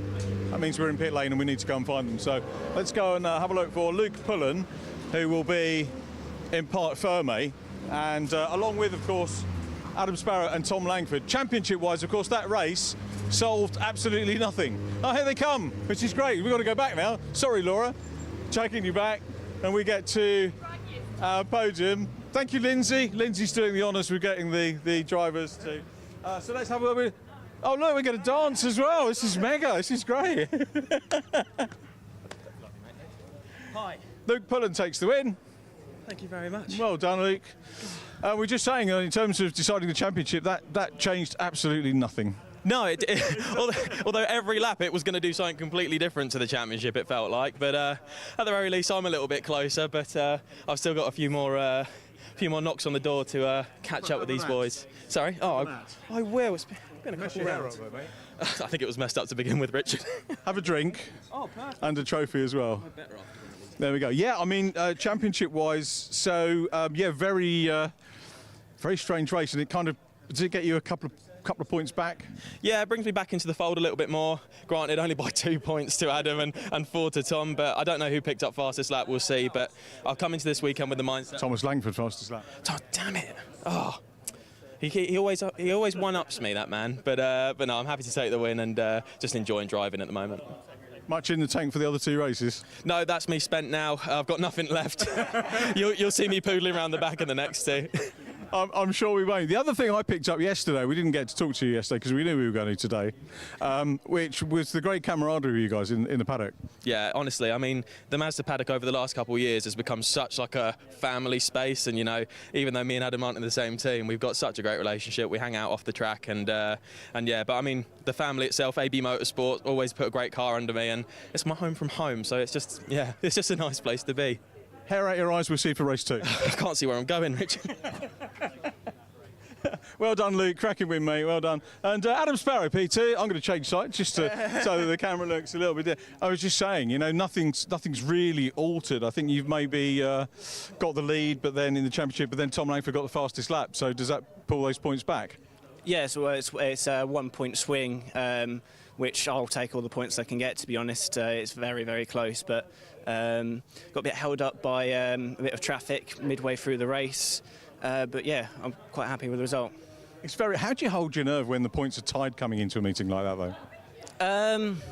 I just get in and race, basically. It was a bit nerve-wracking. I think a lot of the paddock knows had a brake failure on Friday, so hit the wall quite hard on Friday on the last session. But got the car sorted, and second is a good result. Does that dent confidence as well as the car? I trust that Brian's going to put it all back where it should be, so I obviously showed a bit of confidence because yeah, managed to fight at the front. I'd like to say massive thank you to BC Cars Motorsport, the MX5 shop and Midland Tyre Shaving. Well, obviously I know you trust Brian, but in yourself, do you have to dig deep, or do you say, nah, get on with it, man? I've not raced cars for that long, but I've raced for long enough to know that I'll jump in and it'll all be good, and just drive it like you stole it. It's a great championship, isn't it? Yeah, massive, great championship, very friendly and all that kind of stuff. Congratulations, great drive, more good points, and it's still not finished, so we've got more to look forward to. Adam, well done. Thank you very much. Adam Sparrow there, and Tom Langford takes pick. Tom, hi Richard. Good to see you. Thank you. What was the issues? Well, I lost the gearbox sort of into the second lap. So I was really struggling I only had 2 gears, and that was full from third. So once I got the start going, yeah, it was difficult. I got nudged a few times, and I think that's done the synchros in the gearbox. Coming up into Druids, it's just one of those things. It's part of MX5 racing, but I think that's what's done the gearbox. I'm very surprised I managed to get the fastest lap. That's a mega result, isn't it? And obviously 1 place behind Adam, and you get the point for fastest lap, so it just remains that close. Yeah, I really needed that fastest lap. It's so close between Adam and I, and not forgetting Luke as well. Yeah. Congratulations to him. You know, Adam is the one I need to beat right now. So to keep that at 1 point instead of 2, I'm really happy with that. We missed you one of the earlier rounds, I think, but am I right in saying is it Extreme E that you work on? Yes, moving into Extreme H as well. So I was working that weekend, unfortunately, so I had to miss Croft. So every point counts for me. These guys can drop them, I can't. So I'm in it to win. It changes the mindset for you, 100%, I guess. Yeah, if I was in a different position, when I fell back down through the field then, I might have reacted differently. But I know I need those points, and I'm willing to do what I need to get them. Good luck for the rest of the meeting. Thank you for some great entertainment. Hope the car's sorted out. Fair fight tomorrow mechanically. We hope it's our last GVK 200 heat coming up, dedicated to David Robertson. So we're excited about that one. That's coming up in just a few moments.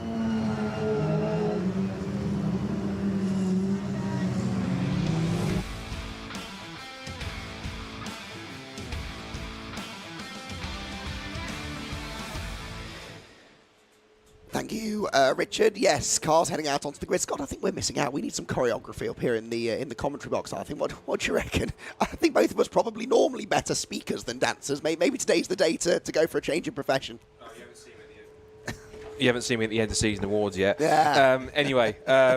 That's coming in December. But that's December, this is now. I'm sure there's plenty of choreography going on the grid in the form of gridding our drivers up for the Formula Ford Festival Heat number 3, dedicated to David Robinson. See what I did there? So they line up. Again, one or two drivers who I expect to be towards the front. One or two pleasant surprises, particularly I have to say, is the car which, in terms of the modern cars at the front, you'll notice there's one car that doesn't look like the others. But there's a good reason for that, because it's driven by literal Formula Ford legend, veteran, there's no other way to describe him, Rick Morris. What an effort in qualifying in his old school Real RP29 around the likes of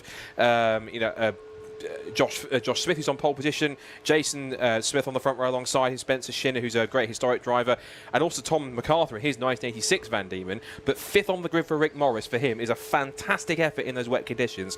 I hope he can keep the pace up in the dry, because he has got some very quick drivers around him, like Pascal Monberon, like Johnny McMullen, like Isaac Cantor da Silva, Jonathan Kotick, who's part of the Team Dolan setup this weekend as well. Lots of good drivers in the mix here, and another quite talent-packed heat.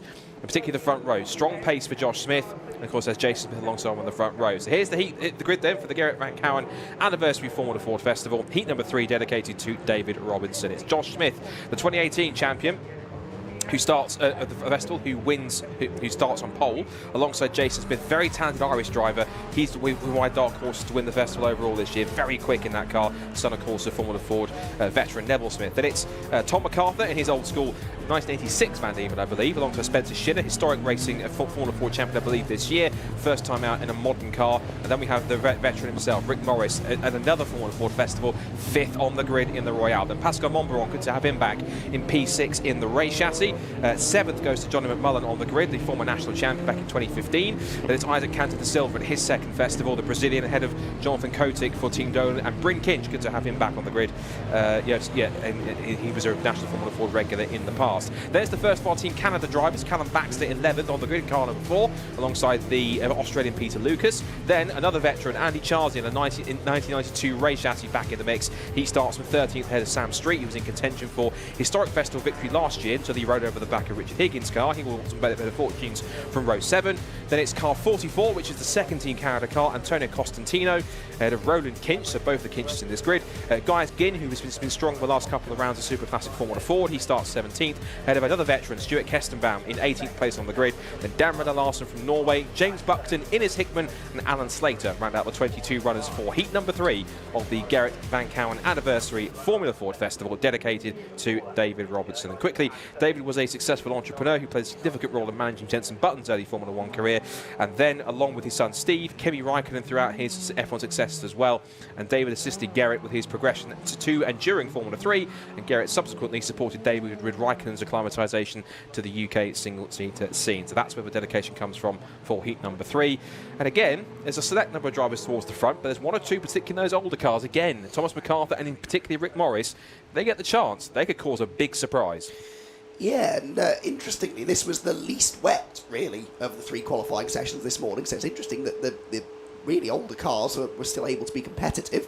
Whether that continues now that it's bone dry conditions, of course, we'll have to wait and see. But Josh Smith and Jason Smith only separated by 35 thousandths of a second after qualifying. It was the closest of the qualifying sessions for the Formula Ford heats as well. And hopefully it will be an equally close and competitive race. The revs starting to rise then as the cars are about to launch off the line, and it is Josh Smith on the inside line who will hold the advantage, or will he? Around the outside comes Jason Smith, and Jason Smith then to the lead. Yes, manages to sweep through on the outside line, and Jason Smith then with the advantage heading down through Paddock Hill Bend, and sweeps past pole sitter Josh Smith. He'll be keen to try and get that back if he can. Morris there losing a couple of places as they round Druids for the first time. Johnny McMullen seems to have gained a couple in the number 5 car. And as they drop down the hill, they all start to sort themselves out. There is looks cement dust on the road down at Graham Hill Bend, so I think there was some fluid on the track in that previous MX-5 race. Rick Morris maybe getting caught out by that, drifted wide, loses another position, I'm afraid, as they head down. In fact, 2 positions as they head down Cooper Straight. Leaders, though, turn through clearways for the first time, and a change of lead already. Jason Smith to the front, Josh Smith down to second place. And is that Tom MacArthur in third, or is that Spencer Shinner maybe in the number 25 Van Diemen? Let's see it. It's MacArthur, Shinner fourth, McMullen fifth, De Silva sixth, then Monbaran, Kotick, Kinch, and Rick Morris down to 10th place. Yeah, Rick Morris, as we sort of predicted, now that it's completely dry out there, not quite got the outright front running pace, but still quite comfortably leading in his class. So, end of lap 1, the Smiths separated by a bit more now than they were at the end of qualifying, but I think that gap's coming down now slightly over the first part of this second lap of the race. Josh Smith starting maybe to close back in on the race leader, and they are dropping, I would say, Tom MacArthur in third. So early days, I know, but at the moment it's shaping up to be a bit of a 2-horse race between the Smiths. Well, that's if you count Joe McMullen in the mix as well, possibly. He's just stormed up the inside of Spencer Shinner to take 4th place, and now potentially could be P5 that he loses out on, because here comes the young Brazilian Isaac Cantor da Silva, in one of his first Formula Ford appearances, first ever car starts in the Formula Festival last year, and he's going literally wheel to wheel with Spencer Shinner. They almost rubbed Avon tyres there in towards Paddock Hill Bend, but the Brazilian up another place. So Spencer Shinner getting his first, I think, proper education in modern Formula Ford cars, given the fact that he has predominantly raced in historic circles, particularly this year as well. He was this year's historic Formula Ford champion in there too. Jason Smith, who has been quite a prominent runner in this year's United Formula Ford Championship, and also over in his native island as well, Northern Ireland. And he'll be hoping to Ireland, one of the two at least, but over on the island continent, or island in general anyway, let's say Irish Formula Ford, he's in the mix. I didn't have the exact winner he was to hand, but I'll carry on anyway. Josh Smith in second place. Nice to see Josh Smith, of course, back on the grid in Formula Ford. Last time he raced one before any time this year was last festival appearance of 2019, when he tried to defend his title. Didn't quite work out, and so he had to try and come back again. Speaking of which, he's taken the fastest lap of the race, as Johnny McMullen, trying to uphold honours here for BM Racing, up the inside of Thomas MacArthur. He goes into a podium position as Josh Smith, we just saw in the foreground, was right on the tail of Jason. So the two Smiths are going at it. And as for the final qualifying spot at the moment, in 14th place, that's held by Roland Kinch. So at the moment, only one of the Team Canada drivers will get through automatically, because Callum Baxter is in 10th. Antonio Costantino's got some work to do to avoid the progression race. He's currently in 15th. Yeah, it'll be interesting to watch McMullen's pace now, see whether or not he's got what it takes to chase down the leading two. He's in clean air now for the first time in this race, of course, so we'll see what pace he has got. Tom MacArthur, still the first of the classic cars, yeah, quite comfortably actually in 4th place. Peter Lucas, by the way, has got ahead of Rick Morris now for 11th position. As far as the transfer spots are concerned, Roland Kinch was in 14th position at the end of the previous lap. As around the outside goes Isaac Da Silva, and that is 4th place now for the number 32 car, which sweeps around the outside of Tom MacArthur. Behind them, a good battle going on here. Launching up the inside, all of the curve, was Pascal Monbaron trying to get past Spencer Shinner, and Jonathan Kotick round the outside of him. So Jonathan Kotick, I think, will pick up a place there, maybe 2, as they drop down into Graham Hill Bend. In fact, no, that might have been Monbaron actually, in the number 96, who had lost a place and then got it back again, up through the tight right hander at the top of the hill. Through the left hander, no, it was right the first time, it's Kotick, 55. So Kotick into 7th, Monbaron down into 8th position, with Brindley Kinch and Callum Baxter completing the top 10. Rick Morris now 14th, by the way. So Rick Morris in danger now, actually. Who'd have thought this after qualifying, of slipping out of the promotion spots. He's got Roland Kinch behind him in 15th place, and Roland, I'm sure, will be keen to try and find a way through as this battle continues to rage on now for 6th position. Spencer Shinner under threat from Jonathan Kotick, who is racing better than he qualified. 9th he was after qualifying this morning, and he is on the tail now of Spencer Shinner for 6th position, with Brindley Kinch actually catching them up as well. Brindley Kinch comfortably faster than this group on the previous lap, making this a 4-way fight now through the lower ranges of the top 10. That was Rick Morris running wide, and he's already lost a place to Roland Kinch and to Gaia Skin, and now I think to Andy Charsley. So even amongst some of the other classic cars, Morris is struggling. He is a Class D car, though, much older than some of the other classics that he is racing with. And perhaps understandable then that he's slipping down towards the tail end of the order, but he's out of the promotional spots now. As finally, Kotick breaks through the defences of Spencer Shinner, and in the end makes it look pretty easy. Up into 6th position will go Jonathan Kotick, and I think maybe Shinner under threat now from Pascal Montbaron, who goes through on the inside line as well. And so 2 places lost in quick succession there, I'm afraid, for Spencer Shinner. So still learning his craft in a modern Formula Ford car, and still under threat from Bryn Kinch now for what would be 8th position, so he might well possibly move down to 9th. And the 2 Canada drivers are a bit further back as they go, and just drops it on the outside, and off goes Spencer Shinner, which means that he will almost certainly, by the looks of things, have to try and make his way through the progression race later on this afternoon. As for the front of the field, just keep an eye on that. It's still 3 tenths between the Smiths, Jason Smith ahead of Josh Smith, and you notice Josh Smith's car with some very colourful fluorescent piping on it. That's to honour Gerrit van Kouwen's colours. There you can see, you can't necessarily miss that car. It's got the yellow, orange and red striping on that car to honour Garrett. And of course, it's even running number 200, which is the number that Garrett ran in 1984 and took him to festival victory. So these are the top 2, it seems. So along with the likes of Jordan Kelly and Tom Nippers, then we had the group of 5 or 6 cars that were battling over Heat 2. And then we have these 2, possibly, maybe you want him, could include Johnny McMullen in there as well. We're starting to develop our contenders. Up the inside, has a look, goes Josh Smith. Jason Smith leaves the door open. He just edges him out wide, actually into the gravel trap. Jason Smith off into the gravel. Was that a bit too ambitious from Josh Smith there? Jason held his line, and Josh Smith went to move across, but ultimately it results in Jason Smith moving off the road. He might feel a bit aggrieved at that, but through into 2nd place goes Johnny McMullen. That'll give him another place higher for his prospective semi-final tomorrow. Jason Smith in 3rd place now still. Isaac De Silva 4th. Tom McCarthy the best of the historic cars, so that's been doing his standing potential for tomorrow's historic final. No harm whatsoever. Jonathan Kotick 6th, Pascal Montbaron 7th, Brendan Kinch 8th. Then it's Callum Baxter 9th there, just going through the shot. Peter Lucas, the next of the historic cars there, the Australian in P10 in car 117. He's just ahead of Antonio Costantino. So at the moment, both Canada cars will get through automatically to the semi-finals, and then the next 3 spots for automatic qualification are currently, I saw one of them was, it went off the screen, was Sam Street, Roland Kinch and Guy Sginn at the moment. So Guy Skinn's the one on the bubble at the moment, just ahead of Rick Morris by about 3.8 seconds. Bit of a moment there for Jason Smith again, as that time, without anyone else's help, he dipped a wheel onto the grass coming out of clearways, but he'll be a bit fired up after that. That was all a little bit unnecessary, wasn't it? Josh Smith making absolutely sure that Jason wasn't going to come back at him, having made the move up at Clearways corner, but now Jason trying to salvage 2nd place. It all makes a difference as far as the grid positions are concerned for the semi-finals tomorrow. And so it's important really that Jason tries to get this place back again out of Graham Hill Bend, down the Cooper Straight, in the slipstream, trying to close in on the 2nd place man. And Johnny McMullen, who's gone through the field well, hasn't he? Qualified only 7th for this heat. Oops, car off at Paddock Hill Bend, that's 84. Ginn, so he was the one that was in one of the last transfer spots. So that will certainly give Rick Morris a reprieve.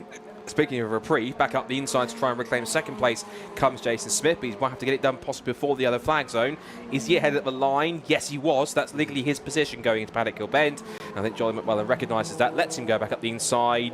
Yes, just about. I think he realises, okay, I'll let you have that one. Although he's just sticking with his hand up saying, you passed me with the others, but the timing screen says different. He passed him through, so I think you'll find Johnny McMullen won't have an argument for that, because he was in front by literally 0.6 of a second, but the timing screen doesn't lie. So there you go, into the position he goes. Johnny might feel a bit aggrieved, and what that might be doing is distracting him a little enough to put him under threat from Isaac Cantor de Silva, which is also going to be a possible change for the podium here. Of course, Isaac, very impressive young Brazilian driver, and certainly a protege of a few quite great drivers, including, I believe, Roberto Moreno. So certainly going to plenty help from some of Brazil's finest out there to help him up the ranks. Indeed so. So McMullen loses 2nd place. Jason Smith, of course, out-qualified McMullen quite handsomely, didn't he? So he will now feel that he's got the pace to pull away. Ooh, Isaac De Silva looking to the inside into Paddock Hill Bend, but the yellow flags are very much still out. So, interestingly, I think I did spot a yellow flag quite close to the start-finish line on that previous shot. Oh dear. That is the 44 off. That is Antonio Costantino. Yeah. And that's where Clearways, isn't it? He's gone straight on, I think, and that car is going no further. Yeah, I'm worried that car might even make it out for the progression race, because that's quite deeply buried into the tyres. And not a lot of time either. No, not at all. And hopefully he's okay. That's the main concern out of anything else. But so there's no yellow flags, no overtaking, so it pretty much will set the order as they come to the checkered flag. and it will be victory for the 2018 festival winner. He kicks off his 2024 appearance in the best possible fashion. It's Car 200 winning at the festival again. It's winding back the clock 40 years. Victory for Josh Smith in race number 3, heat number 3 of the 2024 Formula Ford Festival. In dedication to David Robertson. It's second for Jason Smith, third to Johnny McMullen, fourth to Isaac De Silva. Then Jonathan Kotick, Thomas MacArthur, best of the historic cars in 6th. Pascal Momber on 7th. Then Bryn Kinch and Callum Baxter and Peter Lucas round out the top 10. And the final qualifying spots automatically are going to go to Roland Kinch in 12th behind Sam Street. And then Rick Morris, he's done it again. He's up automatically into the semi-finals automatically. He's not come across the line yet. Here he comes. Just ahead of Andy Charsley. So 2 Formula Ford veterans in their own right do automatically race their way into the semi-finals. No progression race for them, but it will be for the likes of James Buckton, Spencer Shinner and co behind, Keston Bam, Dan Renner Larson and co behind them. Unfortunately, Guy Skin, if his car's able to get back out again, he'll try and make the progression race, but sadly I hate to say this, I think Costantina's Festival could potentially be over. Which would be a real shame, wouldn't it? Because he was going well in that race. Whether he did that on his own or not, we're not sure, but we'll see what the team can do. It could be worse than it looks. It could be that it's more bodywork than suspension, but yeah, we'll wait and see. Anyway, Josh Smith, as you quite rightly pointed out, in car number 200, is on the top step of the podium in Heat 3. That's fitting, isn't it, in this Gerrit van Kouwen Festival of 2024. Jason Smith comes home in 2nd, Johnny McMullen 3rd, and Isaac De Silva in 4th. Jonathan Kotick 5th, ahead of Tom MacArthur, the first of the Super Classic Formula Fords in 6th. Pascal Monveron was 7th, ahead of Brindley Kinch, Callum Baxter, and Peter Lucas in 10th. Sam Street 11th, Roland Kinch 12th, Rick Morris 13th, and Andy Charsley makes it in 14th place. James Buckton, therefore, will be the first one on the outside looking in, and he'll be preparing for the progression race later on. I'd have loved to have given you the rest of the running order, but the graphic disappears off the screen, and I suspect that's because it's nearly time to head down into the pit lane and hear from Richard John Neal and our podium finishers in a moment or two. A reminder, we've still got more racing to come. We have got 3 more races. Yes, we've got the Nankang Tyre City Car Cup coming up next, then the Downforce Radio Master LX5 Clubman Championship Decider, isn't it? That one, that's what to look forward to. And then at the end of the day, the progression race for the Formula Ford Festival. Right then, once more down to pit lane. Let's hear again, shall we, from Richard John Neal.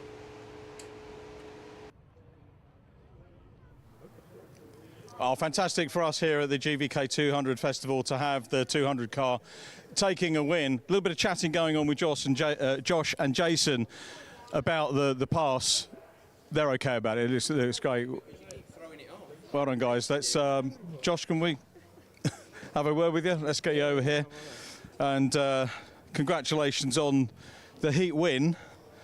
Yeah. It's a big prize, isn't it? So emotions are always going to run a little bit high. Yeah, of course they are. Yeah, at the end of the day, I was doing my bit, just tucked in behind Jason, and yeah, he missed a gear and he fell off. So what can I do? I was happy to take that. I was there for a clean race, and that's what I did. So as far as I'm aware, job done. It's the festival. These things always happen in some form or another and will be debated ad infinitum over the years. But first non-Dolan heat winner. Must be doing something right then, mustn't I? It's great. Know, them cars are so quick in a straight. It's untrue. Like I was in Jason's toe, and I could not. No gaining on him at all. I'd gain on in the corners, and then that power of that engine is just obscene. I really did feel like I had an uphill battle, but you know, the lad missed a gear and he made the mistake, so he got punished for it, didn't he? So. What does it mean to be running the 200 number of Garrett? Obviously, you weren't around when Garrett won his festival, but you'll have heard a lot about the legend of Gerrit van Kouwen's festival and how he came through. Yeah, exactly. It does mean a lot at the end of the day. The pole in the first place was mega, and then to get the heat win now is even better. So anything above this now is a bonus. You're following his path because he had pole in the win as well and went through the card. Maybe it's meant to be then, eh? Could be. We'll see, Josh. We're very delighted to welcome Zach Robertson, who's going to make the presentation. This race, of course, is dedicated to David Robertson, who was instrumental in helping Garrett, and we've got friends and family doing stuff. Zach is David's grandson, so a big thank you to Zach. Can we grab a quick word, Zach? Is that all right? By all means, give the hat and the bubbly as well.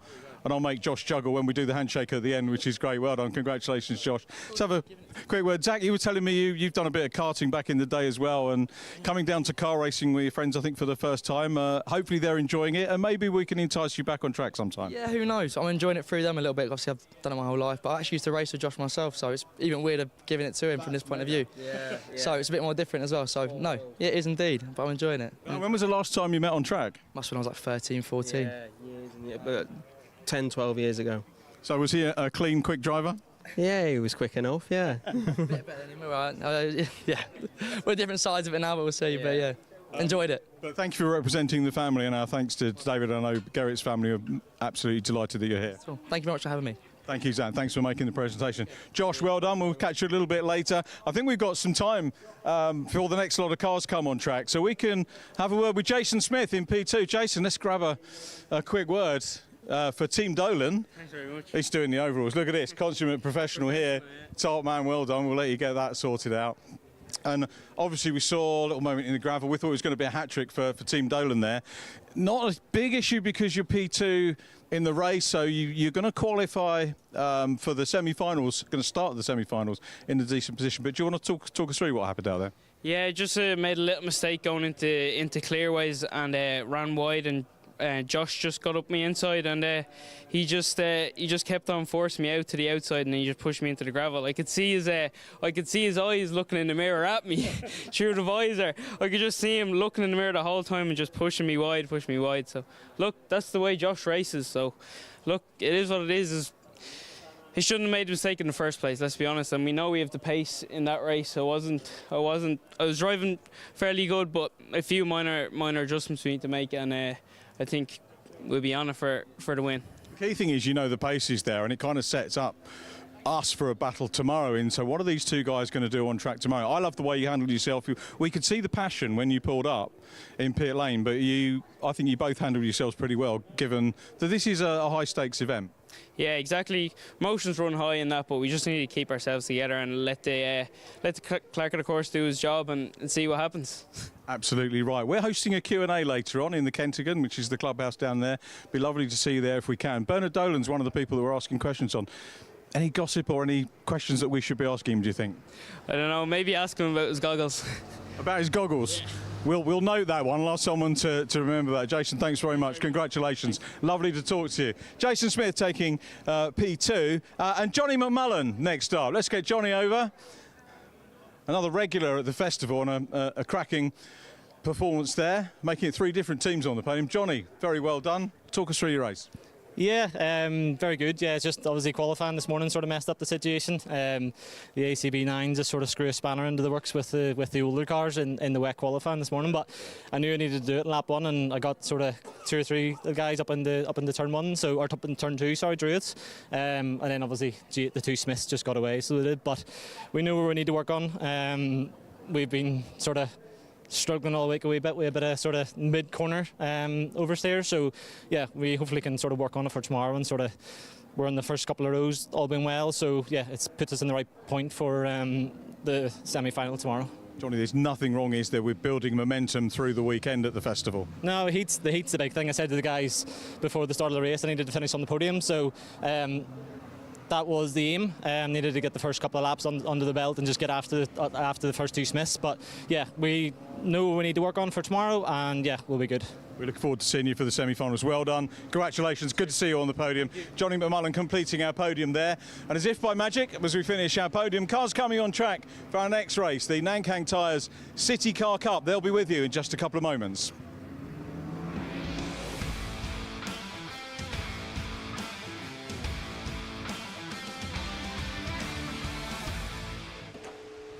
Thank you very much, Richard. And he's gone for a quick rest of his voice for this one, which allows me to talk you through the first race of the weekend for the Nankang Tyre City Car Cup and Student Motorsport Challenge as well. Now, essentially, going into this race, effectively the title is all but wrapped up in many cases, because Stuart Bliss has a lead of about 46 points at this time coming into this race. Essentially, if he was to, let's say, even non-finish this one and Richard Jett was in second place, he's had so many good results that essentially this would really be, and even get the fastest lap, even on drop scores, it puts him to, let's see, that's Yeah, 652 points, and if he doesn't even finish the second one, and if Richard Jett was to do the same thing again, look at the points on that one. Yeah, essentially Stuart Bliss, even if he wasn't to do both of these races and non-finish them, and Richard, you got both, effectively, he would not be able to catch him because on drop scores and so many good results, he would still be ahead at the end of it by at least 38 points. So essentially, Stuart Bliss is pretty much racing just to pretty much get the job done,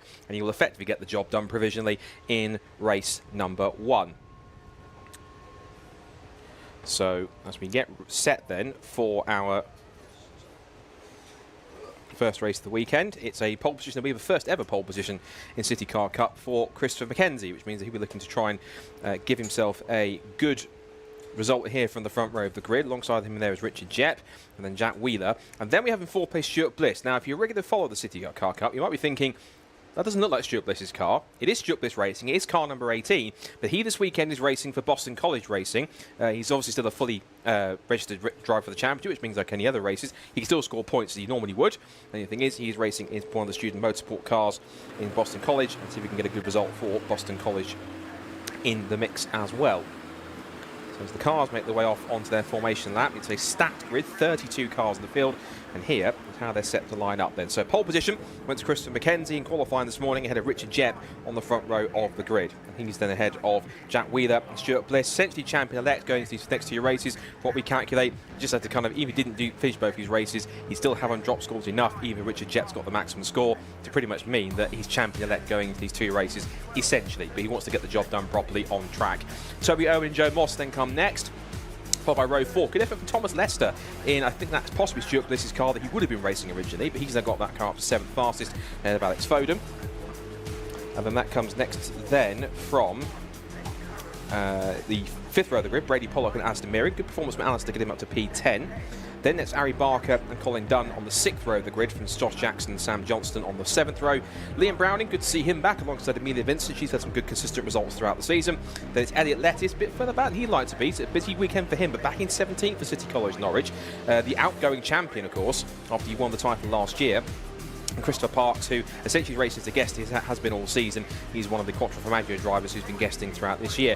Philip House, who's in the new Gen 2 development car, he starts right back in 19th place alongside Hayden Payne and Tom Hartwell and Harvey Blake-Jones. Patrick Booth and Jude McGreevy in his second weekend of the championship, followed by Peter Bauer and Andrew Payne, Ben Curran and John Sykes, Richard Simmons and Richard Snuggs, and then Charles Hopkins and Glenn B for City College Norwich rounds out the 32 cars that will take to the start here in race number 1.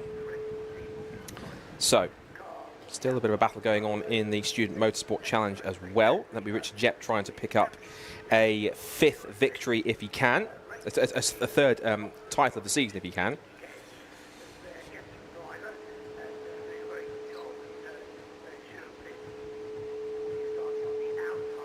So the car's lining up in the sunshine, this late kind of afternoon, autumnal sunshine that's broken through after the rain we had this morning.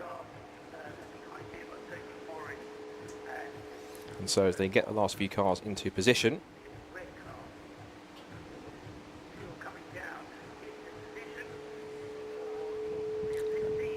we'll be getting all set towards the back. Green flag at the back then, and so the second to last race of the season for the Nankang Thai City Car Cup is all set to go then. Both lights come on, and Christopher Mackenzie from pole, Richard Jett alongside Stuart Bliss, effectively champion-elect, trying to go out with a bang. Let's go racing in City Car Cup for the penultimate time. It's a decent start initially from Christopher Mackenzie. Oh, and one of the looks at West Suffolk cars got squeezed against the pit wall. That might have been Brady Pollock in the car number 12. But down towards paddock for the first time. And into the paddock they go. And it's going to be Christopher Mackenzie who leads the way then from Jack Wheeler, now second place, side by side with Stuart Bliss in the Boston College car. And now, as they come up towards the top of the circuit and turning in towards Druids, it's Bliss round the outside, just squeezing out Jack Wheeler. And now down the hill once again towards the right-hander. So down the hill, back into Graham Hill Bend. Got it right this time. Stuart Bliss in second, Wheeler third. Getting this all sarcastic round of applause from Andy McHugh. He's giving his voice a break. But here's a great sight there, mate. Look, 32 City Car Cup cars charging their way as a little pack down towards Surtees for the first time. And all in the mix as well. I saw in the mid-pack there, Elliot Lettis trying to make his way through. So he's going to try and push his way up through the order where he can. And now around the outside, trying to go for 3rd place now is Richard Jett. He's now pushing on as hard as he dares. And now as they come down the straight and up towards Paddock Hill Bend once again at the end of lap number 1. It is Mackenzie who leads the way then. Second place for Stuart Bliss, who's right on his tail. It's all sorts for third place between Wheeler, the 41 of Alex Foden, who took a pole position at Silverstone. And whilst that's happening, up the inside comes Stuart Bliss. Mackenzie almost leans on him on the route towards Druid's corner, but track position is Kia behind him, instant in the background. That's Elliot Lettis off the road of number 3. He's off the road, it just kisses the barrier. One car facing the wrong way also up the hill. 2 more cars off in the gravel trap, one of which is Amelia Vincent, the other I think is one of the QE Motorsport cars. So that might well be at the very least a safety car, if not a car. I'm not going to call red flag because those 2 cars are very deep in the gravel. So we'll see and wait and see how that plays out. But as they come back through, that was City cars. Yeah, the other car that was off there is the Hayden. Is it Hayden Payne possibly? No, not Hayden Payne. I'm getting my teams mixed up. Forgive me. It is one of the QE Motorsport cars. It is. It's not Josh Jackson, it's the other car in QE Motorsports. Either way, red flag, race has been stopped. So the cars will regroup back onto the grid so we can recover them back. I think because we do have some time, we can essentially recover them so we can give them the full 15 minutes. And because, again, the race had not completed 2 laps, that means that they will go back essentially to their starting spot here. They only completed 1 lap, which means that Christopher Mackenzie will get his pole position back. Stuart Bliss will have to start back again from 4th place on the grid. And it will also mean that Richard Jep gets another chance to redeem himself from the front row after he slipped to 4th by the end of the first lap. So as they come back onto the pit straight, they will be in the mix. Back onto the grid, and they'll be lined up once again. It's very simple realignment back up. Just take the original grid and form them back up as they were. So I imagine the first car which has come out of the line is Christopher Mackenzie, and he will make his way down to he will make his way down to in front of the grid, and he'll be regrouped. If you can hear the background of my headphones, there is a little bit of music, so obviously not intentional copyright, but there's a bit of Cyndi Lauper playing, and I'm not ashamed to say that Andy McQueen is dancing in the commentary box a la Mazda MX-5 driver style. It's all the fun of the festival, quite literally. It is a festival, not just of racing, but the atmosphere is great, and guys like Morgan Quinn said it absolutely great in his post-festival heat interview, where he said that it really is a festival. The atmosphere here is great. It's not just a weekend of Formula Ford racing, particularly not this weekend. It really is a fantastic occasion for all involved to be part of this event, to be part of racing, even the support guys here. So I'm sure are enjoying the atmosphere, the music, the celebration, everything. Of course, we've got, for those who might be around the circuit watching, there is a special Q&A session happening tonight with some Formula Ford legends, of course, to not just talk about Garrett, but of course their own memories of the festival. That's happening at around about 6:30 tonight at the Kentigam. So if any of you are watching trackside that want to be part for that and possibly have any questions for some Formula Ford veterans that have been here and been past taskmasters of the festival and Formula Ford championships of old, then by all means get yourself down to the Kentigam to do so. But as that happens, the gridding up process continues for... The regridding process continues for the Nankang Thai City Car Cup. And they will make their way down back onto the grid to realign. So just to reaffirm where they'll start again, at least the top 10, Christopher Mackenzie will get a second bite at the cherry from pole position. Richard Jep alongside him on the front row. Then it's Jack Wheeler and Stuart Bliss, of course, Century champion-elect now, running with Boston College. And Toby Owen and Joe Moss on the third row. Thomas Lester and Alex Foden on row 4. And then Brady Pollock and Alistair Mearing rounding out the top 10. Now I noticed that Elliot Lettis, if you could just see right on the bottom left corner of the screen, almost off screen, you can see Elliot Lettis in car number 3. That's the City College Norwich car. That machine is starting from pit lane. He was one of the cars that went spinning originally, and actually car 72 was the one that was off, and I think I was right in identifying it. It was Hayden Payne. So Hayden Payne was the other car off in the gravel. The other one was Amelia Vincent, and she started back in... She's a bit further back, 16th on the grid. So she started 16th. Hayden Payne was about that sort of place on the grid in 20th. They were around about quite near to each other on the lineup. Now, Amelia Vincent's car, I can see out of the commentary box window, has been moved. So it is moving under its own power. That's good to see. I'll give a shout out to Amelia Vincent. She's one of the ambassadors for Driven Minds, which is a supporter of Brscc in terms of mental health in motorsport. So shout out to the Driven Minds team, of course, of which Amelia is one of the ambassadors, and the great work that they're doing to increase the conversation and awareness of mental health in motorsport. It's great to see some of the work they're doing alongside the club at race events and the people that are involved in the mix from Driven Minds as well, not just drivers, but ambassadors and team members and coordinators and everything else in between.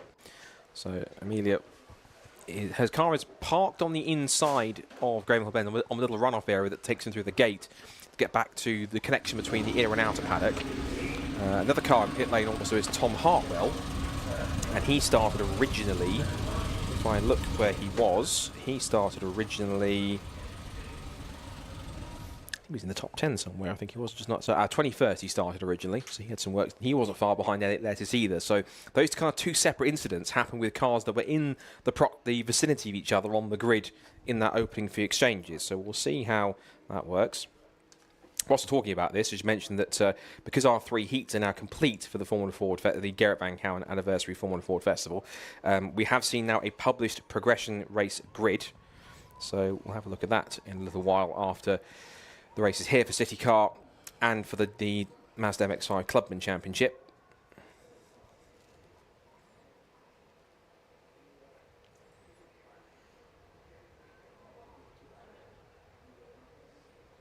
So just waiting for racing to get back underway. Of course, it's quite a tightly packed grid in these 2x2 formations for City Car Cup, but they are small little diminutive race cars, so you can pack quite a lot of them into a small space, or into quite a lot of them into a quite a fairly sizable grid in City Car. For those who are seeing City Car for the first time, this is a championship that's been running with the Brscc essentially since it was launched back in 2020, and I think some people were thinking you're launching a new series in the middle of a pandemic, and people thought there was a bit of craziness to it. But of course, some 4 years later, we've now got a grid of 30+ cars on the grid, which is all good to see. I still remember the first time when we had the first few races of these cars when they were a class within the Club Sport Trophy when they first started in 2020 in that shortened season. And then a lot of work went in over the winter to promote the championship and to bring more in, and of course the great price point for the build kits, and plenty of cars got built.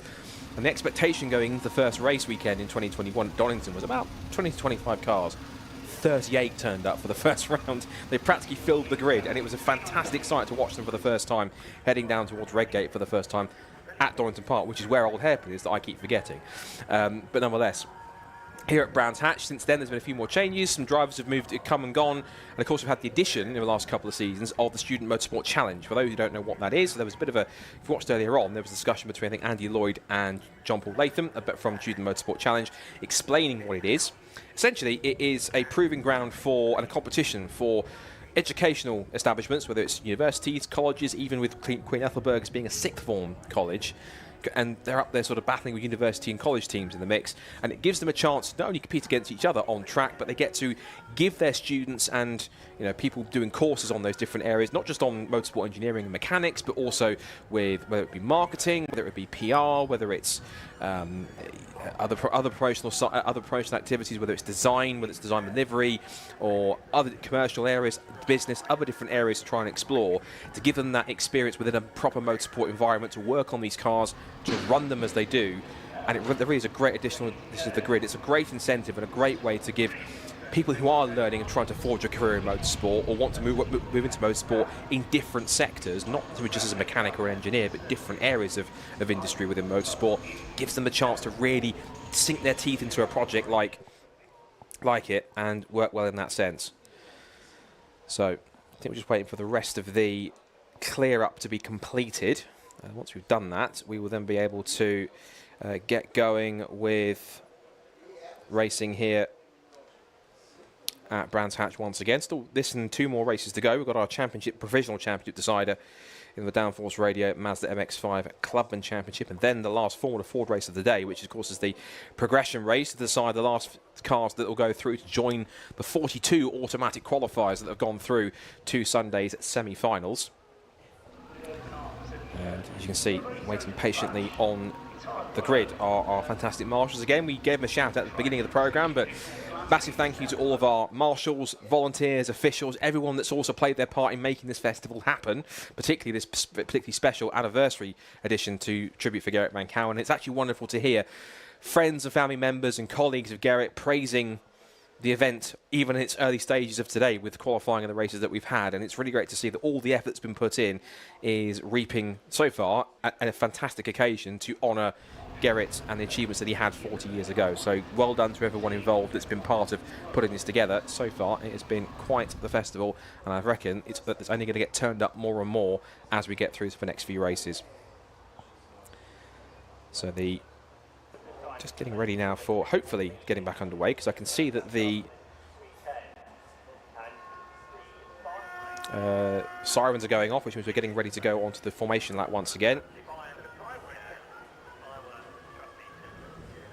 And in terms of battles as well, it's in terms of changing positions in the championship, essentially first, second, third are relatively set. First and second are anyway, because again, looking at the totals coming into the weekend, as the cars start to make their way off onto the formation lap once more.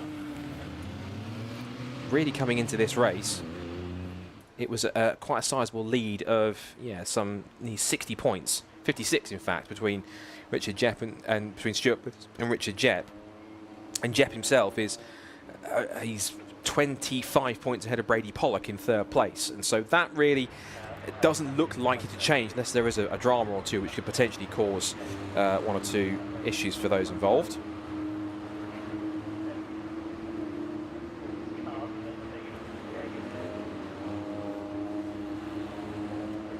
So as the cars make their way around on their formation lap, just weaving from side to side, tries to generate that heat. There's pressures into the tyres, get some temperature into the brakes again, because the cars have been sat on the grid for a handful of minutes. So everything's cooled down again. The adrenaline rush that they had when the race got going the way, they've had to come down off that and then pump themselves back up again to get this race underway. Cars of the championship are all the same underneath mechanically, but they have different body shapes depending on the manufacturer. So it's the first generation Citroen C1, Toyota Aygo, and Peugeot 107.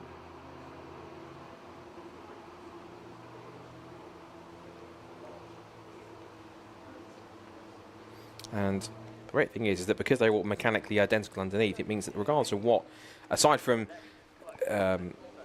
cosmetic items like bumpers or lights or bonnets or anything else like that, all the underpinning mechanicals, essentially engine, transmission, other bits, all interchangeable with each other. So they're all the same spec of identical spec of parts that the cars need, and so therefore because of that, it makes these cars pretty easy to maintain. You don't have to buy a specific Citroen C1 part for a Citroen C1. If you buy the same part that's labelled for a Peugeot 107 or a Toyota Aygo, you can use exactly the same thing in effect, because it is exactly the same part.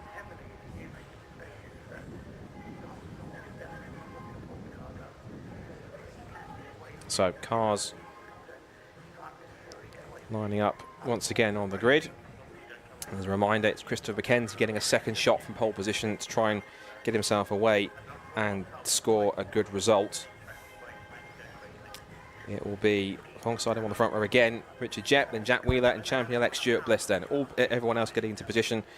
And we're then waiting for the green flag at the back of the grid, the 5-second board to go up, and when it does, we will go take two for race one of the weekend of the Nankang Tyre City Car Cup. The red lights are on, and from pole position, Christopher McKenzie aims for his first potential victory in the championship. He stutters away from the line. It's a better getaway initially, it looks like, from Richard Jepp as they head down towards Paddock Hill Bend for the first time, and we'll see as they emerge under the bridge in sight towards Druids who got himself in front first. The answer indeed is, hold your breath, it is McKenzie still, with now side by side between Jepp and Bliss, the top two in the championship, but essentially there's nothing really Jepp can do to essentially kind of overhaul Bliss at this stage. Bliss goes round the outside into possibly second place if he can hold the position. And then down the hill they go towards Graham Hill Bend for the first time on the restart. So McKenzie leads it. Oh, and one car off in the background. That's Liam Browning in the other Boston College car. He's gone sideways. Not sure if there was a tap or not, but that car was at one point facing 90 degrees towards the wall, but he's got it going again. But he's down to last, and effectively that's about, what, 29th position. So lots of work to do for Liam Browning. He was one of the first few drivers in the championship, and certainly has been plying his craft on and off ever since. He's also been dabbling into the Fiesta ST150 challenge this season with his teammate Stephanie Saw. It looks like it's a 13-minute restart for this first race for City Car for the weekend. Chris McKenzie leads the way then. Stuart Bliss in second place. It's then Richard Jepp in third. Fourth place for Joe Moss. Fifth place for Jack Wheeler, and out the inside post there goes Stuart Bliss, and he taps the side of Chris McKenzie's car as he went to turn in towards Druid. He tried to go for the apex, but McKenzie was still just about there, and he's muscling his way back past to hold on to the lead. But Bliss is determined here.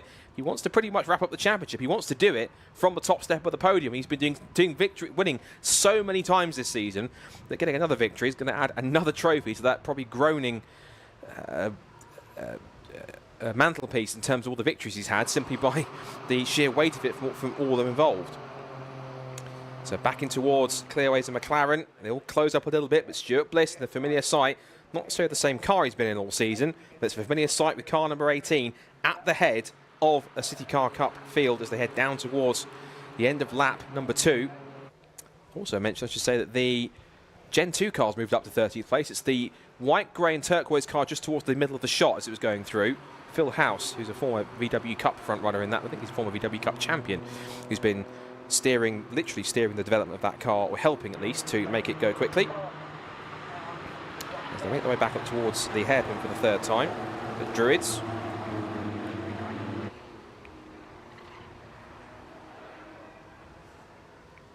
And they're down the hill once again, and into the bottom of the hill at Graham Hill Bend, and back onto the back straight once more.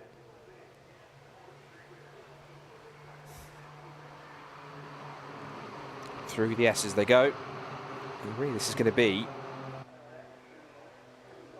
all about Stuart keeping it calm. Oh dear, we've got a car from the gravel. That's 710 off into the barrows, it looks like. It's 710 who is off the road, and 710 is Richard Semmons. So out of the car, that's the key thing, but we are under safety car here at Brands Hatch, and so the race once again neutralised, and that means that Stuart Bliss, his task has been made a little bit easier because he hasn't got to effectively do as much work whilst the safety car is out. Of course, there will be the hard-working marshals and recovery teams to essentially make sure that Richard's car is where it should be and out of harm's way. So now we take stock of the running order at this point in this race. So at the moment, still Richard Bliss in the lead, Richard Jepp in 2nd place, Chris McKenzie in 3rd from pole position, Joe Moss in 4th, Alex Foden 5th, Chris Parks in 6th, and then 7th place he is showing as a guest now, so Chris Parks is a guest on the grid in 7th place. 6th place, Brady Pollock is in 7th place, 8th is Jack Wheeler, 9th is Toby Owen, and rounding up the top 10 is Ari Barker in the 2nd of the Team Northbrook racing cars, just the black car with the orange bonnet going through the shot. And the car behind it is Philip House in that new Gen 2 development Citroen C1 City car. That is the next gen City car, which essentially is looking to be introduced at its own class effectively for 2025. Well, that's the plan at least, that car being actively developed. There it is, just the centre shot. And a shout out has to go to Will Snuggs and his WJS outfit for the effort they've put in for maintaining that car and assisting in the development.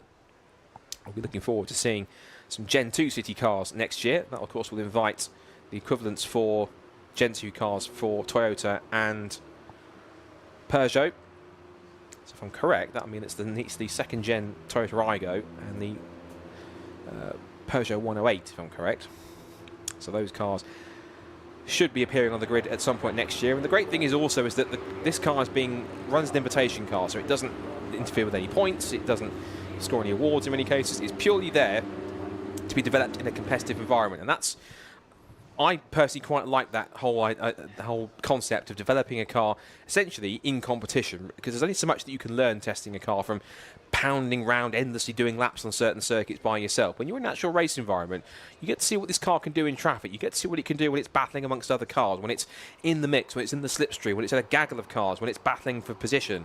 You get to see what this car can do and how it feels in those certain situations, and that's more valuable feedback to develop a car like that rather than simply just doing laps. And that has its own worth, its own premise in terms of being able to get a baseline, just to set the car up, give it a baseline setup and to understand what it can do fundamentally in terms of the basics. But when you want to try and develop it so it's a good race car that can be amongst cars in packs, can overtake effectively, and is stable under braking, stable when overtaking offline, developing a car like this in a race situation or in a competitive situation like this is a really good avenue to do it. It's what I've seen a few different teams and manufacturers and car builders do over the years, and various guises.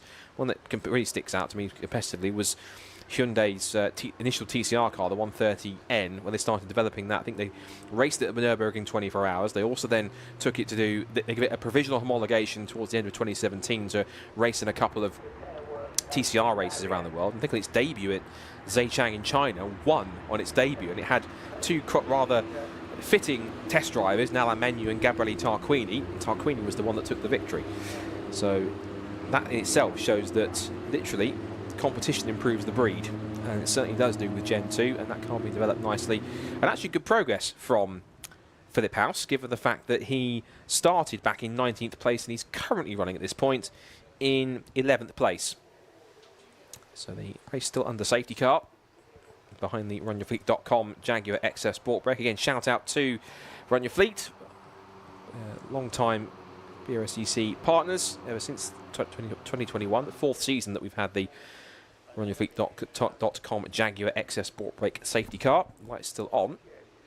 In terms of the recovery, just looking out the window, the snatch vehicle is now pulling Richard Siemens' car through the gravel and to a safer spot, which means we hopefully should get racing back underway, at least, if not this time, then this next lap coming up, which we're doing, it'll be next time by. There's Richard Siemens' car. It's being dragged along steadily but surely through the gravel and out of harm's way. And the pack then trundles its way past rather slowly. And keeping on.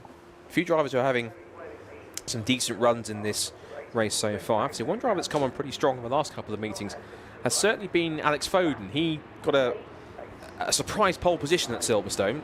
He was dragged around with the toe on the national circuit by, of all people, Stuart Bliss.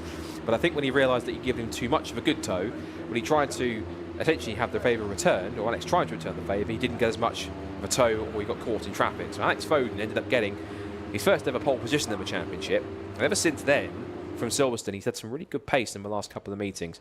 So it's good to see how that's worked out. Now, speaking of working out, safety car lights are off on the Jaguar, which means that we are getting back to racing underway shortly with 4 minutes to go in this first race of the weekend for the Nankang Tire City Car Cup and Student Motorsport Challenge. So it is, at the moment, a Student Motorsport Challenge 1-2 with Stuart Bliss on the front row of the grid, the front of the field, with Richard Jepp right behind him, his main championship rival. And then Chris McKenzie in third from pole position. See what kind of restart he can get. But it's all down to Stuart Bliss, who decides now's the time to pull the pin, to put his foot down, and to get on with racing once more. So they come out of Clark Curve and onto the Jack Brabham Straight with 3.5 minutes, just shy, on the clock left to go. So there'll be about roughly 3 or 4 laps, I imagine. So down the pit straight they come, green flag in the air, and now Stuart Bliss, for the little time he has, is going to try and build the lead, but not for much longer he won't, because Richard Jett goes diving up the inside into Paddock Hill Bend. A really great piece of hoodwinkery to get up past Stuart Bliss and into the mix. And up the hill towards Druids they go, and now not only has he lost out in the lead, he could lose second place if Stuart isn't careful, because that little lapse in concentration at Paddock Hill Bend has now allowed Chris McKenzie a little glimpse to get back into the mix here and possibly go for second place. Joe Moss in fourth in the red Citroen just behind them. Behind them is Alex Foden in P5. And then it's the guest car, Christopher Parks. And slide there exiting Graham Hill Bend for Toby Owen in car 42. He loses out to at least 2 or 3 cars. He's got Harry Barker, Jack Wheeler and the Gen 2 car, Philip House, trying to move past also. But 3 of them lead up at the top of the hill through Clearways, then through Clark Curve. And Stuart Bliss trying to get his own back here on Richard Jett. He's just slowly but surely sneaking his way alongside on corner exit through Clark Curve. And the momentum he carries onto the pit straight gives him more than enough to get himself in front. But Richard Jepp's fighting back. Will he still be in front of a line? The timing screen says yes, by the massive margin of 55 thousandths of a second. And watch for Christopher McKenzie. He's right behind. He's following these two, looking to try and find the line as Richard Jett takes the high, wide and handsome line through Paddock Hill Bend and is back into the lead here and remains in front in this City Car Cup race. 2 minutes to go, and it really is kicking off at the front. It's now a 6-pack for the podium. because we've now got Rich Stuart Bliss fending off against Christopher McKenzie. They lean on each other on the exit through Druid's corner, but the inside line goes to McKenzie, and the Bitcoin racing car is slithering its way into second place. However, the switchback is on the way because Stuart Bliss has the line. He has the run up towards Surtees. He has the position. He's getting the cheer from the spectators on the left-hand side. And behind the back, there's been a bit of an incident. 2 or 3 cars are off the road. There's more incidents behind them. Liam Browning, I think, is involved. That's Patrick Booth in the 33 car. The other car that was involved, I noticed out the window, is Liam Browning, the other Boston College car, getting into it too. That's Christopher McKenzie still being leaned on by Stuart Bliss. But there, I'm afraid, is the result of that incident. Liam Browning off the road, and I'm afraid that might have to be a red flag because, yeah, that's certainly going to be quite close. They're going to come across the line, but there's still 3 abreast oblivious to what's happened. The red flag is thrown, and hopefully they all see the red flag this time by, but the race has been stopped. And I imagine, considering there is a minute left on the clock and we're way past 75% distance, they will not restart that, which means at the end of that last complete lap, I believe that should be a victory, I think, only just for Richard Jett, but we'll see how the timing screen resets that result. And I'm sure once we work it out, we'll be able to tell you exactly who in the mix, but I'm fairly certain at the end of that one, that would have been a win for Richard Jett, because it's not showing he lost any positions on that last lap or gained anything. So Richard Jett, I think, in the end, will be given the victory from Stuart Bliss in second place and Christopher McKenzie in third as they trundle past the scene of the incident by Patrick Booth and Liam Browning's cars involved in that. And Liam Browning is just making sure that all is okay on his side. The key thing is both drivers are out of the cars. That's the main concern out of anything. Of course, they might well get a quick, very brief check over at the medical centre or by the chief medical officer, just to be absolutely certain that they are all A-OK. And we never want to see a race end like that, but with a minute on the clock, the race essentially will be declared at this point, and so it should be a victory, I think a 3rd win overall of the season and of his career in Student Motorsport Challenge and City Car Cup for Richard Jett. They are bringing them onto the... I think they are meant to bring them onto the pit straight rather than into the pit lane. So they'll bring them online. I can't see the race restarting given there's only a minute left to go. And effectively what this also means, essentially provisionally, we have to stress this word, is that through all of this, it essentially means that Stuart Bliss is champion-elect for the 2024 Nankang Thai City Car Cup, because essentially, regardless of what happens in race 2, essentially nothing can really be changed on that side of things. Yeah, in fact, the result has now gone to a checkered flag, so I think they'll be let through. I was about to say let through the gap in the barrier, but that's way too small for even a city car to get through. So they'll simply just be sent back to the outer paddock, and so we'll be hoping we could try and possibly speak to them. But this is the order, at least, been reset by a lap. So this is the declared result at the end of that first City Car Cup race. So Richard Jett then takes his 3rd overall victory of the season from Stuart Bliss, who is now champion-elect in 2024 Nankang Thai City Car Cup. So provisionally, congratulations to him. Christopher McKenzie takes 3rd place at a podium finish ahead of Joe Moss and Alex Foden in the top 5. Then it's Chris Parks, the guest driver, in 6th, from Brady Pollock, Harry Barker, Jack Wheeler and Philip House in the Gentry development car, rounding out the top 10. Then it's Toby Owen, Thomas Lester, Samuel Johnston and Joshua Jackson in the top 14 positions, followed by Alistair Mearing, Harvey Blake Jones, Patrick Booth, who is declared 17th, but I don't think he'll stay there given the fact that he wasn't running at the time of the red flag. He'll be taken out of the result. So ultimately, discount Patrick Booth. It's then Fen Curran, Peter Bauer, John Sykes, Elliot Lettis, Colin Dunn. You can also discount Liam Browning because he wasn't running at the time of the red flag, so he won't be classified either. Then Richard Stokes, Jude McGreevy, Glenn B and Andrew Payne back in 27th place, followed by Charles Hopkins, Richard Simmons, who went off into the gravel, and we also lost Tom Hartwell early on as well. And of course, 2 cars we didn't see take the restart, or a few we didn't see restart that race first time were Amelia Vincent and Hayden Payne after they went off into the gravel at Paddock Hill Bend. So, given the position of the cars, as much as we I think love to get a podium and a reaction of the top 3, it might not be possible because they will be moving the cars off, I imagine, straight down to Parc Ferme. I've just noticed also there was a 3rd car involved in that incident, but it was up against the barrier so close they didn't actually spot it, and it was car 101. Which was, car 101 was Peter Bauer, so he wasn't actually running at the time of the red flag either. And the rule is if you're not running by the time the red flag comes out, then you are not classified as a finisher. So Peter Bauer won't be classified either, unfortunately. But he will make his way back into pit lane. And that was very much a mid-pack skirmish which caused that incident. And unfortunately, end for their race respectively. But hopefully the teams can work hard overnight to get that car back going again. So City Car Cup essentially has completed its first race of the weekend, and with that declared result, and given the fact we look at some of the results, trying to work out who got the fastest lap in that race, Philip House, but he's an invitation car, so he won't get that. So it's going to be a 1 minute 4, a low 1 minute 4 somewhere. And we think, looking at the timing screen, it might well be Christopher McKenzie, which means that Richard Jepp doesn't get a fastest lap point. So given the fact on that one that Stuart Bliss scores 47 points for second place and Richard Jepp scores 50, the gap is still, 652 points on our account to Richard Jepp's 609. However, let's put the scenario in that, let's say Stuart Bliss doesn't do this race and essentially doesn't finish, or doesn't finish the race and he scores that one single point or doesn't race. It's not really going to make a difference. Let's say he doesn't do the second race, and let's say Richard Jepp does get the win in the fastest lap. It essentially doesn't change anything because he'll still be 39 points ahead on that drop score anyway at that result at best in terms of his gap. So the City cars are now moving, but I imagine they will probably bring them around and take them straight through. Well, I think if we can catch the top three, I'm certain they'll park them up, and then we will get to, well, say that, they're actually turning them straight away down into, I think, straight into part fairway around the back of the pits. I think we might still get a reaction of some kind from them, which means we might be able to do that just before we get into our second to last race of the day, which is the championship decider for the Downforce Radio Mazda MX-5 Clubman Championship, of which going into that race with the results, I have to wait and see. Now, one thing I do want to check also, which is always a caveat sometimes, is whether or not throughout what happened, if there was any judicials in the MX-5 Clubman Championship, which could potentially have had an effect on anyone at the top of the standings. I don't think there would have been. So let's have a quick look and see if there's anything for the MX-5 Clubman Championship.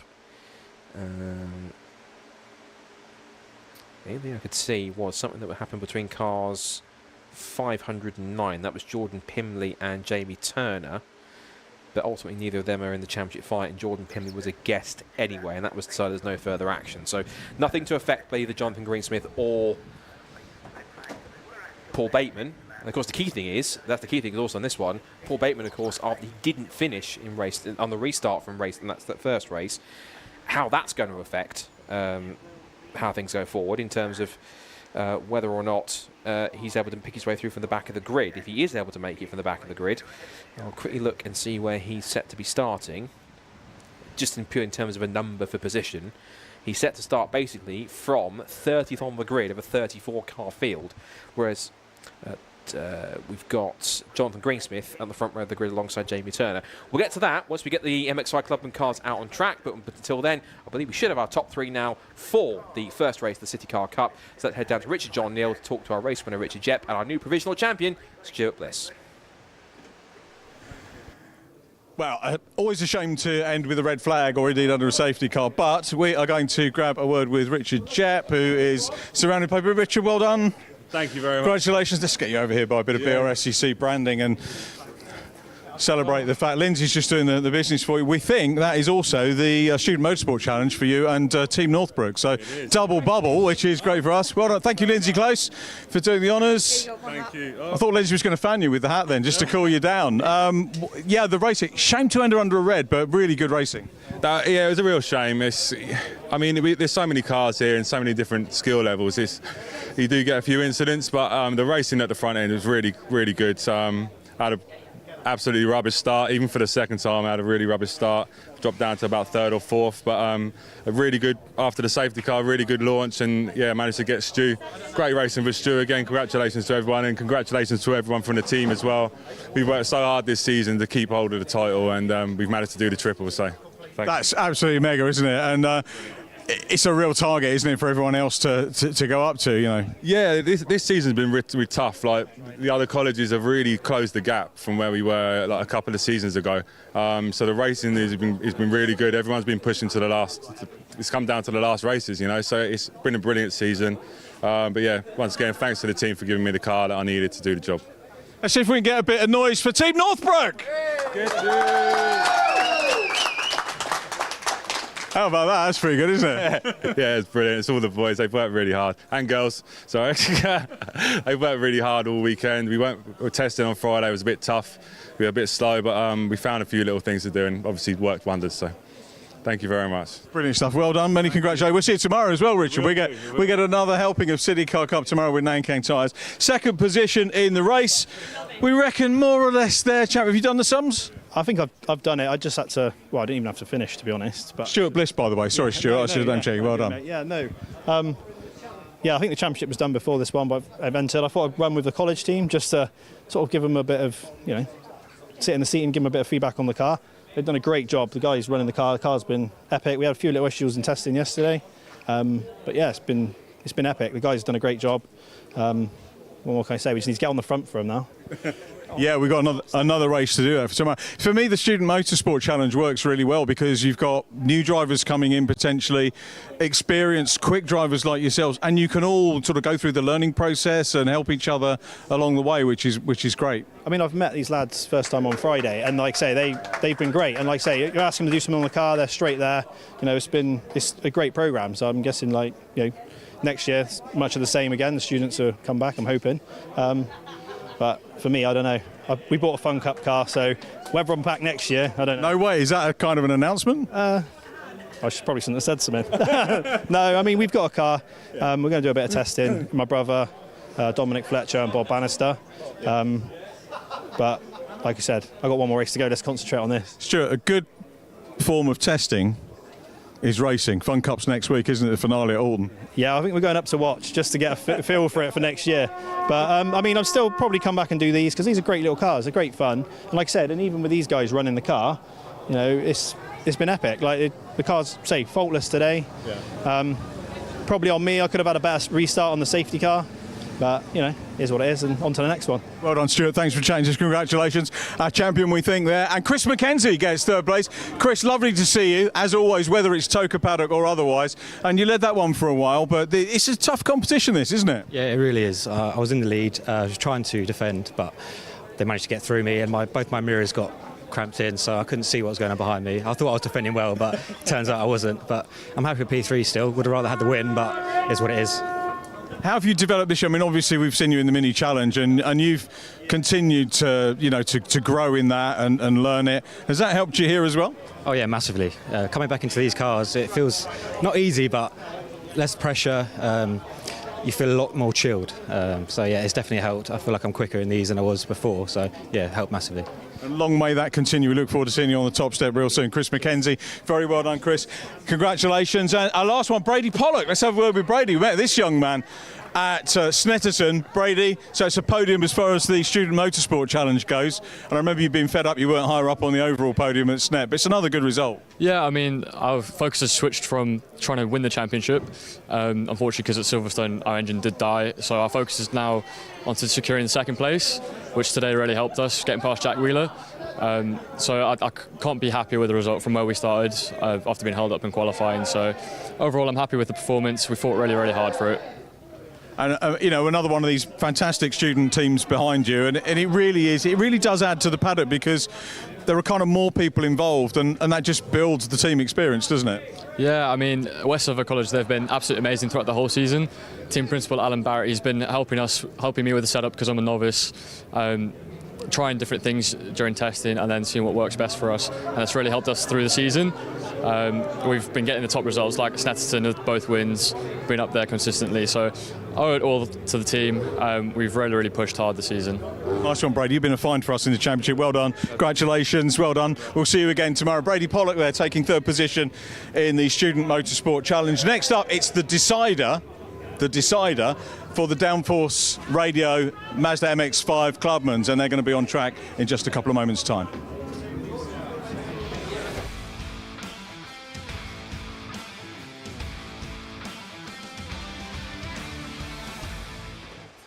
Thank you very much, Richard. Yes, title decider time now. Always a tense moment, but always exciting nonetheless. And it is the final race of the season for the Downforce Radio Mazda MX-5 Clubman Championship. Now, I was trying to get the words out there. Now, coming into this race after the result, to catch you up if you didn't catch it earlier on, this is the scenario. So it was Johnny Greensmith finished second behind race winner Jamie Turner, whereas Paul Bateman on the restart got clipped by another driver and actually damaged his rear suspension. That put him out of the race. It means coming into this race, there was a 7-point swing in Paul Bateman's favour. However, here's the caveat.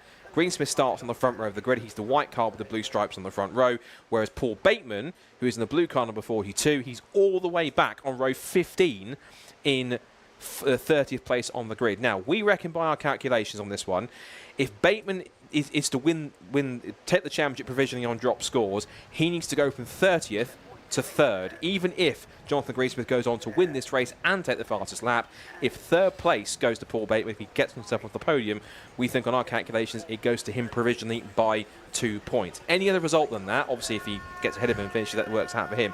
But any lower than 4th, essentially, lower than 3rd, so 4th backwards, and Johnny Greensmith wins with fastest lap, it goes to Johnny. So ultimately, Paul's got to try and do here is just race as hard as he can, Andy McEwen, who's been resting his voice to that City Car Cup race, and he can potentially do it. So this is a bit of tension. Johnny Greensmith knows what he needs to do, have a nice clean race, get himself to the front, get ahead of Jamie Turner, get himself into the lead and try and get as many points as he can. At the same time, hope that Paul Bateman doesn't make progress, get stuck in the traffic and can't get into a podium place. As for Bateman, genuinely, even though he's leading, it's all on him. Yeah, exactly. It looks good for Bateman, doesn't it, with that 7-point lead, but with him starting so deep in the field and Johnny Greensmith on the front row, then, yeah, there's work to be done for Paul Bateman, but he has proven that he's a good racer. He moves up through the order pretty well, usually, if he doesn't qualify very well. So let's see if he can do the same again now. The grid then as follows as they head out on their green flag lap in his pole position for Jamie Turner, with Johnny Greensmith alongside. So Johnny Greensmith second in the championship, starting on the front row of the grid. Del Pace and Jack Murray together on row 2, then Jake Pace and Will Green share row number 3. 4th row for Pete Smith, James Seal alongside him, Chris Bingham and Oliver Trapesse on row 5 with Chris Dawkins. He's one to watch, definitely should move forward from 11th, and Paul Simmerd alongside, I thought I said Paul Sheard for a second, Keith Dalton and Christian Dan on row 7, Chris Whitmore and Steve Kite row 8, 9th row Matt Crozier and Chris Watts with Paul Tucker and Reece March completing the top 20. Jonathan Fieldsend and Simon Privet make up row 11. The 12th row shared by Peter Williams and David Scalia, with Dale Whiteman and Andrew Gilligan on row 13. 14th row Adam Lawrence and Jordan Pimbley, another to watch, definitely moving forwards. Ollie Walden likewise, and then Paul Bateman. Paul Bateman's championship leader, starting from 30th on the grid. Alan Hawkins, Martin Tolley, Tom Greenwood and Simon Waterfall all may or may not be there at the back of the grid after sustaining damage in the race earlier on today. So, as we said, third place in this race for Paul Bateman would guarantee the championship, even if Johnny Greensmith wins the race with the fastest lap. Third place of the points scorers, we should add that caveat, because remember there are a handful of guest drivers who don't score points, but third place of the point scorers for Bateman guarantees the championship. If Greensmith wins the race but doesn't take the fastest lap, 4th would be enough, we think, for Paul Bateman. So a minimum 4th. Really, 3rd place would guarantee it, but that's all if Greensmith wins. If Greensmith doesn't win the race, then Bateman doesn't have to necessarily finish quite as high up the order. We'll work it out, of course, as the race goes on, but I'm sure Paul will be having flashbacks already, Scott, to the race earlier on today, where he started not that deep in the field and still got himself caught up in some start line drama. Now he starts from 30th on the grid, and it's going to be a job, really, just to get through the first few corners in one piece, given how the race went a little bit earlier on today. Definitely, considering that he's right in the pack. He's just parking up right at the top with a shot in the blue number 42. That's how far back he is, practically at the top end of the pit straight compared to where Johnny Greensmith is towards the front. But this is going to be quite intense to see how this one plays out. So, green flag at the back, and for one final time in the Downforce Radio Mazda MX-5 Clubman Championship. They're lights out. Let's see who takes the title. It's underway. Clean start from Greensmith. He gets the better launch, it looks like, from Jamie Turner. Turner comes back in the second phase of the start and holds on to the inside line. Jack Warry sweeps into 3rd place just behind him, but the undercut immediately straight away from Greensmith. He's going for it on the inside to Jamie Turner, up the hill towards Druids for the first time, and track position goes to Johnny Greensmith and race position goes to Johnny Greensmith. He's into the lead. That's exactly where he needs to be. The key thing is now he's got to take off now, get himself up the front, get away from Jamie Turner and co, get himself the fastest lap of the race and get up the road as quick as he can. can and hope Bateman doesn't make progress. As for Bateman, he has passed about roughly 5 or 6 cars or so. He's got Jordan Pimley in the mix. Just behind him was one Simon Waterfall. So he's gained about 5 or 6, and it was side by side for the lead also between the leaders, Greensmith and Turner, into towards 30s. That may have well changed around, but as for Bateman, we'll see where he is, but he's trying to carve his way through, made up about at least 7 or 8 spots. He's following Jordan Pimley through the traffic at this point as they out of Clark Curve onto the pit straight in the championship finale for Clubman, and up towards the pit straight. Turner back in front. Greensmith is up on good pressure, but here comes Paul Bateman. Let's see where he is and how far he's risen by the end of lap number 1. Well, he was at the inside of 2 cars, one of those cars being Jordan Pimley as they came off the final corner, so he's definitely gaining ground. At the end of lap 1, he is, I reckon, about 21st or so. Pimley is 20th, and yes, Bateman right behind him in 21st place, so 9 places gained on the opening lap, excuse me, for Paul Bateman, the championship leader. There he goes. And making good forward progress he is. It's Johnny Greensmith in 2nd place at the moment. Well, okay, what if Johnny Greensmith finishes in 2nd place? Well, that means, I believe, that it would be, yes, I think 5th place would be enough for Bateman if Greensmith finishes in 2nd position without the fastest lap, that is, anyway. We'll factor that in as the race settles down. Fastest lap likely will be set later on. There's a yellow flag out there. Is there at the final corner, or maybe a surface flag? One hopes it's a surface flag because we've got Chris Bingham here going up the inside of Oscar Trapez for a position inside the top 10. You don't want to see that in a yellow flag zone. I think it is a red and yellow light that's on. Greensmith, meanwhile, for the lead up the inside of Jamie Turner. And Johnny Greensmith wants the win, wants the maximum points. Can't quite get through for the time being. That is Chris Dawkins, by the way, into 3rd position. Now, Chris Dawkins has taken the fastest lap. He is not a guest driver, so he's taken that point away potentially from Johnny Greensmith. And more to the point, Scott Woodwist looks like he's maybe got the pace to get ahead of Johnny Greensmith. And that will be Johnny's worst nightmare because they can't afford to really lose any more positions. End of lap number 2. Let's keep on Bateman watch here, see where he is on the order. He came across the line in 20th, so he's still in the mix. Of course, in terms of guest cars ahead of him, he's got 1, 2, 3, 4, 5 cars ahead of us. That essentially means he's technically in 15th place. That puts him with 72 points at the moment, but it's still, at this point, advantage Greensmith. At the moment, it would give Greensmith the title by 19 points at this stage provisionally. We have to stress provisionally, there are post-season checks to make in terms of all the drivers. It's for the top 3, so we always have to say provisional until everything has been clarified and sorted. Looked like Dawkins was shaping up for a move there against Greensmith, but actually Greensmith, his best course of defence, he decides, was attack. Goes up the inside of Jamie Turner, gets the lead away, but Dawkins is up the inside of the pair of them. They're 3 abreast towards Druid's corner, and Dawkins on the inside line will go through. So up 1, down 1 for Greensmith, who now needs to try and close the door. Oh. Off goes the 22 car. That's 72, Steve Kite. Oh, sorry. 72, yes, looks a bit like a 2, but yes, you're right. He's well off into the gravel trap at Paddock Hill Bend. Do I say the dreaded word safety car? I think it might be. I think it might be. Oh, that's Jake Pace bounding along on the exit of Graham Hill Bend. Now, of course, you don't have to tell us to tell you who this benefits the most. Paul Bateman, because it means he needs to close. So he's actually diving down the inside a couple more cars. He's gone past 821 and 55. That now puts him up into, well, he's still battling for 19th place, it looks like. 55 is James Seal, who is behind him. 821 was, I think, Chris Watts, who in the mix. So he's made up another place in the mix there too. Meanwhile, well spotted outside the corner because the safety car is being prepared with lights on. Haven't seen any flags yet. Now we do. Safety car has been deployed.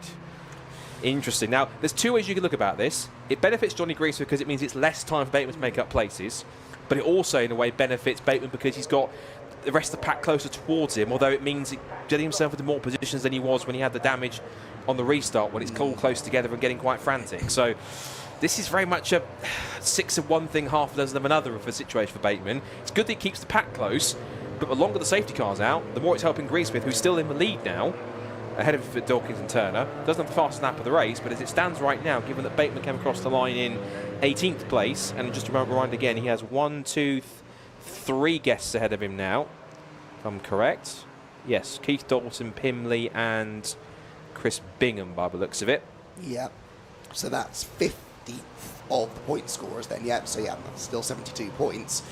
Yeah, I would say, given the choice, Paul Bateman would rather have not seen the safety car right now. I think he'd rather just have the full 15 minutes to race and to try and get as far up the order as possible. He wasn't that far behind the next group of cars. It's not like he had 2 seconds of empty racetrack to have to bridge. He was on the tail of the next group of cars. So I think really he would have rather this safety car didn't come out, because then he could keep on overtaking people, keep on picking them up, putting them down, moving up the order.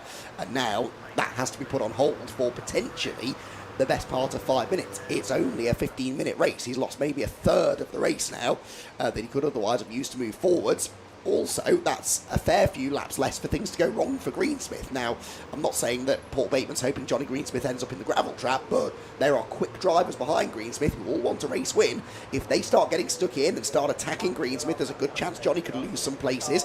Every place Johnny loses, that's one less that Bateman has to get. So what he really wants is Johnny Greensmith to lose the lead, to get shuffled down to 4th or 5th, and that could make things a lot more realistic. So I think the more racing we get, the better in general that is for Bateman. Yeah.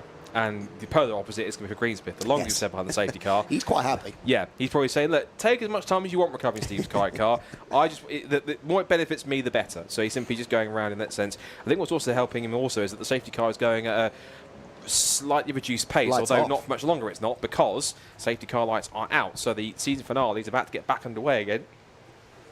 And Johnny Greensmith, as we tend to see in these situations, of course, once the safety car clears off in front, now Johnny Greensmith becomes the default safety car. He decides the pace on the restart. He chooses when to go and get racing back underway again, which he hasn't done yet, just stacking everyone up nice and neatly.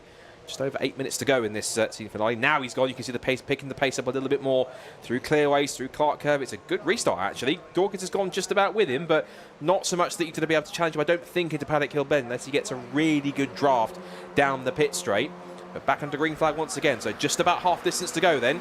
And again, to fill you in, essentially, it's Bateman in 18th, but essentially scoring points for 15th place, according to the timing string, whereas Greensmith is leading, with Dawkins going with him on the restart, and Jamie Turner falling back into the clutches of Jack Warry here. The crucial thing here is that even though Dawkins won't necessarily care about the championship, it's all about Greensmith, what he can do to keep the back at bay, hopefully not stack them up too much so they all get clustered up together. Although that could have a benefit, because if he stacks them all up, there's a lot more traffic for Bateman to have to deal with. So there's pluses and minuses for different situations here, but even nonetheless, it's looking pretty interesting. I think we're both looking at it with Paul Bateman, isn't he? He's still basically where he was. He didn't get a fantastic restart, and he's still back in 17th behind Simon Waterfall. He's actually fallen away from them, so if anything, Bateman was asleep on the restart and actually lost ground to the cars in front. There he is, well picked out. So there's the AB Motorsport car turning into Surtees, and yeah, some distance ahead to Simon Waterfall. Great job by Simon Waterfall's team, by the way, to get that car back out, because that looked to have taken a pretty hefty hit into the barriers in the race earlier on today, but they've got the car out there and he is able to race. He is being caught now by Bateman as Jake Pace sets the fastest lap of the race. The lead gap 0.2 of a second, with Turner, Warry and Jake Pace all closing in on the race leader that time as well. Paul Bateman, is it all starting to slip away now for Paul Bateman? He came into the weekend with a reasonably healthy championship advantage, and now all of a sudden he's staring down at the barrel of defeat. Jordan Pimley there to the outside, someone way wide behind them, and bounces back onto the road. Paul Bateman on the back end of that group now, so there are lots of positions up for grabs here for Bateman, but he's only got 6 minutes and 20 seconds left to try and take them. Three abreast racing just ahead of them there. That was Will Breen going up the inside of two other cars down the Cooper Straight as the leaders turn through Surtees into Clearway's corner. Oh, almost a bit of contact, wasn't there for third? Jamie Turner and Jack Warry. Jack Warry, remember, third place in the championship, mathematically out of the championship battle now, even if Greensmith and Bateman were to not finish this race. Jack Warry can't beat them, but he'd like to end his season with a race win if possible, and almost tangled there with Jamie Turner through the final corner. Listed Dan losing out there to Jordan Pimley. Now, Pimley, I said, was one to watch. He's into the top 10 now, Scott. That is really impressive. Remember, started very close to Bateman on the grid, and he is the best part of 10 places further ahead than him. Yeah, just getting better rub with the green with the traffic, and he started in, trying to find it now, he started in Jordan Pimley. Where is he on the if I can't find it, look at the MX5 Championship grid rather than the Clubman. That's smart. I'll get the right one eventually. There we go. So he started back in 28, just ahead of Bateman. So you're right, he's made a lot more progress than he has. Bateman, while I'm watching out the window, is getting stuck in with two more cars in front of him. I think he's passed Waterfall and also 711 by the looks of it. So he's got past a couple more positions there. So that now puts him, when he came across the line, he is now into 17th and still has 3 guests ahead of him, so he's still going to score points for 14th. So 14th at the moment, giving 74 points. At the moment, it's still Greensmith's swing in the title race by 19 points still at the moment. Down towards Paddock Hill Bend. Less than 5 minutes to go in the season, and Greensmith still holds the advantage as they come up and down through Paddock Hill Bend. This little mini speed bowl, this roller coaster of a circuit, up and down all the way. And Dawkins now looking to the outside line. Remember, he's not in the championship fight. He just wants to go ahead and pick up a race victory. He's racing for himself, not for the championship. He doesn't care about that in the best possible way. He's racing to get the victory, regardless of who it benefits or not. It's a difficult situation, this, for Greensmith, isn't it? Because we know that he could probably afford to lose the lead here, because Paul Bateman, off, has got the 177. That car's been in the pit lane already in this race, by the way. That's Gilligan. Yeah. The ex Steve Foden, Rob Boston racing car. But yeah, we know that Greensmith could afford to lose the lead, but he will not know that. He thinks that he's got to keep on fighting, and he is therefore going to defend from Chris Dawkins, I'm sure. So as he defends, it brings other people into the fight. There's a bigger possibility then of more places being lost here, because Bateman, meanwhile, not really making the progress, is he? Paul Bateman, I think, is still possibly in 15th place. We'll wait for the timing tower to update when he crosses the line. He's behind Reece March. He's up to 14th. Again, still behind 3 guests. No, but he's behind two guests now. So that's 12th place points, which is 78. We know he needs 3rd place, 4th place at the moment, with Greensmith out in front. But the point is, if Greensmith starts defending, there is a good chance that the likes of Jamie Turner, Jack Worry, Jake Pace may be able to buy into this fight yet. So really what he wants to do is not defend from Chris Dawkins, but he's racing as if he needs the race win, because he knows no better. He doesn't know where Paul Bateman is, so he's going to defend this race lead over the final 3¼ minutes, and that could still give others the opportunity. There goes Worry up the inside of Jamie Turner, and that's now for 3rd place. Yeah, that's another place gain. Jack Warry getting himself on the podium. Captain Jack, as some of his team call him. So I'm sure there'll be some shouts of that on the podium when he's down there taking his trophy. So less than 3 minutes to go, and you have to say, touch wood, it's not looking good for Bateman. He's too far back, I think, at this point for anything to happen. So it's all basically down to how Greensmith controls these final 3 minutes and essentially gets it done. He would love to wrap it up with a victory, but he knows that Dawkins wants to end with a victory. And here he comes to the inside, a big lock-up. Can he hold on? Oh, that was a close moment. How he got that stopped, I've no idea. And Greensmith, I think, for safety, just let him go. Said, look, he saw it coming and thought, no, you go. I'm not going to get involved in that. And it's a good job that he did, because if he hadn't done that, I don't want to think what would have happened next and what connotations that could have had for the championship. But Dawkins into the front, but even so, it's 98 points. It'll still do it provisionally by 13 for Johnny Greensmith. So even if he stays here, it's still good enough. He wants a victory, of course. Anyone wants to get it with a victory where they can. Whoa. Oh, whoa! And now was that yellow flags there? Was that just the? No. I thought it was the flash of the yellow from the rescue unit. I got confused. I saw that and thought there was yellow flags. But Jamie Turner just arrived up the inside out of shot, up the inside of Jack Warry, and that didn't quite work for him too. Jake Pace, meanwhile, has got the fastest lap of the race, so none of the 2 title contenders have that. That's crucial. Less than 2 minutes to go now in the championship, as the sun starts to set here at a little bit in this late afternoon on Festival Saturday. Up the hill they go, the leading 5. So Dawkins, Greensmith, Warry, Turner and Pace. Oh, in the background, that was car in front of Jordan Pinley. That was Will Green by the looks of it. So he ran wide and is holding on to 7th place by the look of it. As for Bateman, up to 13th now, and he has still 2 guests ahead of him, which is Pinley and Bingham. So that gives him the points for 11th place. So even so now, where he is, he still loses out by 11. And again, he's running out of time, and it's looking very much now like advantage Greensmith. All he's got to do is keep this thing on the straight and narrow for the last basically 2 laps or so, and provisionally it's in his hands. Yeah, there's nothing really that Bateman could do about this now, isn't there? Because Paul Bateman really is not going to get up into 4th place. It's now down to whether or not Johnny Greensmith throws this away. And he's not the kind of driver, I don't think, that would do that. I think he'll drive this race pretty sensibly with a championship head on his shoulders. He's got one more lap, I think. I think we're on to the final lap, aren't we? Pete Smith now sets the fastest lap, by the way. They're lapping in the high 58s. I think they had less than that probably when they came through. There is a last lap board out. Last lap board is out, so one more time around. And Johnny Greensmith just needs to keep his head, and the championship's his. So half a lap to go then. And I remind you, Johnny Greensmith has been here before. He's been a champion in MX-5s before. He was a champion in Porsches. Of course, come back to MX-5, did a bit of MX-5 Super Cup, and he was in the mix there too. Got a couple of wins in the wet at Donington, I remember that. He's come back every now and again to do it, but he thought, right, this year's going to be a full-on championship assault. He came back after a while, enjoyed it so much, he's going to hold on here if he can up towards what should be, we think, the checkered flag, which would look as though it's, was that, is the flag ready? It is. So Chris Dawkins comes to the line then and will take victory in the final race of the season, but we think second place is more than enough provisionally to crown Johnny Greensmith 2024 Downforce Radio Mazda MX-5 Clubman champion. Provisionally, of course, by all the post-season checks, but what a fantastic effort. It was that second run, and of all people to spin on the final lap, it has to be Paul Bateman. So a rough day at the office for him, and unfortunately it wasn't meant to be. Despite leading the championship, practically going all season coming into the final race at the round of the weekend, the luck just wasn't with him. And so across the line, this will be definitely more enough for the championship, because Bateman will come across the line and he will come through in, time screen says 25th. That's not the way you want to lose out, is it? And he's behind 1, 2, 3, 4, 6 guests. That'll actually get the points for 19th place, but ultimately it's all for nothing, I'm afraid, because ultimately he will lose out on our scores by 27 from Johnny Greensmith. And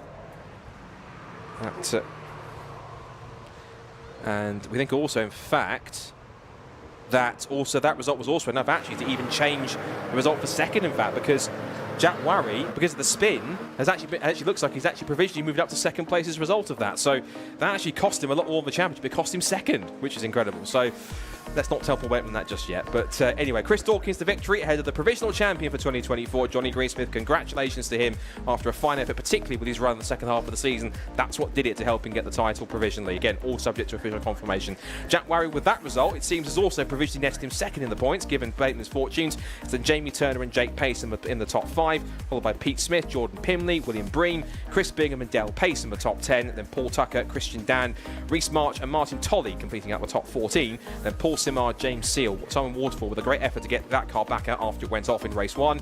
Oscar Treppis, Matthew Crozier, Keith Dalton and rounding up the top 20. And Simon Privet, Ollie Walden, Chris Watts, Paul Bateman, and then what could have been, no, Alan Hawkins, and then what could have been. 25th for Paul Bateman, but unfortunately, them's the breaks. It's Chris Whitmore in 26th, Peter Williams in 27th place, and then the rest of the order is Jonathan Fieldsen, David Scowler, Dale Whiteman, Andrew Gilligan, and Steve Kite, who was off in the gravel as well.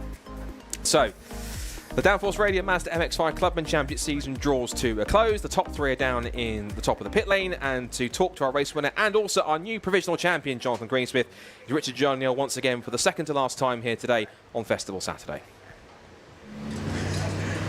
So here we are, double celebrations here. Chris Dawkins, first of all. We've got some BRSCC branding we can get over here. Let's go over here just to make sure we remind everyone where we are and who's organising things here. Chris, well done. You probably know what I'm going to ask you. How does it feel? No, I was going to say, tell us about that move. That was I think the youngsters call it ascend. It was ascend, and to be absolute fair to Johnny, yeah, when I did it, I was like, oh no, my front's locked up. But he gave me the room. I think. Oh, anyway, yeah. I mean, this morning didn't go according to plan really. Got a bit squeezed and ended up coming, I think, 11th. So starting from 11th and this and then going up the front. So I had a good start. I've got to be honest, it's one of those things where traffic goes your way.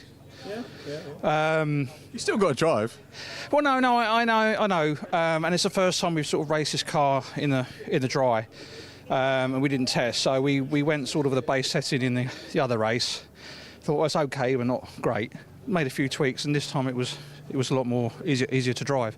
But I've got to be honest, I mean, yeah, tyres and everything. I've got to say a big thank you to Marcus Bailey for Midler Tyre Shaving. He's right. And yeah, it's just one of those, it all came together really. It was just, it's following... Have a trophy. Oh, thanks very much. Thank you. You're welcome. Following someone's is easier around here because you get a tow. I mean, Johnny's quick and his car's quick, so you can... Fortunately, the guy in third had a bit of a gap. So it was better that we left it for a few laps near the end, and then we could start having a bit of a mess around. But yeah, I'm so pleased actually. Yeah. We're pleased too. Well done, mate. We're going to have a word with our new champion. Love to Dad as well. Down in the paddock. Yep, good stuff. Chris Dawkins and Johnny Greensmith, our champion. There's not enough people here to celebrate, but we can. We think so. Yeah, I take no credit for doing the maths. Andy and Scott have been doing the maths, and we think we were watching where Paul was, and don't think he quite made up enough places. So, provisional champion, congratulations. Thank you very much. Yeah, over the moon with that. Yeah, definitely. Good old race that with Chris Dawkins. Yeah, he threw it down inside him, all lit up, smoking and everything else. I thought, I'm just open door on him. Yeah, so I just didn't want to get knocked off and have a DNF. So I just kept it cool. Yeah, another stage in the season, you'd have probably had to go back, wouldn't you? Oh yeah, definitely. Yeah, I had a few moments where I thought I'll have him back, but then I thought now just keep it calm. So yeah, we're good. That kind of thing's part of being a champion, is knowing when to respond, knowing when not to. Yeah, that's it. You've got a lot of learning from it. You've really got to think about what you're doing, your moves and stuff like that, especially when there's championships involved and stuff like that. So yeah, you've got to think forward. Definitely. We'll see you at the awards night. Yes, most definitely. Yeah, a few drinks will be going everywhere, I think. That's great. Are you around tomorrow? Are you staying to watch other bits? I'm going to stay around for probably a couple of hours before we're back up to Sheffield and stuff. So yeah, I think we've got a long night tonight, stripping engines for scrutineering. There's a young lad here as well. He was helping us out, wasn't he, with interviews and stuff on Anglesey, which was great. Yeah, he's here. Yeah, he'll be watching. I don't know where he is, Stanley. Nice one. So yeah, and Iris will be watching in the motorhome, so you don't want to venture out, so hopefully she'll be watching this. Yeah, definitely. Jonathan Greensmith, 2024 champion. Many congratulations. Good to see you. See you next year for the defence. And Jack Worry takes third place. We've got time to have a word with Jack as well. Congratulations. Always a pleasure to see you. I've got to tell you, actually, a little secret. The guys that do the directing, they're rooting for you. Oh, really? Well, I'm thankful for that. I'm great. That's good to know. I've got a bit of support behind me, so I'm happy. So decent race though, and you had to work. You made up positions. Yeah, it was a hard work from start to finish. That one, I didn't have a very good qualifying, so I was fortunate to start in fourth, where everything fell into my lap really in the first race to get to fourth. But I had a great race with Jamie, third and fourth, and luckily I came out on top on that one. In all fairness, we had a good race, all four of us at the front there. So I'm really great way to end the year. The directors have just realised that I said what I said, and they said, "Who is it? Who is it?" they can watch it back. Coming back next year, what are the plans? I mean, it's all money and budgets and life and everything else that gets into it. Yeah, fingers crossed. If I can get the budget together, I'd like to get a sponsor on board. Obviously, I've been doing this all off my own back for the last couple of years, and it takes a toll. I spanner it myself as well, so I'm quite happy that the car made it all year as well as myself. You sound relieved, but I'm sure you spanner it well. Well, it hasn't broken down. I finished every race this year, so that's, in my eyes, that's gone well. Well, congratulations, Jack. We'd like to see more of the Clubmans. By nature, it's a one-day thing, and it's always great fun to watch. So many congratulations on that podium. Jack Worry, well done. Very good to speak to you. And our podium complete. Of course, now what we're looking forward to is the last race of the day, which is the progression race for Formula Ford. Sadly, not time to go and talk to some of those drivers like Rory Smith are at the back, but we'll have all the detail for you and more build-up after this.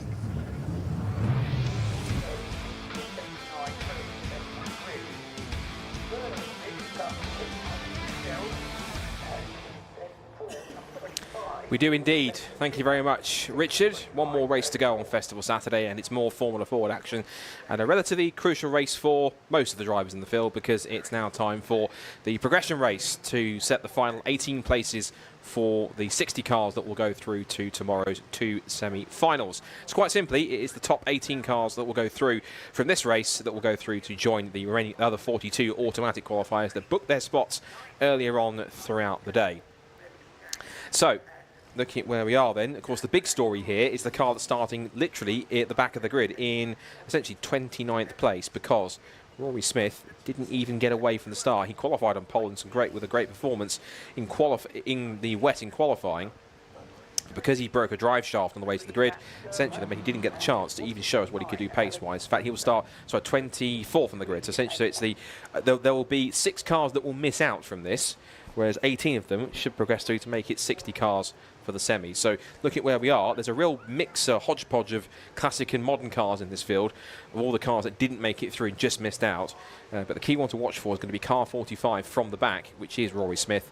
Of course, he will be back in 23rd. He'll be alongside Dave McArthur. Another one to watch for. So 2 cars from BM Racing that have been in strife throughout this one. We'll see how this plays out. At the front of the grid, it is going to be James Buxton and he will start alongside Liam McShane in the Furman, hoping to get both Furmans into the semis for tomorrow after Joey Foster booked his spot earlier on. Row 2 is Mikhail Fitzgerald and Spencer Shinner, so after his little mishaps, he'll be hoping to get himself into the mix too as well. Peter Daly also in car 61, BRSCC chairman and Formula Ford enthusiast himself, as he gets underway on the green flag lap, and he'll have Don Boyat for company on the 3rd row. Other names up the field: Stuart Kestenbaum, Dan Renner Larson. Also watch for Oliver Buckton, who's been one of the Super Classic Formula Ford class champions, class winners, we should say. And then, of course, also Antonio Costantino. Of course, his car was in the barriers in his heat, but whether he can make it onto the grid or not, we'll wait and see. So the grid for the progression race then, the Gerrit van Kouwen Anniversary Formula Ford Festival. It is on the pole position, James Buckton, with Leanne McShane alongside in the Furman. Mikhail Fitzgerald and Spencer Shinner, historic Formula Ford champion in his first weekend in a modern Formula Ford, starts on row 2. Then BRSCC chairman and Formula Ford enthusiast Peter Daly, who won the historic final back in 2020, I'll remind you. He is in 5th on the grid alongside Don Boyack. And Stuart Kestenbaum, another veteran of Formula 4, starting 7th alongside Colin Williams. Melly Zhang starts up in 9th in her first festival appearance, the young American. And it's Dan Renner Larson alongside her, the Norwegian, in P10. Oliver Buckton and Innes Hickman then come next on the 6th row of the grid, followed by Matthew Sturmer and Alan Slater. Then Tim Fitzgerald and Jonathan Nash, followed by Sigbjorn Malem. And hopefully, if they have got that car repaired, I'm not sure if they will have or not, but if it is there, car 44, Antonio Costantino. Rob Hall, who was a bit frustrated after he had issues in the race, battling up towards the front. Watch for him from 19th. Gaius Ginn from P20 after he threw the car off into the gravel. Then Ian Gerry and Stephen O'Connor, and the 2 cars you have to watch out for from the back, particularly the car in 23rd position, the defending festival champion Rory Smith, back in 23rd on the grid, and he's got some work to do with David MacArthur in 24th. One thing I have noticed also coming down the pit lane is that Sigbjorn Malem, I think he's very late to the progression race, so much so that I've just seen him literally coming up down the road that connects inside from the in and outer paddocks, and he's literally parked up at the end of the pit lane just in time to take the start. So good job he has. That's a proper old school looking 80s Formula 4 with that classic Marlboro livery. Should mention, of course, one of the special trophies we have this weekend is the Autoglim GVK 200 Best Retro Livery Award that's been supported by Autoglim, and essentially it's kind of was created in a sense by Graham and the guys who are looking after the Van Kouwen family to celebrate some of the best retro liveries or original liveries on the grid for the cars that are competing. That certainly could be a contender for it if it wins tomorrow, and watch for that if you can come back through with Sigbjorn Malem at the wheel. So, essentially, we've got a couple of cars missing. Well, I think it's possibly Constantino, one possibly even Rob Hall maybe as well. We'll have to wait and see. There is a row missing at least. Sigbjorn Malem isn't there because he's in the pit lane, and we haven't got Constantino because his car was too damaged. Meanwhile, the red lights go out and the progression race for the festival gets underway. It's a good start from pole from James Buckton in the old school chassis, but down towards turn 1 for the first time. A good start also for Spencer Shinner in the old-school Motorsport Van Diemen, down towards paddock for the first time. And it's James Buckton who does get the whole shot, and he heads them up the hill towards Druids for the first time. Everyone else finding their own piece of real estate on track. But it is the Eldon Mark 8, which of course is in the Super Classic D class, which is one of the older chassis in the field. Watch for Oliver Buckton too, because he was the Super Classic D class winner in the Super Classic Pre-99 Championship this year. And there's Rory Smith in red and white, just darting his way through the field. He needs to be in the top 18 if he's going to make it through here. He's already passed, 5-6 cars already. He's definitely not hanging around. He's got Jonathan Barnes, I think, on the outside of him as he tries to make his way up the order. Maybe not, in fact, he might be slightly back. Either way, James Buckton continues to push on. It's now 2nd place for Liam McShane, 3rd for Shinner. That's Peter Daly in 4th place up the mix. So a great start for Peter Daly in the Van Diemen. Up the hill he goes, down the pit straight he goes, in the mix and in contention for a podium finish in this race. This will be quite strong, in fact. So it literally is classic versus modern Formula Fords here. Buckton, McShane, Shinner and Daly. That's the top 4. And Daly going for a move up the inside line. Shinner gives him the room, and the Van Diemen looks to the move. Thinks Buckton goes deep into the corner at Druids. And the move for Daly was almost on, but Shinner found grip on the outside in the Oldfield Van Diemen and has to settle back for 4th. Rest of the order, Colin Williams in P5, 6th for Stuart Kestenbaum, 7th for Dan Renner Larson, 8th now for, I think that's Gaius Ginn now, just gone past Oliver Buckton. Rob Hall picking his way through, and Rory Smith, I'm certain, he ended the first lap in 13th place. I think he's inside the top 10 already as Shinner goes up the inside and passes McShane to take 2nd place. McShane will fight back. She's going to try and get the traction here with the Furman chassis. Shinner gives her room. They'll go wheel to wheel, and Daly will sit back and think, right, I'll pick a slipstream, shall I? Which way will I go, left or right? Down the pit straight. It's almost 3 abreast down towards Paddock Hill Bend, side by side for 2nd. Track position goes to McShane. Shinner goes for that switchback, beautifully executed. Does he have the pace to pull himself alongside? He's trying as hard as he dares, and Daly keeps a watching brief in 4, but Shinner goes through into second place in the Van Diemen. So it's Eldon, Van Diemen, Furman, then an older Van Diemen behind in 4th position. Stuart Kestenbaum up to P5, of course, ahead of Williams. And behind and watching the progress of Rory Smith, he is now got Rob Hall on his tail, and they've just gone past Colin Williams. He's up to about 11th, I think. No, into 8th, in fact. So he's got past, into 6th now, in fact. He's got past Hall and Williams, so into P6. I'm also going to look at his lap times as well. What lap times is he doing compared to everyone else? If we reset it, he's done a 51.622, and the leaders are doing 53s. He's 2 seconds quicker than anyone else. Dare I say the phrase, could he still win this? There's a potentially could. There was a great drive, I think, before. I think it was by Derek Palmer before in one of the progression races where he came from the back of the grid to win it a couple of years ago in the wet. I remember that. So certainly Rory Smith has the chance to do that, and there's time to do it. It's a 12-lap race. He's up there already. So as they come down through Graham Hill Bend,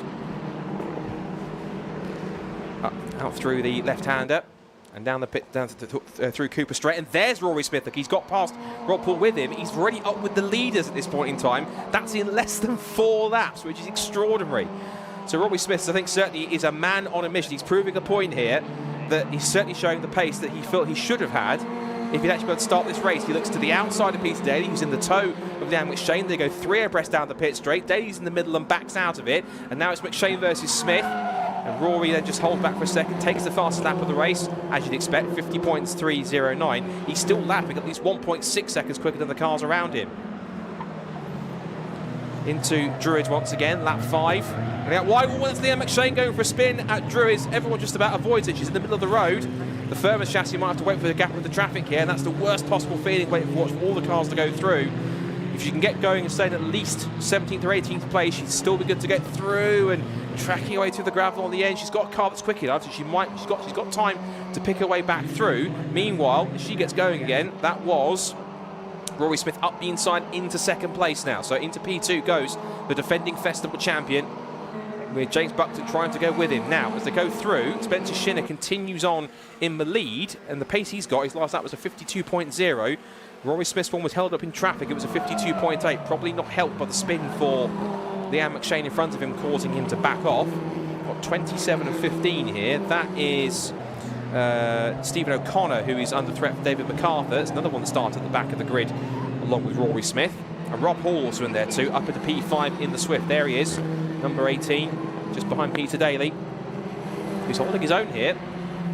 And definitely looked very racy in the beginning laps of this progression race. Rory Smith now already past Buckton and trying to set off up the road after Spencer Shinner. If he can lap in the low 50s compared to the lap times that Shinner's doing, that's the key thing. I thought I could hear an engine sort of misfiring or something in the foreground, but oh, that's Ian Gerry in the pit lane. That's what I can hear. That's what our microphone's picked up. So Ian Gerry with an issue. I think he's going to try and get him back out again if he can, but that's another contender for best retro livery of the festival.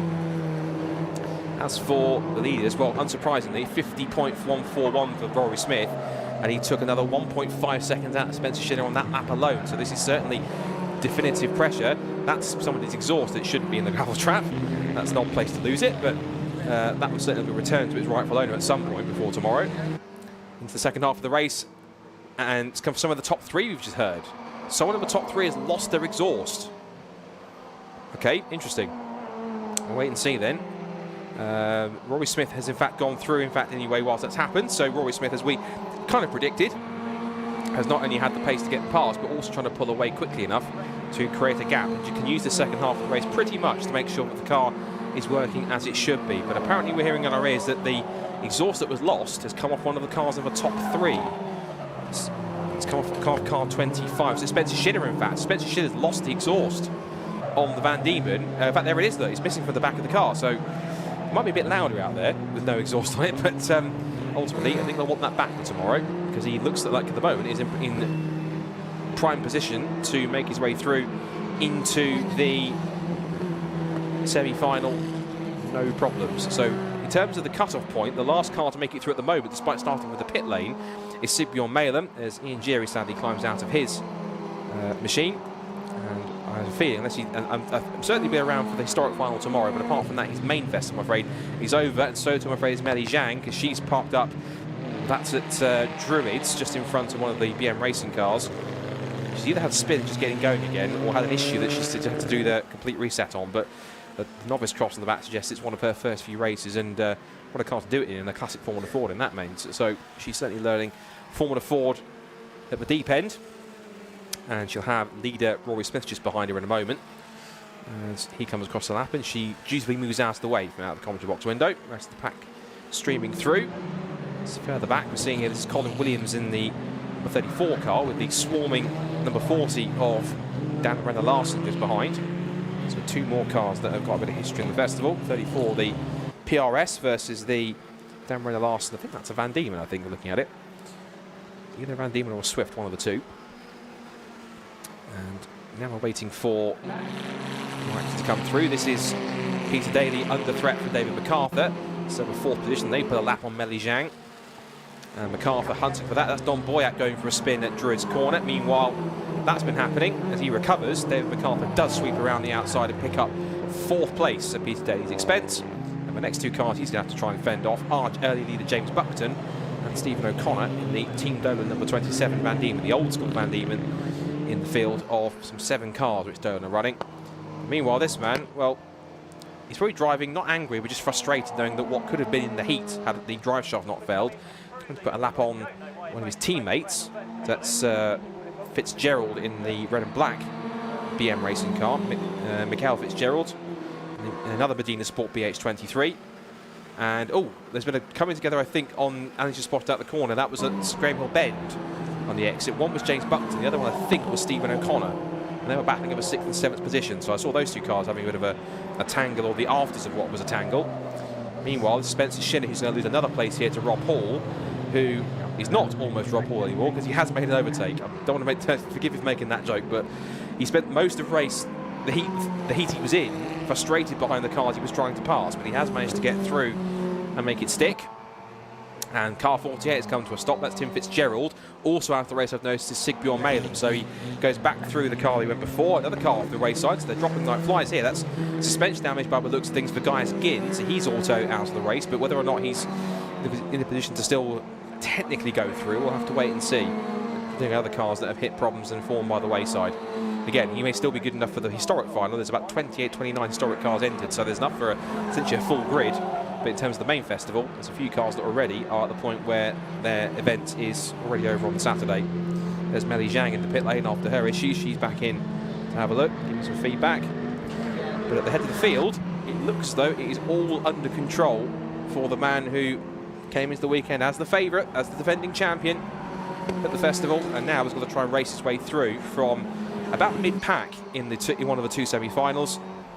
And so he will certainly try to pick his way through as best he can. He turns out through Clearways, up through McLaren, up through Clark Kerr for the final time, showing us technically what he could have done in heat number 1 had he not had the problems. But from the back of the grid in 23rd place to the victory, securing his spot firmly in the semi-finals, Rory Smith, the defending festival champion, wins the progression race at the Gerrit van Kouwen Anniversary Formula Ford Festival on Festival Saturday. Rob Hall picks up 2nd place, and Spencer Shinner, minus an exhaust, comes through in 3rd place. David MacArthur from the back also takes 4th. That was 24th to 4th. Good effort from him. And Peter Daly, P5, an excellent drive from him so far. He was actually best of the classic cars eventually in the end, because James Buckton and Stephen O'Connor dropped back at least anyway. P6 goes to Stuart Kestenbaum. He's safely through into the semi-finals, as is also Stephen O'Connor and Colin Williams. Last-ditch move for a couple more places here. Across the line goes Leanne McShane. She recovers after her spin to pick up 9th place. And then Dan Renner Larsen round out the top 10. And Oliver Buxton 11th. It's Matthew Stern 12th. Nash 13th. James Buckton was 11th. Oliver Buckton was 14th. So both the Bucktons get through. And then it's Hickman, Slater, Fitzgerald, and I think Don Boyack, who's the last finisher of the race, because everyone else had retired or come into the pit lane. So a demonstration of what could have been the performance from race 1, heat 1 for Rory Smith, who takes the victory in the progression race for the Gerrit van Kouwen Anniversary Formula Ford Festival. 2nd for Rob Hall, 3rd for Spencer Shinner, 4th for David MacArthur, 5th for Peter Daly, who is best of the Super Classic runners. then Stuart Kestenbaum, Stephen O'Connor, Colin Williams, Liam McShane, Darren Renner-Larsen in the top 10. Then it's James Buckton, Matthew Sturmer, Jonathan Nash, Oliver Buckton, Innes Hickman, Alan Slater, Tim Fitzgerald and Don Boyack. Those are the 18 cars that we have got, which will be going through to join the 42 automatic qualifiers. So for the final time today, and to wrap up the stream here for myself and Andy in the commentary box, thanks for watching, and back down for one last time to round off Fast Festival Saturday here at Brands Hatch is Richard John Neal with our progression race top 3. So Rory Smith gets the win. Obviously a mixed day for Rory, probably disappointing from his perception, but Rory, well done. Thanks very much. Super drive. Let's get you in front of the, I'll tell you what, we'll do it here because we've got the GVK 200 replica, and I've asked Graham Fuller to do the honours actually with the presentation. So Graham, I've asked him to do this one. Very much a part of the organised event. Thank you, Graham. There is the Garland of Victory for the progression race. This probably should have been the scene from one of the earlier heats. So Graham, of course, with Minister Engines back in the day. Plenty of paraphernalia. Bottle of bubbly as well. And we'll get a proper natter with actually both of these two in the Q&A. If you're watching at the circuit, we'd love you to join us in the Kentagon at 6:30ish this evening for the Q&A. Graham, thank you for that, for doing that one. And over to our right over there, we've got the Driven by Racing thing as well. Let's grab a quick word with Rory. Not the interview we wanted. We wanted to get a winner's interview. I was going to say maybe I jinxed you by talking to you in the holding area, but the others were okay. A positive ending as far as it can be today. Yeah, I mean, I think we did one lap there and we went the quickest of anyone all day. So I think we've got the pace. Just yeah, difficult circumstances this morning, and yeah, it is what it is. I mean, I think looking at the conditions tomorrow, because it is a little bit wetter by the looks of things, I think that gives me as good a chance as any. We were quick in the morning, so you know the guys at the front should be watching their mirrors. I'll be coming through, that's for sure. It just gives us another festival story, you know, the build-up. These weekends always give us some drama. Not the drama, as I say, that we wanted. Take it was a drive shaft failure? Yeah, that's right. Yeah, just on my last burnout, getting the rears warm on the way to the grid, it just popped out. It's been, yeah, final year that part, but just at the worst point ever, it just decides to let go. But, you know, this is racing, these things happen, unfortunately, but yeah, it is what it is. We don't have reverse grid racing in single-seaters or Formula Ford, but you've just done one of those right from the back. Yeah. Focus 100% all the way through? Yeah, definitely. I mean, once I got into the lead and I saw I had a bit of a margin, it was definitely just easing off and making sure we got to the end. But from that point onwards, I knew that, you know, being at the front translates to where I am for the semi-final, so I knew that I had to win to give myself the best chance for tomorrow. So that's what I went out there to do, and yeah, luckily we managed to do it. Thanks for a great drive, Rory. Brilliant, and for a chat as well. Thank you very much. Cheers. Well done. So Rory Smith, last year's champion, takes that one. Second position goes to Spencer Shinner. And then third position, Rob Hall. So we can, second position, Rob Hall, beg your pardon. So let's have a word with Rob in P2, getting me drivers muddled up. Rob, let's get you by this wonderful replica car. So you made it through to the semis, so that's pretty good. Yeah, it's not where we wanted to be, which I'm sure exactly what Rory said. But you've got to try and make do, haven't you? So we're through to the semis. We could have been done with sat up in the pub with a pint for this afternoon, but we weren't. So we'll have another go tomorrow, see when we open the curtains what the weather's like, and go from there. What was the story from qualifying in the heat? Quali was all right. We hadn't really driven in the wet round here before, so we sort of took a punt on the setup. Setup wasn't brilliant, but we made a change halfway through and it got better. The race was good, but it just didn't go our way. I maybe shouldn't have stuck around the outside of 30s, 6 of one, half a dozen of the other. Got caught up with a back marker 100 yards before that, which probably caused the issue. But what's done is done, isn't it? You've got to try and crack on, and that's what we've just done, and we'll go again tomorrow morning. Look forward to seeing you in the semis. Rob, congratulations. Thanks ever so much for having a chat with us. And our final podium position goes to Spencer Shinner. Get it the right way around this time. Spencer, well done, congratulations. And I was just asking Rob, what was the story from quali and heats, and I'll ask you the same question. Brilliant, yeah. Qualified in the rain, we qualified 4th in group, which was brilliant. Happy, first time out on this weekend in this car under these tyres. So it was brilliant to show we actually had some pace there. In the heat, just a mistake on my part put me out of contention, but we managed to get through, and yeah, finishing, not playing safe, but making sure we get through for this race, making sure we get through in the right positions is what mattered, and that's what we achieved in this race. So yeah, it's brilliant.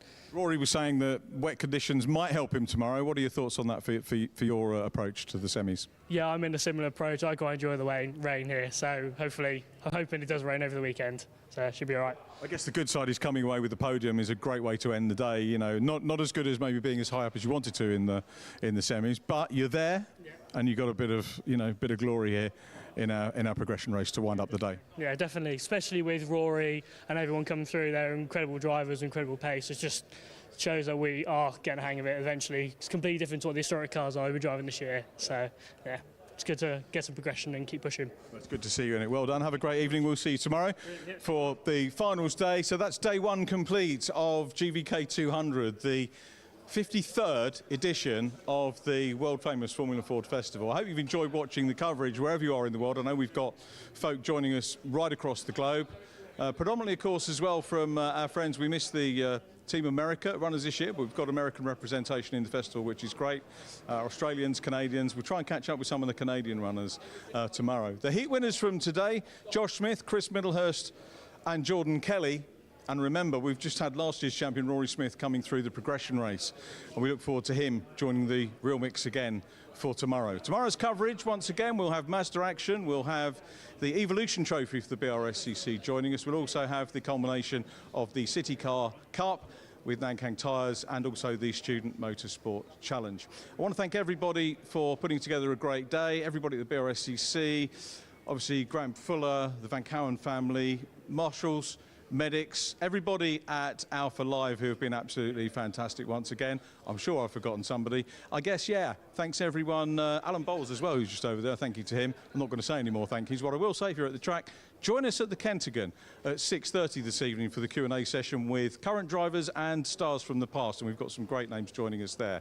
But from all of us here, thank you for watching, and we'll see you around about 10:30 tomorrow morning. Bye for now.